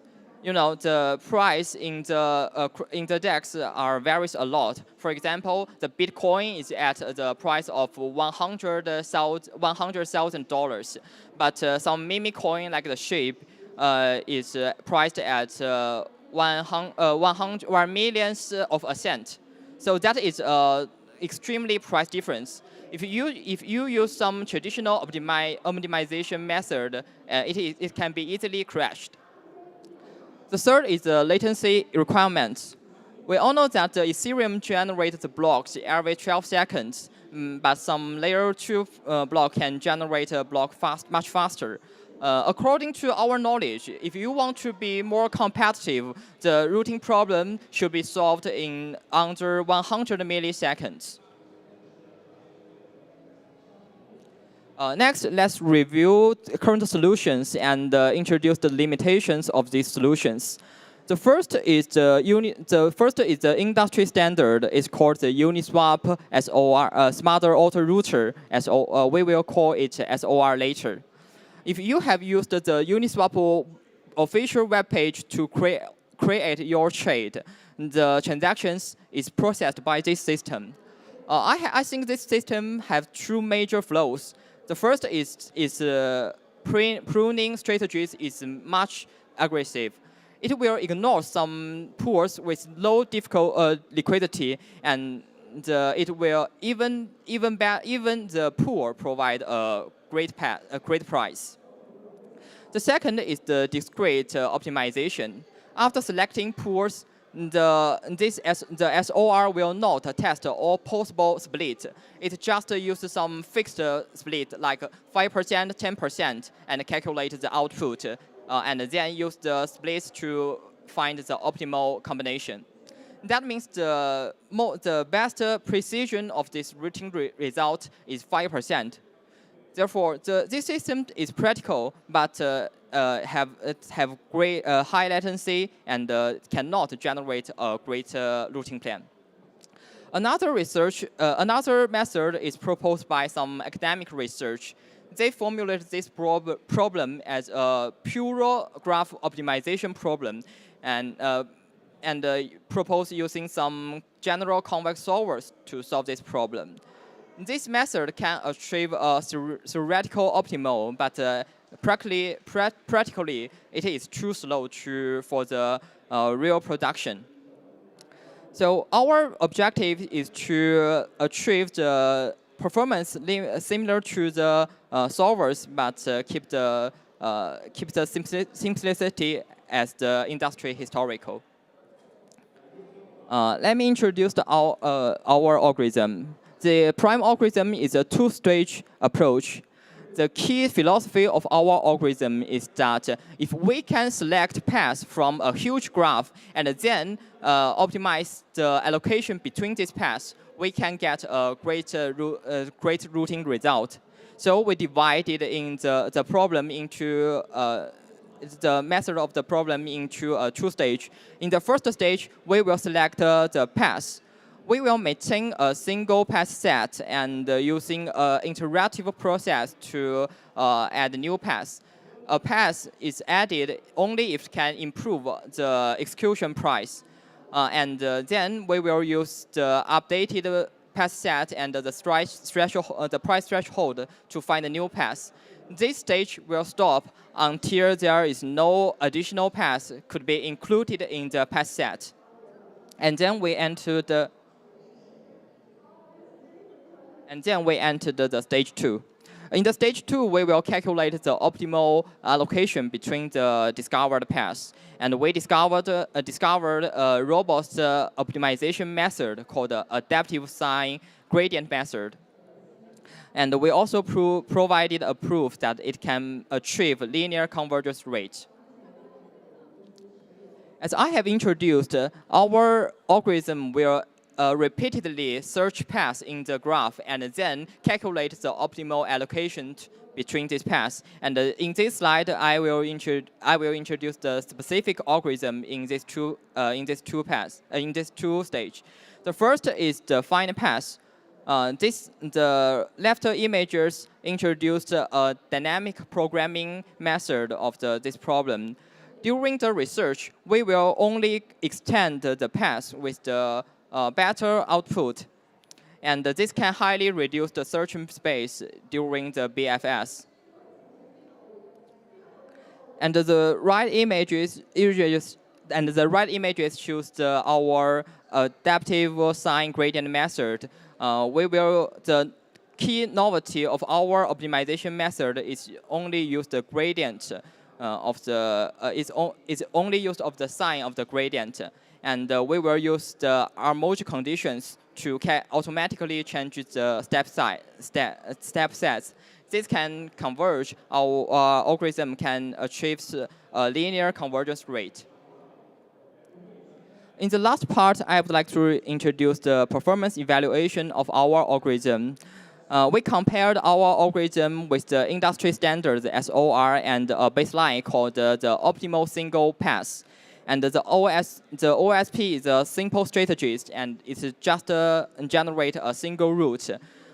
In these tables, all price improvement is measured relatively to the OSP result. So let's look at the price improvement at first. The result is very clear, and the prime is outperformance than SOR in all scenarios. Especially, as you can see in the link trade, our prime algorithm achieves around 15 BP improvements, while the SOR do not find that improvements. The next is the time reduction. As you can see, the SOR solved the problem around 300 milliseconds, and our prime algorithm reduced the time around 90%.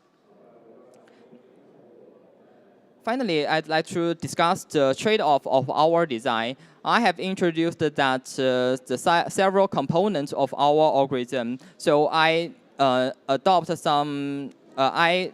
test our algorithm with some ablation studies, like the prime flow. As you can see, in sometimes the flow version of our algorithm could generate some better result, but the latency is very high and is up to 1 second. So I think our algorithm is the best balance between the best balance of the speed and the profit compared to the all other algorithms. We also design a specific experiment to compare our prime algorithm result with the theoretical optimum. In this experiment, we only consider the Uniswap V2 pool. And looking at the price performance at first, as you can see, the prime purple plot stay close to the Ruby theoretical optimal, and the price difference is usually within 3 BPs. And this means our algorithm could generate near optimal results. The second is the time performance. Looking at the purple line in the bottom, and that is our computation time, is near constant. However, looking at the orange line, the convex solvers, the computation time of the convex solvers explodes a lot with the graph pools includes. So I think the prime can gain compared to the Ruby solvers. It can have great advantages. So finally, let's summarize our contributions and conclude this work. We proposed an efficient two-stage algorithm for the token swap routing problem.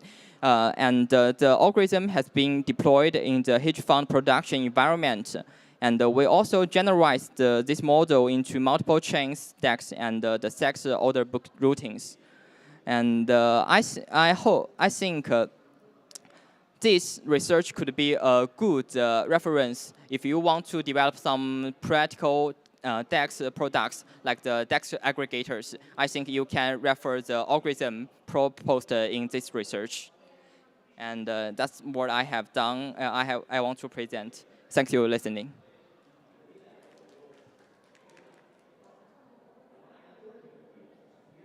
Any questions from the audience? No? Okay. Thank you. Let's move to the final session of the day. So session 3, governance, economics, and regulation. The session chair is Sherman Chow, who is an associate professor at the Chinese University of Hong Kong. He received his PhD from New York University and specializes in a wide range of topics in cryptography. He was a keynote speaker at Asia Crypt 2025 and has served on various program committees, including 3 IACR flagships, top 4 security conferences, and also financial crypto. The stage is yours. Okay, thank you. I'm glad to be here. Thank you for the introduction. I will chair this session on governance, economics, and regulation. We have 2 excellent talks before my short talk, so my talk will be short, so I hope you will stay until the last one. So now let's welcome the first speaker of this session.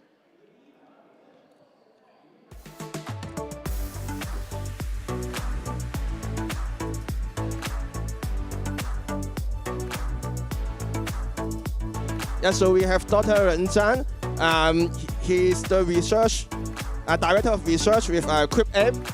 And yeah, he worked on a lot of stuff. So he worked on the design and the evaluation of Ethereum blockchain consensus, P2P network protocol, and privacy enhancing technology. Okay, so let's welcome Dr. Zhang. Thank you.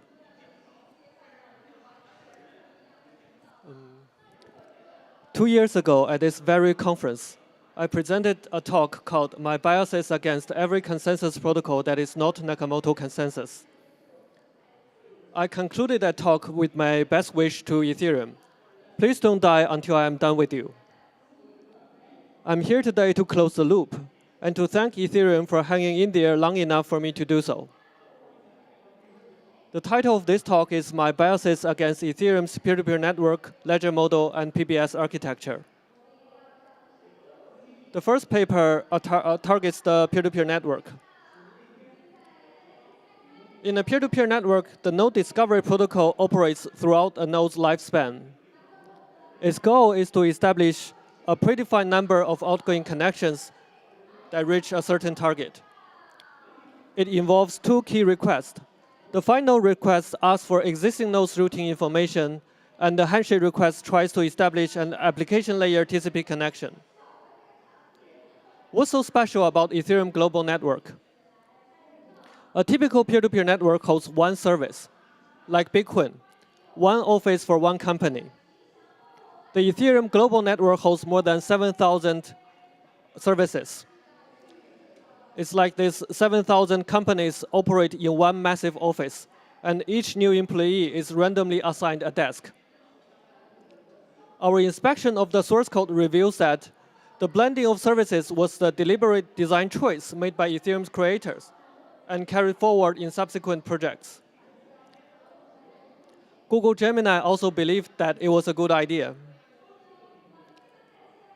We have identified several potential benefits of this blended architecture, among which 2 warrant further technical investigation. First, supporters believe that this blended architecture improves node discovery efficiency, as more copies of the routing information are easier to find.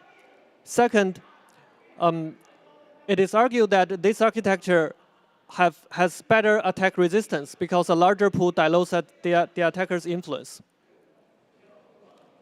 We have measured and analyzed both versions of the node discovery protocols, DiskV4 and DiskV5. Their difference is DiskV4 does not prioritize same service peers in its routing table during handshake requests, whereas DiskV5 advertises the node service in its design.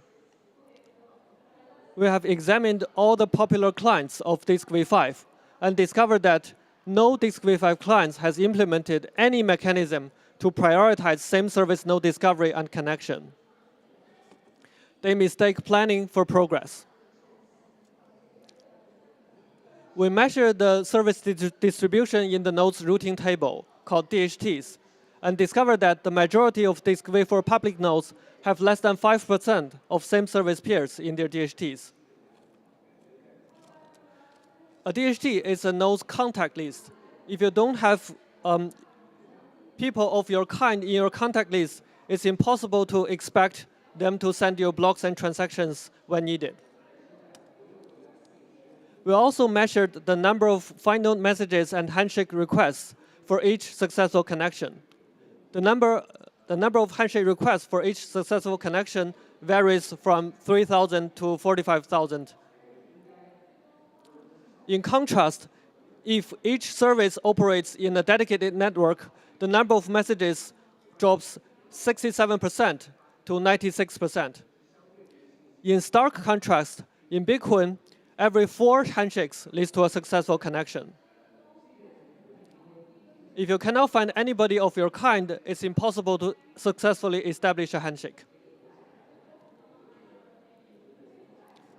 DiskV5 exhibits even poorer performance.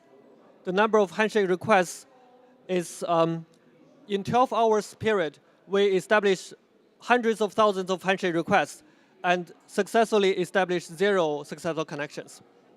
Our fourth observation is that in DiskV5, the 2/3 consistently online nodes occupy 81% of the node's DHTs, degrading the node discovery efficiency for all other services because they don't respond to any messages. We launched a simple DHT pollution attack with a weak attacker, with only 300 attacker nodes. The attacker managed to isolate tens of thousands of nodes from the rest of the network. If each service operates in its dedicated network, it can only isolate hundreds of nodes. So our last observation is that the scarcity of same service peers in EGN nodes DHTs compromise its robustness against DHT pollution attacks. We contact the Ethereum developers, and according to them, it's a known issue, so we don't need to do anything about it. I did a quick check of the status quo while preparing for this talk, and nothing changes in 2026. Our second paper targets the ledger model. Over the past decade, the blockchain community is locked in a heated debate over the pros and cons of the UTXO and account models. However, we believe this debate does not provide us deep enough understanding of the ledger models. Why? Because for starters, these characteristics they are discussing are not equally important, because some of these issues are easily fixed, can be easily fixed. We believe the underlying reason is that existing analyses conflict the ledger models with their implementations. They equate the UTXO model with Bitcoin and the account model with Ethereum. This is because there isn't a formal definition of the UTXO and account models. Therefore, in this study, we aim to answer the following questions. First, how should we define the UTXO and account models? Second, which characteristics are determined by the ledger models and which are influenced by the implementation? Third, do these two encompass the full spectrum? Fourth, which ledger model is inherently better? We adopt this bottom-up approach. The key intuition is to define the ledger models as the core design choices of Bitcoin and Ethereum. So we start by analyzing how Bitcoin and Ethereum represent their states and transactions, and get a list of implementation fields. Then we match these fields by their functionalities to reach a series of conceptual fields. Since we care about the differences between the two ledger models, we remove the equivalent field and reach 7 attributes. Then we analyze the essentialities of these attributes and get 2 intrinsic attributes. And then everything becomes crystal clear. Here are the conceptual fields. Apparently, they are not equally important. The amount field is equivalent regardless of whether you call it value or balance. So we remove the equivalent field and reach these 7 attributes. We evaluate the essentiality of them, and based on these heuristics, and 2 attributes survive this screening process. The first is identifier. The UTXO model has a consumable identifier, as each UTXO can only be accessed once. The account model, whereas in the account model, the identifiers are persistent.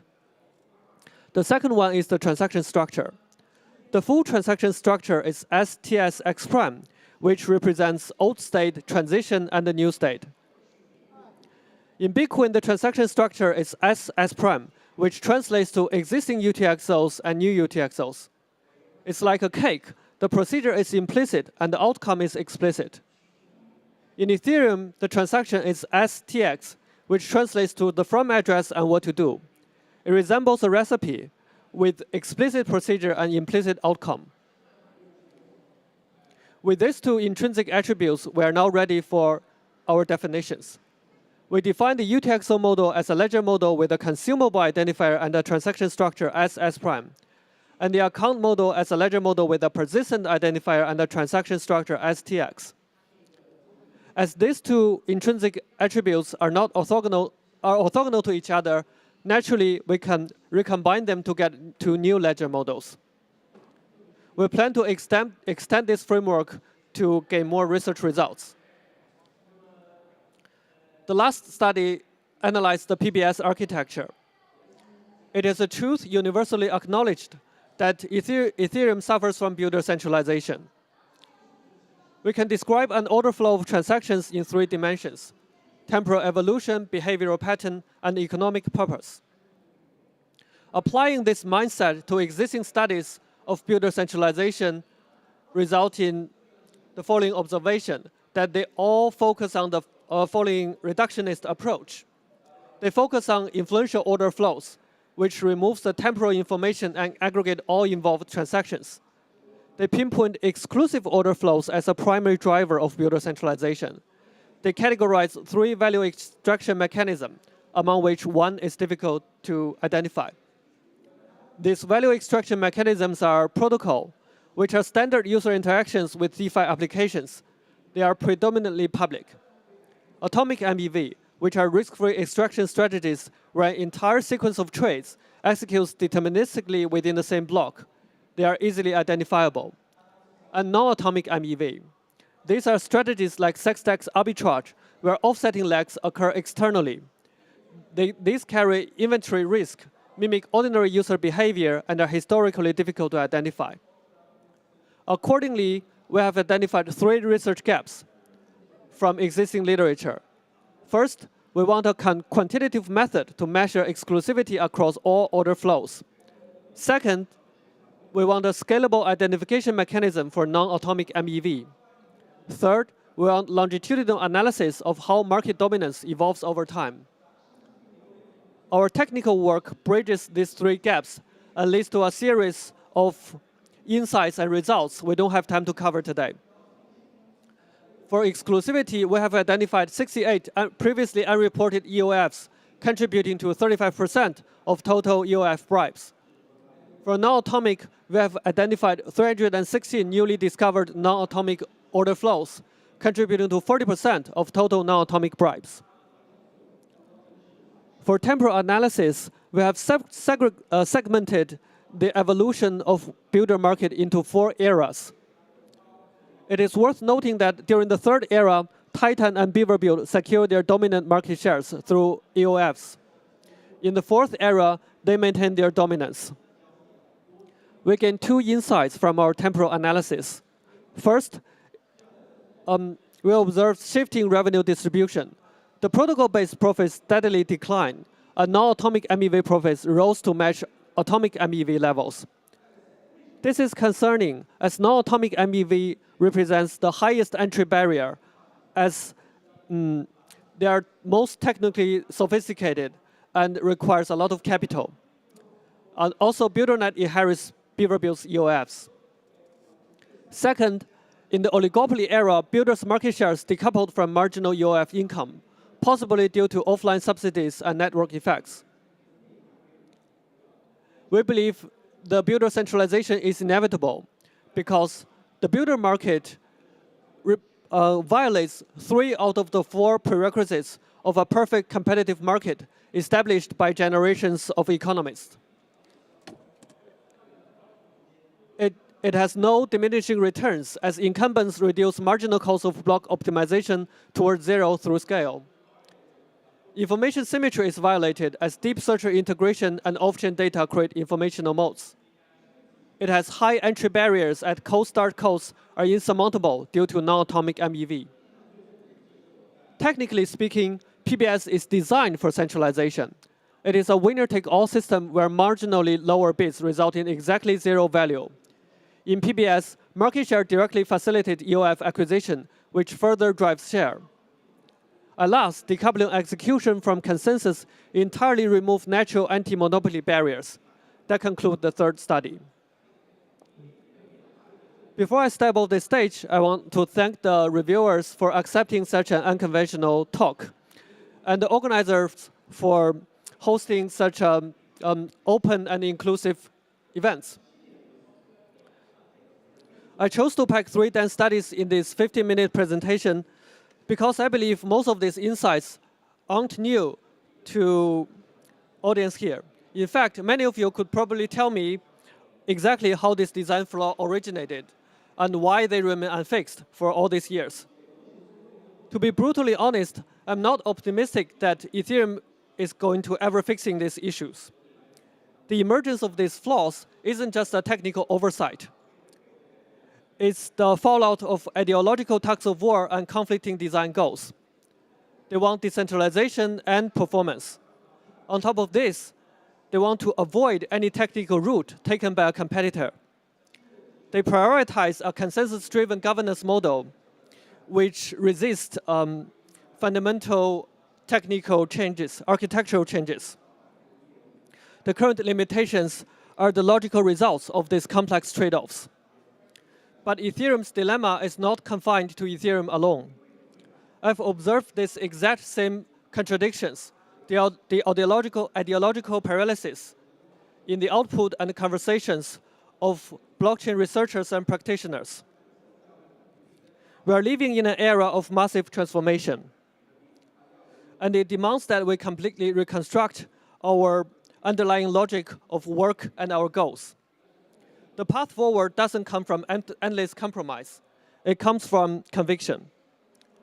Only when enough of us dare to respect our own biases, to stay intellectually honest, and remain consistent with ourselves, can we truly push the blockchain industry and this field of research out of this dead end. Thank you.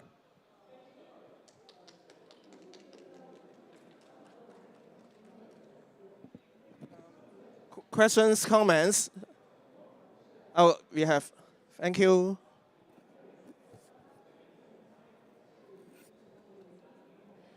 Great talk. I actually I think that the first and the third problems that you pointed out, I'm relatively familiar with. I'm curious how much of the, so like maybe the third one is the one I myself, like at Flashbots, are most acutely aware. Right. So I think that like there's a couple things I wanted to point out. One is like I think that proposer-builder separation as a market structure is very different. This is a common misconception that people equivocate basically MEP boost with proposer-builder separation. It's very proposer-builder separation is much more of a philosophical separation of conflict of interest in terms of incentives and market structure. Whereas, like the conclusion of that builder centralization is inevitable is something that, like we at Flashbots, we do not believe in. I do think that the current duopoly or oligopoly that you had illustrated, even the charts are misleading. Because as you can see, like in the chart that you showed where Beaver builds was essentially exclusive order flow, so-called, was inherited by BuilderNet. But BuilderNet is actually, as of since the inception, was a consortium of 3 entities. And we also have published like a lot of research around distributed block building. And in fact, this year, we see that parties in the routing game, such as, like we have historically see searchers as part of the block building regime. And we are seeing, and we're going to see more and more of solvers and aggregators becoming part of the extended distributed block building process. Like block builder is not really an entity and shouldn't have been an entity because it's, these entities are does not have labels. Like anyone can theoretically become, there's just entry barriers today. But like as we distribute the specialized roles and enable permissionless combination of secure composition of the workflow of these specialized actors, that's where we see like essentially the like decentralization. So like these charts, this is something we pointed out earlier this year. Distributed, it's called Decentralized Building, What Do, by Phil Diane earlier this year. It's really long, but like one of the things we call for is that all of the dashboards are measuring for the wrong metrics today. Anything that you see today that can be measured, there's definitely observability issues, of course, like you pointed out, that I think the problem of exclusive order flow, they are not very observable. And like there's a lot of, due to competition, hidden data that's, but the reality of how we're even measuring, like this is where I think researchers, like I like your contrarian take, because like, at least Flashbots were very contrarian. I think I'm pointing out these problems, but actually going one step further, as in, are we even measuring the right thing? Maybe there is something like that's already out there that we're like, we're as researchers actually are misled by the common mental model of paradigm of like, a dashboard reductionist way of viewing competition.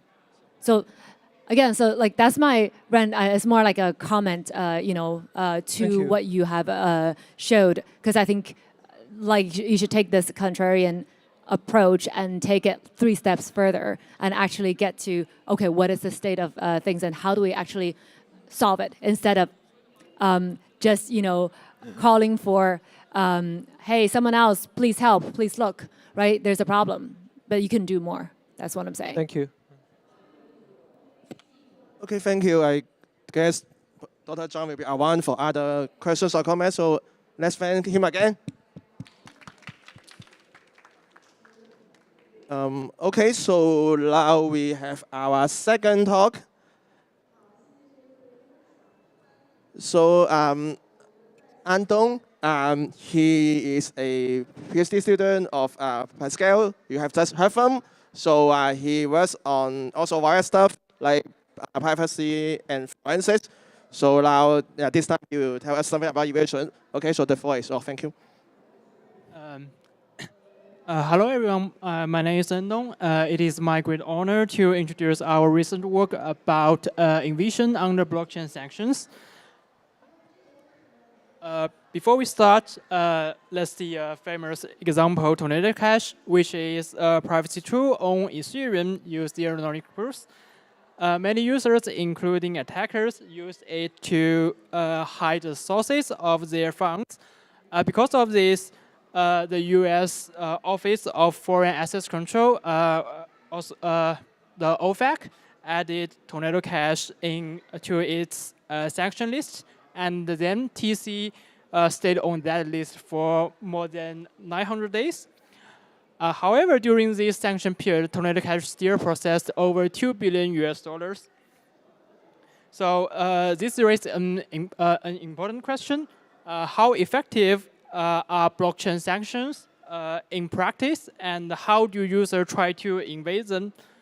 So our work tries to answer this question by analyzing what happened on-chain during this period.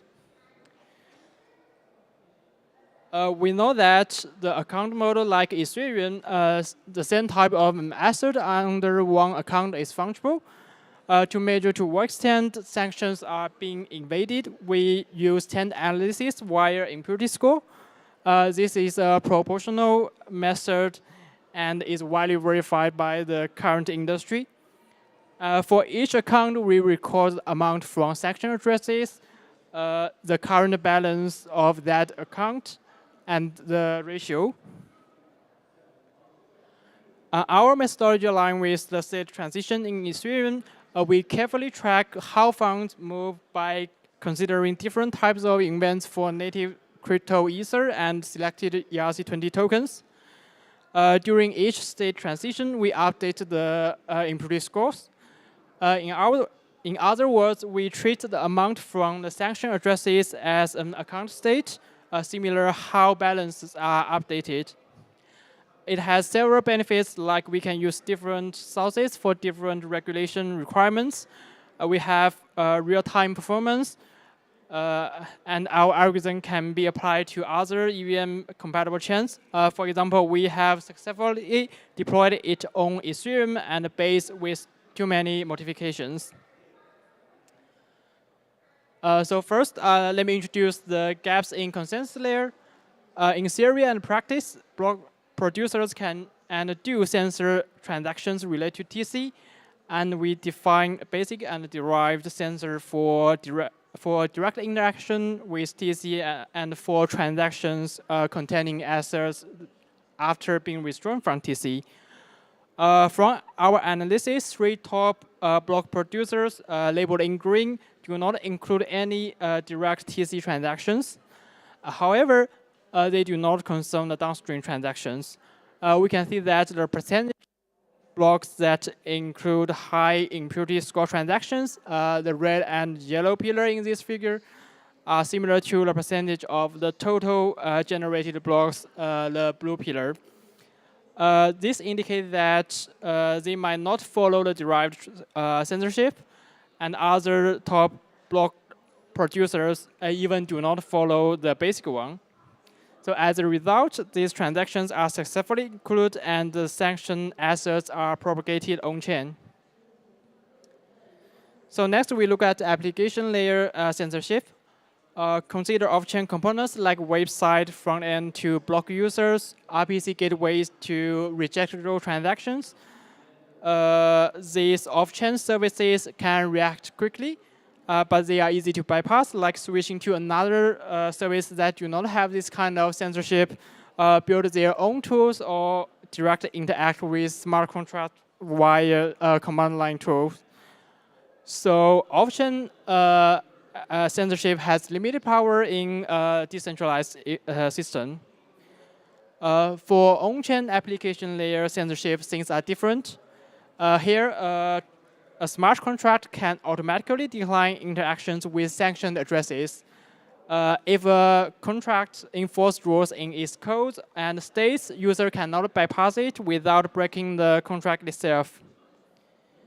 Here, the feature gives an example that USDC updates its blacklist in its token contract. So compared with Ether, USDT and USTC can be successfully blocked. However, their fund escape ratio before updating the smart contract state are much higher. So this brings a significant problem. How quick can these states be updated on-chain? So we studied 3 famous centralized enforcement teams, Chain Analysis Sanction Oracle, USDT Blacklister, and USDT Blacklister. We also checked their policy to enforcement delays wise, but can reach hundreds of days. We also checked average index of this state update transaction in block. Invaders can monitor the public memory pools. Once they found their addresses will be added to blacklists, they can pay more money to the block producer to move their assets before being frozen. This can happen even in the same block, like the front-running attacks. In summary, on-chain mechanisms are hard to bypass, but they are slow and rigid. Now let's jump to see user reactions to the sanctions. Here we look at the volumes. After the sanctions, deposit activities dropped a lot. This means that many users reduce or stop use TC, probably because of legal concerns. However, when we focus on Ethereum attackers, we got a different picture. We found that sanctions had limited effect on them. In fact, during the sanction period, many security incidents were funded by TC and used TC as their money laundering method. So serious attackers continue to use TC at very large scales. We also study how TC withdrawals utilize other services in Ethereum ecosystem. The major category is cross-chain bridges. Because we cannot collect all related address labels, result shown here is the lower bound, but we still see so many bridges and blockchains are involved. It is worth noting that there is no standard for cross-chain messages at current stage, so their data structure are usually different. This increases the compatibility and workload when analyzing. We are hoping that Ethereum may have a formal standard for cross-chain, or maybe AI agents can accelerate the engineering work about improving the coverage. Moreover, we checked how money flows when it comes to the destination chain. For example, users would use CoinJoin on Bitcoin. And for Base, we found that money may continue to other chains or return to Ethereum and deposit in to Railgun, another price tool. We then examined decentralized exchanges. Here we only consider the sender and receiver of DeFi beneficiary is the same address. This is a very basic scenario and can easily verified by the state difference. In fact, for example, user can chain several terms of fetch logins where the senders and receivers are different. We are working on how to solve this problem. According to our current results, Uniswap and 1inch are still widely used, even though their official website set front-end filters, which further prove that off-chain application layer censorship is easy to bypass. Also, we are surprised to find that no significant difference in token selection between frozen and non-frozen type. Things are interesting when meeting centralized exchanges because our database reveals that at least 10% of TC withdrawal volumes are deposited directly or only via a few intermediary addresses. We then classify these exchanges into with or without KYC mechanism. we check their official website and registered as their users.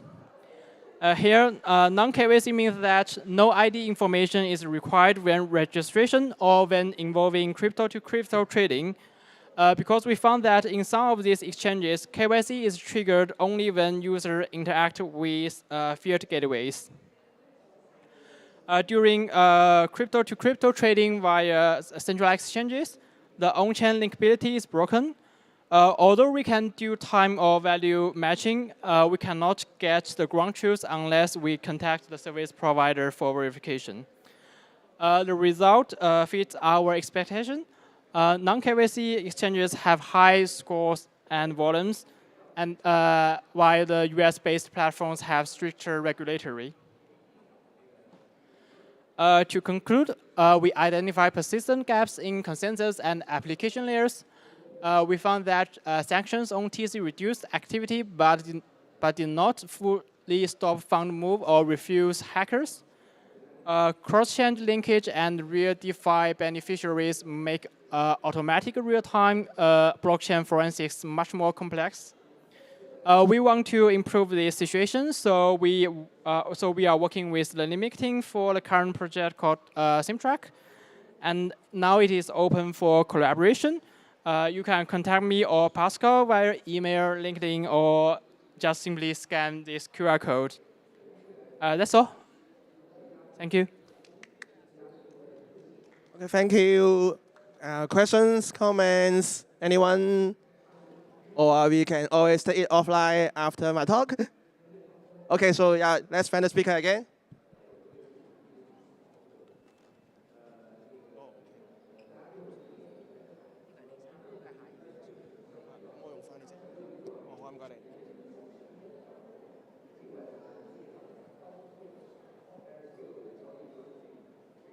Okay, I've been your survey for the session, and now I'm just this Sherman Chow. So thanks for staying until the last talk. I promise I will try to cut it short. Okay, so this is a work talking about how do we enforce law and order when we don't have a central authority. So that cover two work.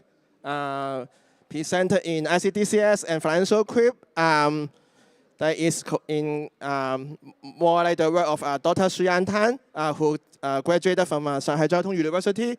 He wanted to be here, but there are some other commitments. Sorry about that. Okay, so now this talk, apparently we try to face the problem as a mechanism design problem, and in a decentralized setting. As mentioned, we don't have central authority, so the best we can do is just try to see if the rules can help us to enforce law and order. Okay, so let's get started. So in case you have any question at any time, you can actually try to stop me in the middle. I'm okay with that. Okay, so that is the Web3's core promise.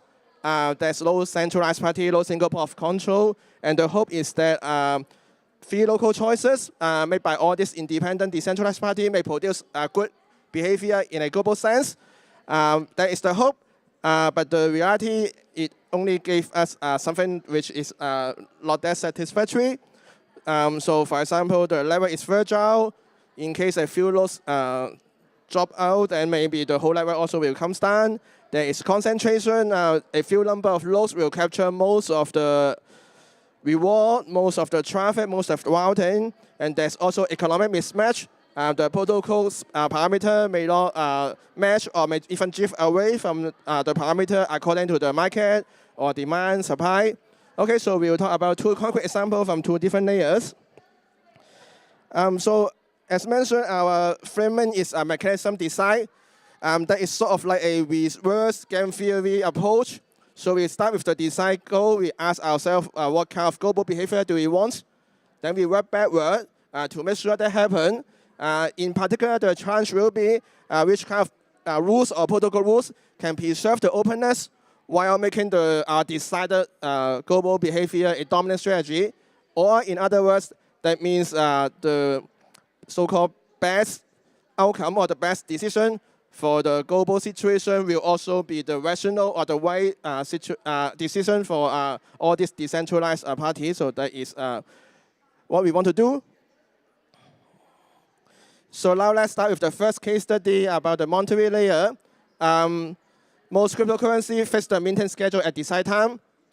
So for example, like Bitcoin, we have the half cycle. So when the market overheat, there are too many transactions, and when there are too many transactions, then the network may be under the high traffic, may hit a gridlock. But meanwhile, the maintenance rates will just also still increasing, which may make the network even more congested, which is bad. And on the other hand, if the market cool off, dry up, there are too few transactions. But on the other hand, there is also not much maintenance happening to, for example, stimulate the activity. So that is like the dilemma, or like actually it's like the rigid policy cannot keep track of the actual demand and response like dynamically. So that's the issue. So in a nutshell, the problem is predefined inflation rate. Okay, so our idea is we let the market signal the mean rate. So our approach is we try to, instead of having a fixed predetermined schedule as we mentioned, so we replace it with a option. The technical jargon will be truthful, sealed bid, multi-item, weekly option. So for the sealed bid one, you can do it by commitment, so people can already see the committed. People can already see the bid before opening, so that will be truthful. So what is this option for? So that will be replacing the regular consensus mechanism of the underlying system. So that the multi-item part is to bid for n block leader position, and apparently n is a protocol parameter. So the leader is like the one who can have the final say in the blockchain consensus protocol in a very briefly. So then with that, then the so-called hammer price, HI, because that's truthful option, so that will also be the uniform price every winner will pay. We try to target the fee F to be in like this. So the fee will be basically have the block reward per leader, per n leader, and then we minus the cost. So that is like what we target at. So the protocol will go like the bid token are burnt, and the reward token are mint. So with that, then the fee or the tilde F will serve as a parameter, sort of like the responsive parameter, so that echo to the slide title. That's like option-based adaptive liquidity control. So if there's that's like the first hole. So if it is greater than this tilde F, then there will be more compound than means, so that will try to lead to deflation, and then on the other hand, that will try to lead to inflation. So that is the key idea in one slide. Simplifying a little bit, so that is the self-stabilizing feedback loop. So with inflation, there are more compound means according to our system, and then it stimulates spending, and then the fee will rise. And then when the fee rise, more coin will be burned, and lead to deflation, the spending reduce. So that's like a cycle, like sort of a self-balancing cycle. So the balancing point will be expansion like the tilde F parameter, that is like C times N, where N is once again the leader, number of leader, and C and C will be like the mining cost to be mined a little bit. And so the effect will be it auto-correct any deviation without any external intervention, so that fulfill the promise of the talk. Okay, so we try to stress test with a simulation, trying to inject certain inflation and also certain deflation with this 2.5%. We also do the same thing according to what we call exchange coefficient, which is this parameter. So as you may expect, so long story short, how do we interpret this graph is that it may momentarily fluctuate, but eventually it will return to its balance point for either cases. So that's one slide treatment for the simulation. Okay, so if there's no question at the middle, then we will go with the second case study. So the second one is about payment channel network PCN. So we will use Lightning Network LN as a one example. So standard PCN let user choose channel freely. So a rational choice will be you may want to connect to the most connected one. Sort of like just how you want to expand your social level, you talk to the social butterfly, whatever that means. So the idea is the rational choice will make get richer. So that is what we observe So according to this snapshot, so 60% of multi-hop payment actually just pass through 5 nodes. We don't need that many because they are highly centralized. And we have this kind of situation, which the technical term is like you try to depict it like this shape.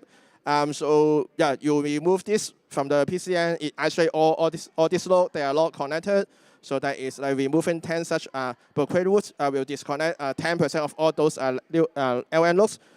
So yeah, that is the consequence. So our routing power are concentrated, so which differ a bit from our decentralized reach. So there's a more detail.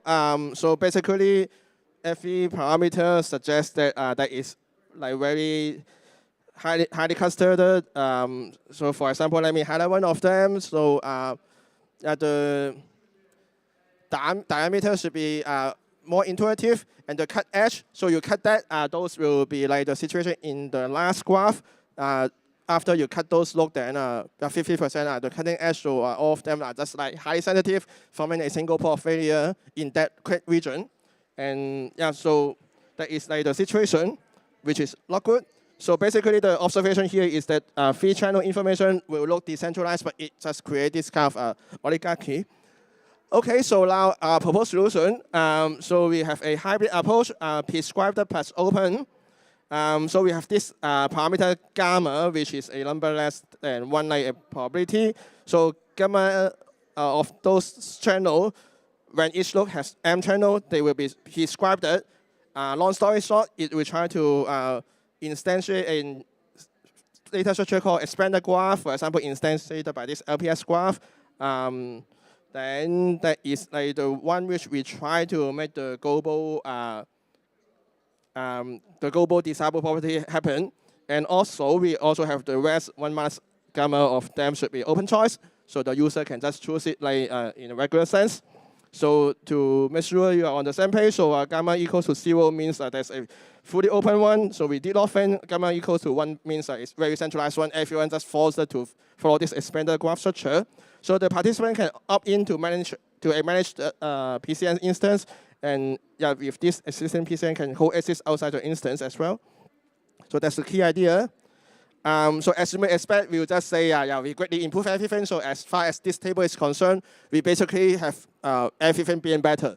So the FH distance is slightly largely reduced. Diameter is also like cut by half. And yeah, surprisingly, we basically have 0% of cut channel and cut looks, and cluster coefficient is also greatly reduced. As last case study, we also did some simulation. So there is some technical detail like hidden cost. So actually, when we try to tune gamma, the FH distance or longness distance will actually will increase. But module deck technicality basically is a little bit longer, but the resiliency just greatly increase. So that's a good trade-off. Also, from the incentive chat, like we've tried to simulate from the fee perspective. So as you may expect, top 5% of half actually earn less because the money will just go to the rest. So the revenue we distribute to the wider participant base, and with that, then chances are more FH-sized loads are more motivated to join because they can actually benefit. Look, that's not a full equilibrium proof, but just like a possibility check here. Okay, so now let's summarize a little bit. So the common design principle in this talk is like the following. In the Monterey layer, the auction just encode the market state load, and then we have the corresponding adaptive min or burn strategy, which try to make the liquidity self-stabilize. And for the PCN case, the expanded graph basis will encode the topology that is enabled by our prescribed plus open hybrid approach, and the connectivity will just self-improve. So the shared principle here is that the protocol should encode the incentive so that the desired global behavior become locally rational, so that motivate the decentralized party to do the right thing for the global good. Okay, so here I just highlight one last step. So yeah, the L1 consensus and the L2 apps and agent are largely disconnected. So we want to build in this coordination layer, sort of similar to the 2 case study we have. So yeah, there are many possible future directions to explore. Okay, so to summarize, local freedom doesn't really mean a good global outcome in the Web3 situation. So we do two case study, and yeah, I try to compress two talk in 10 minutes or so. So if you have further questions, we can be contacted by this two email. So I will try to spend 1 more minute to mention about I'm actually a cryptographer in training. So that is my other research work, which come from myself or from my visiting student or from my own group. So you will hear some of this term in previous talk already, like zero-knowledge machine learning. And yeah, so I am also interested in privacy enhancing technology as many of the speakers are interested. Okay, so with that, thank you so much. I hope you enjoy my talk. And I guess I will pass the time to our program chair. Thank you.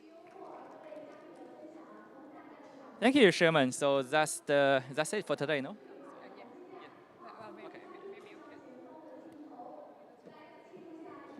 Thank you. So we have finished all the sessions for today, right? And let's welcome Audrey and Shem to do the ending for us, no? For today. Happy ending. Yeah. I think today we have a great talk, lots of the 3 sessions today, and discuss different aspects. And we could see lots of the frontier research recently, which is also lots of them working in progress. And yeah, I hope you all enjoyed today's talk.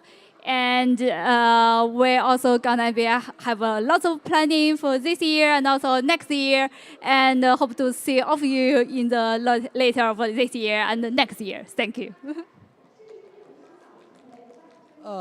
Yeah, I think I was listening to some of the talks, and they were really very insightful, and a lot of them have clearly gone very deep in their methodology and uncovered some very interesting results. We hope to keep supporting the research community in the region, and also, like Audrey said, we hope to do many more of these iterations going forward, and hope to see you all there again. Thank you. Okay, so thank you very much for coming today, and we hope to see you next year. Thank you. See you.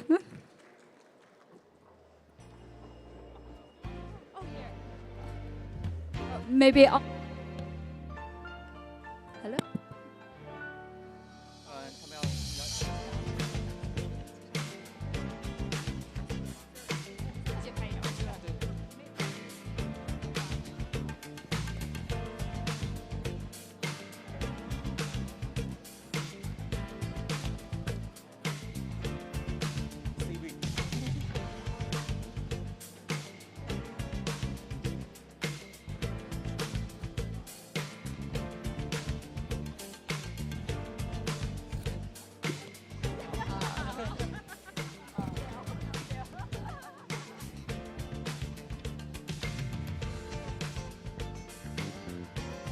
And maybe all of our speakers, our staffs come to the stage. Maybe we could take a picture together.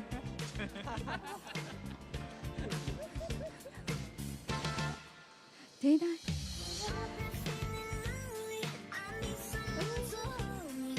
We could take a group photo together.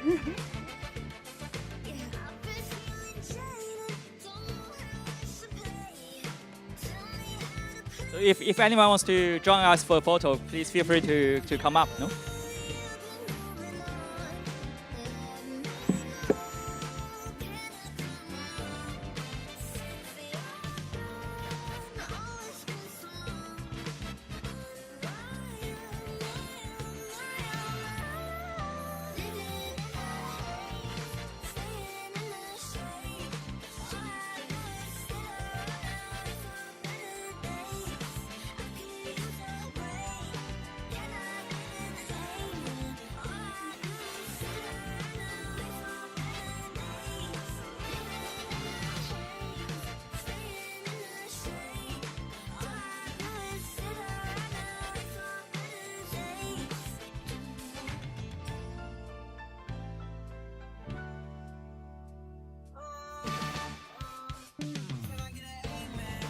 Introverted can't make friends.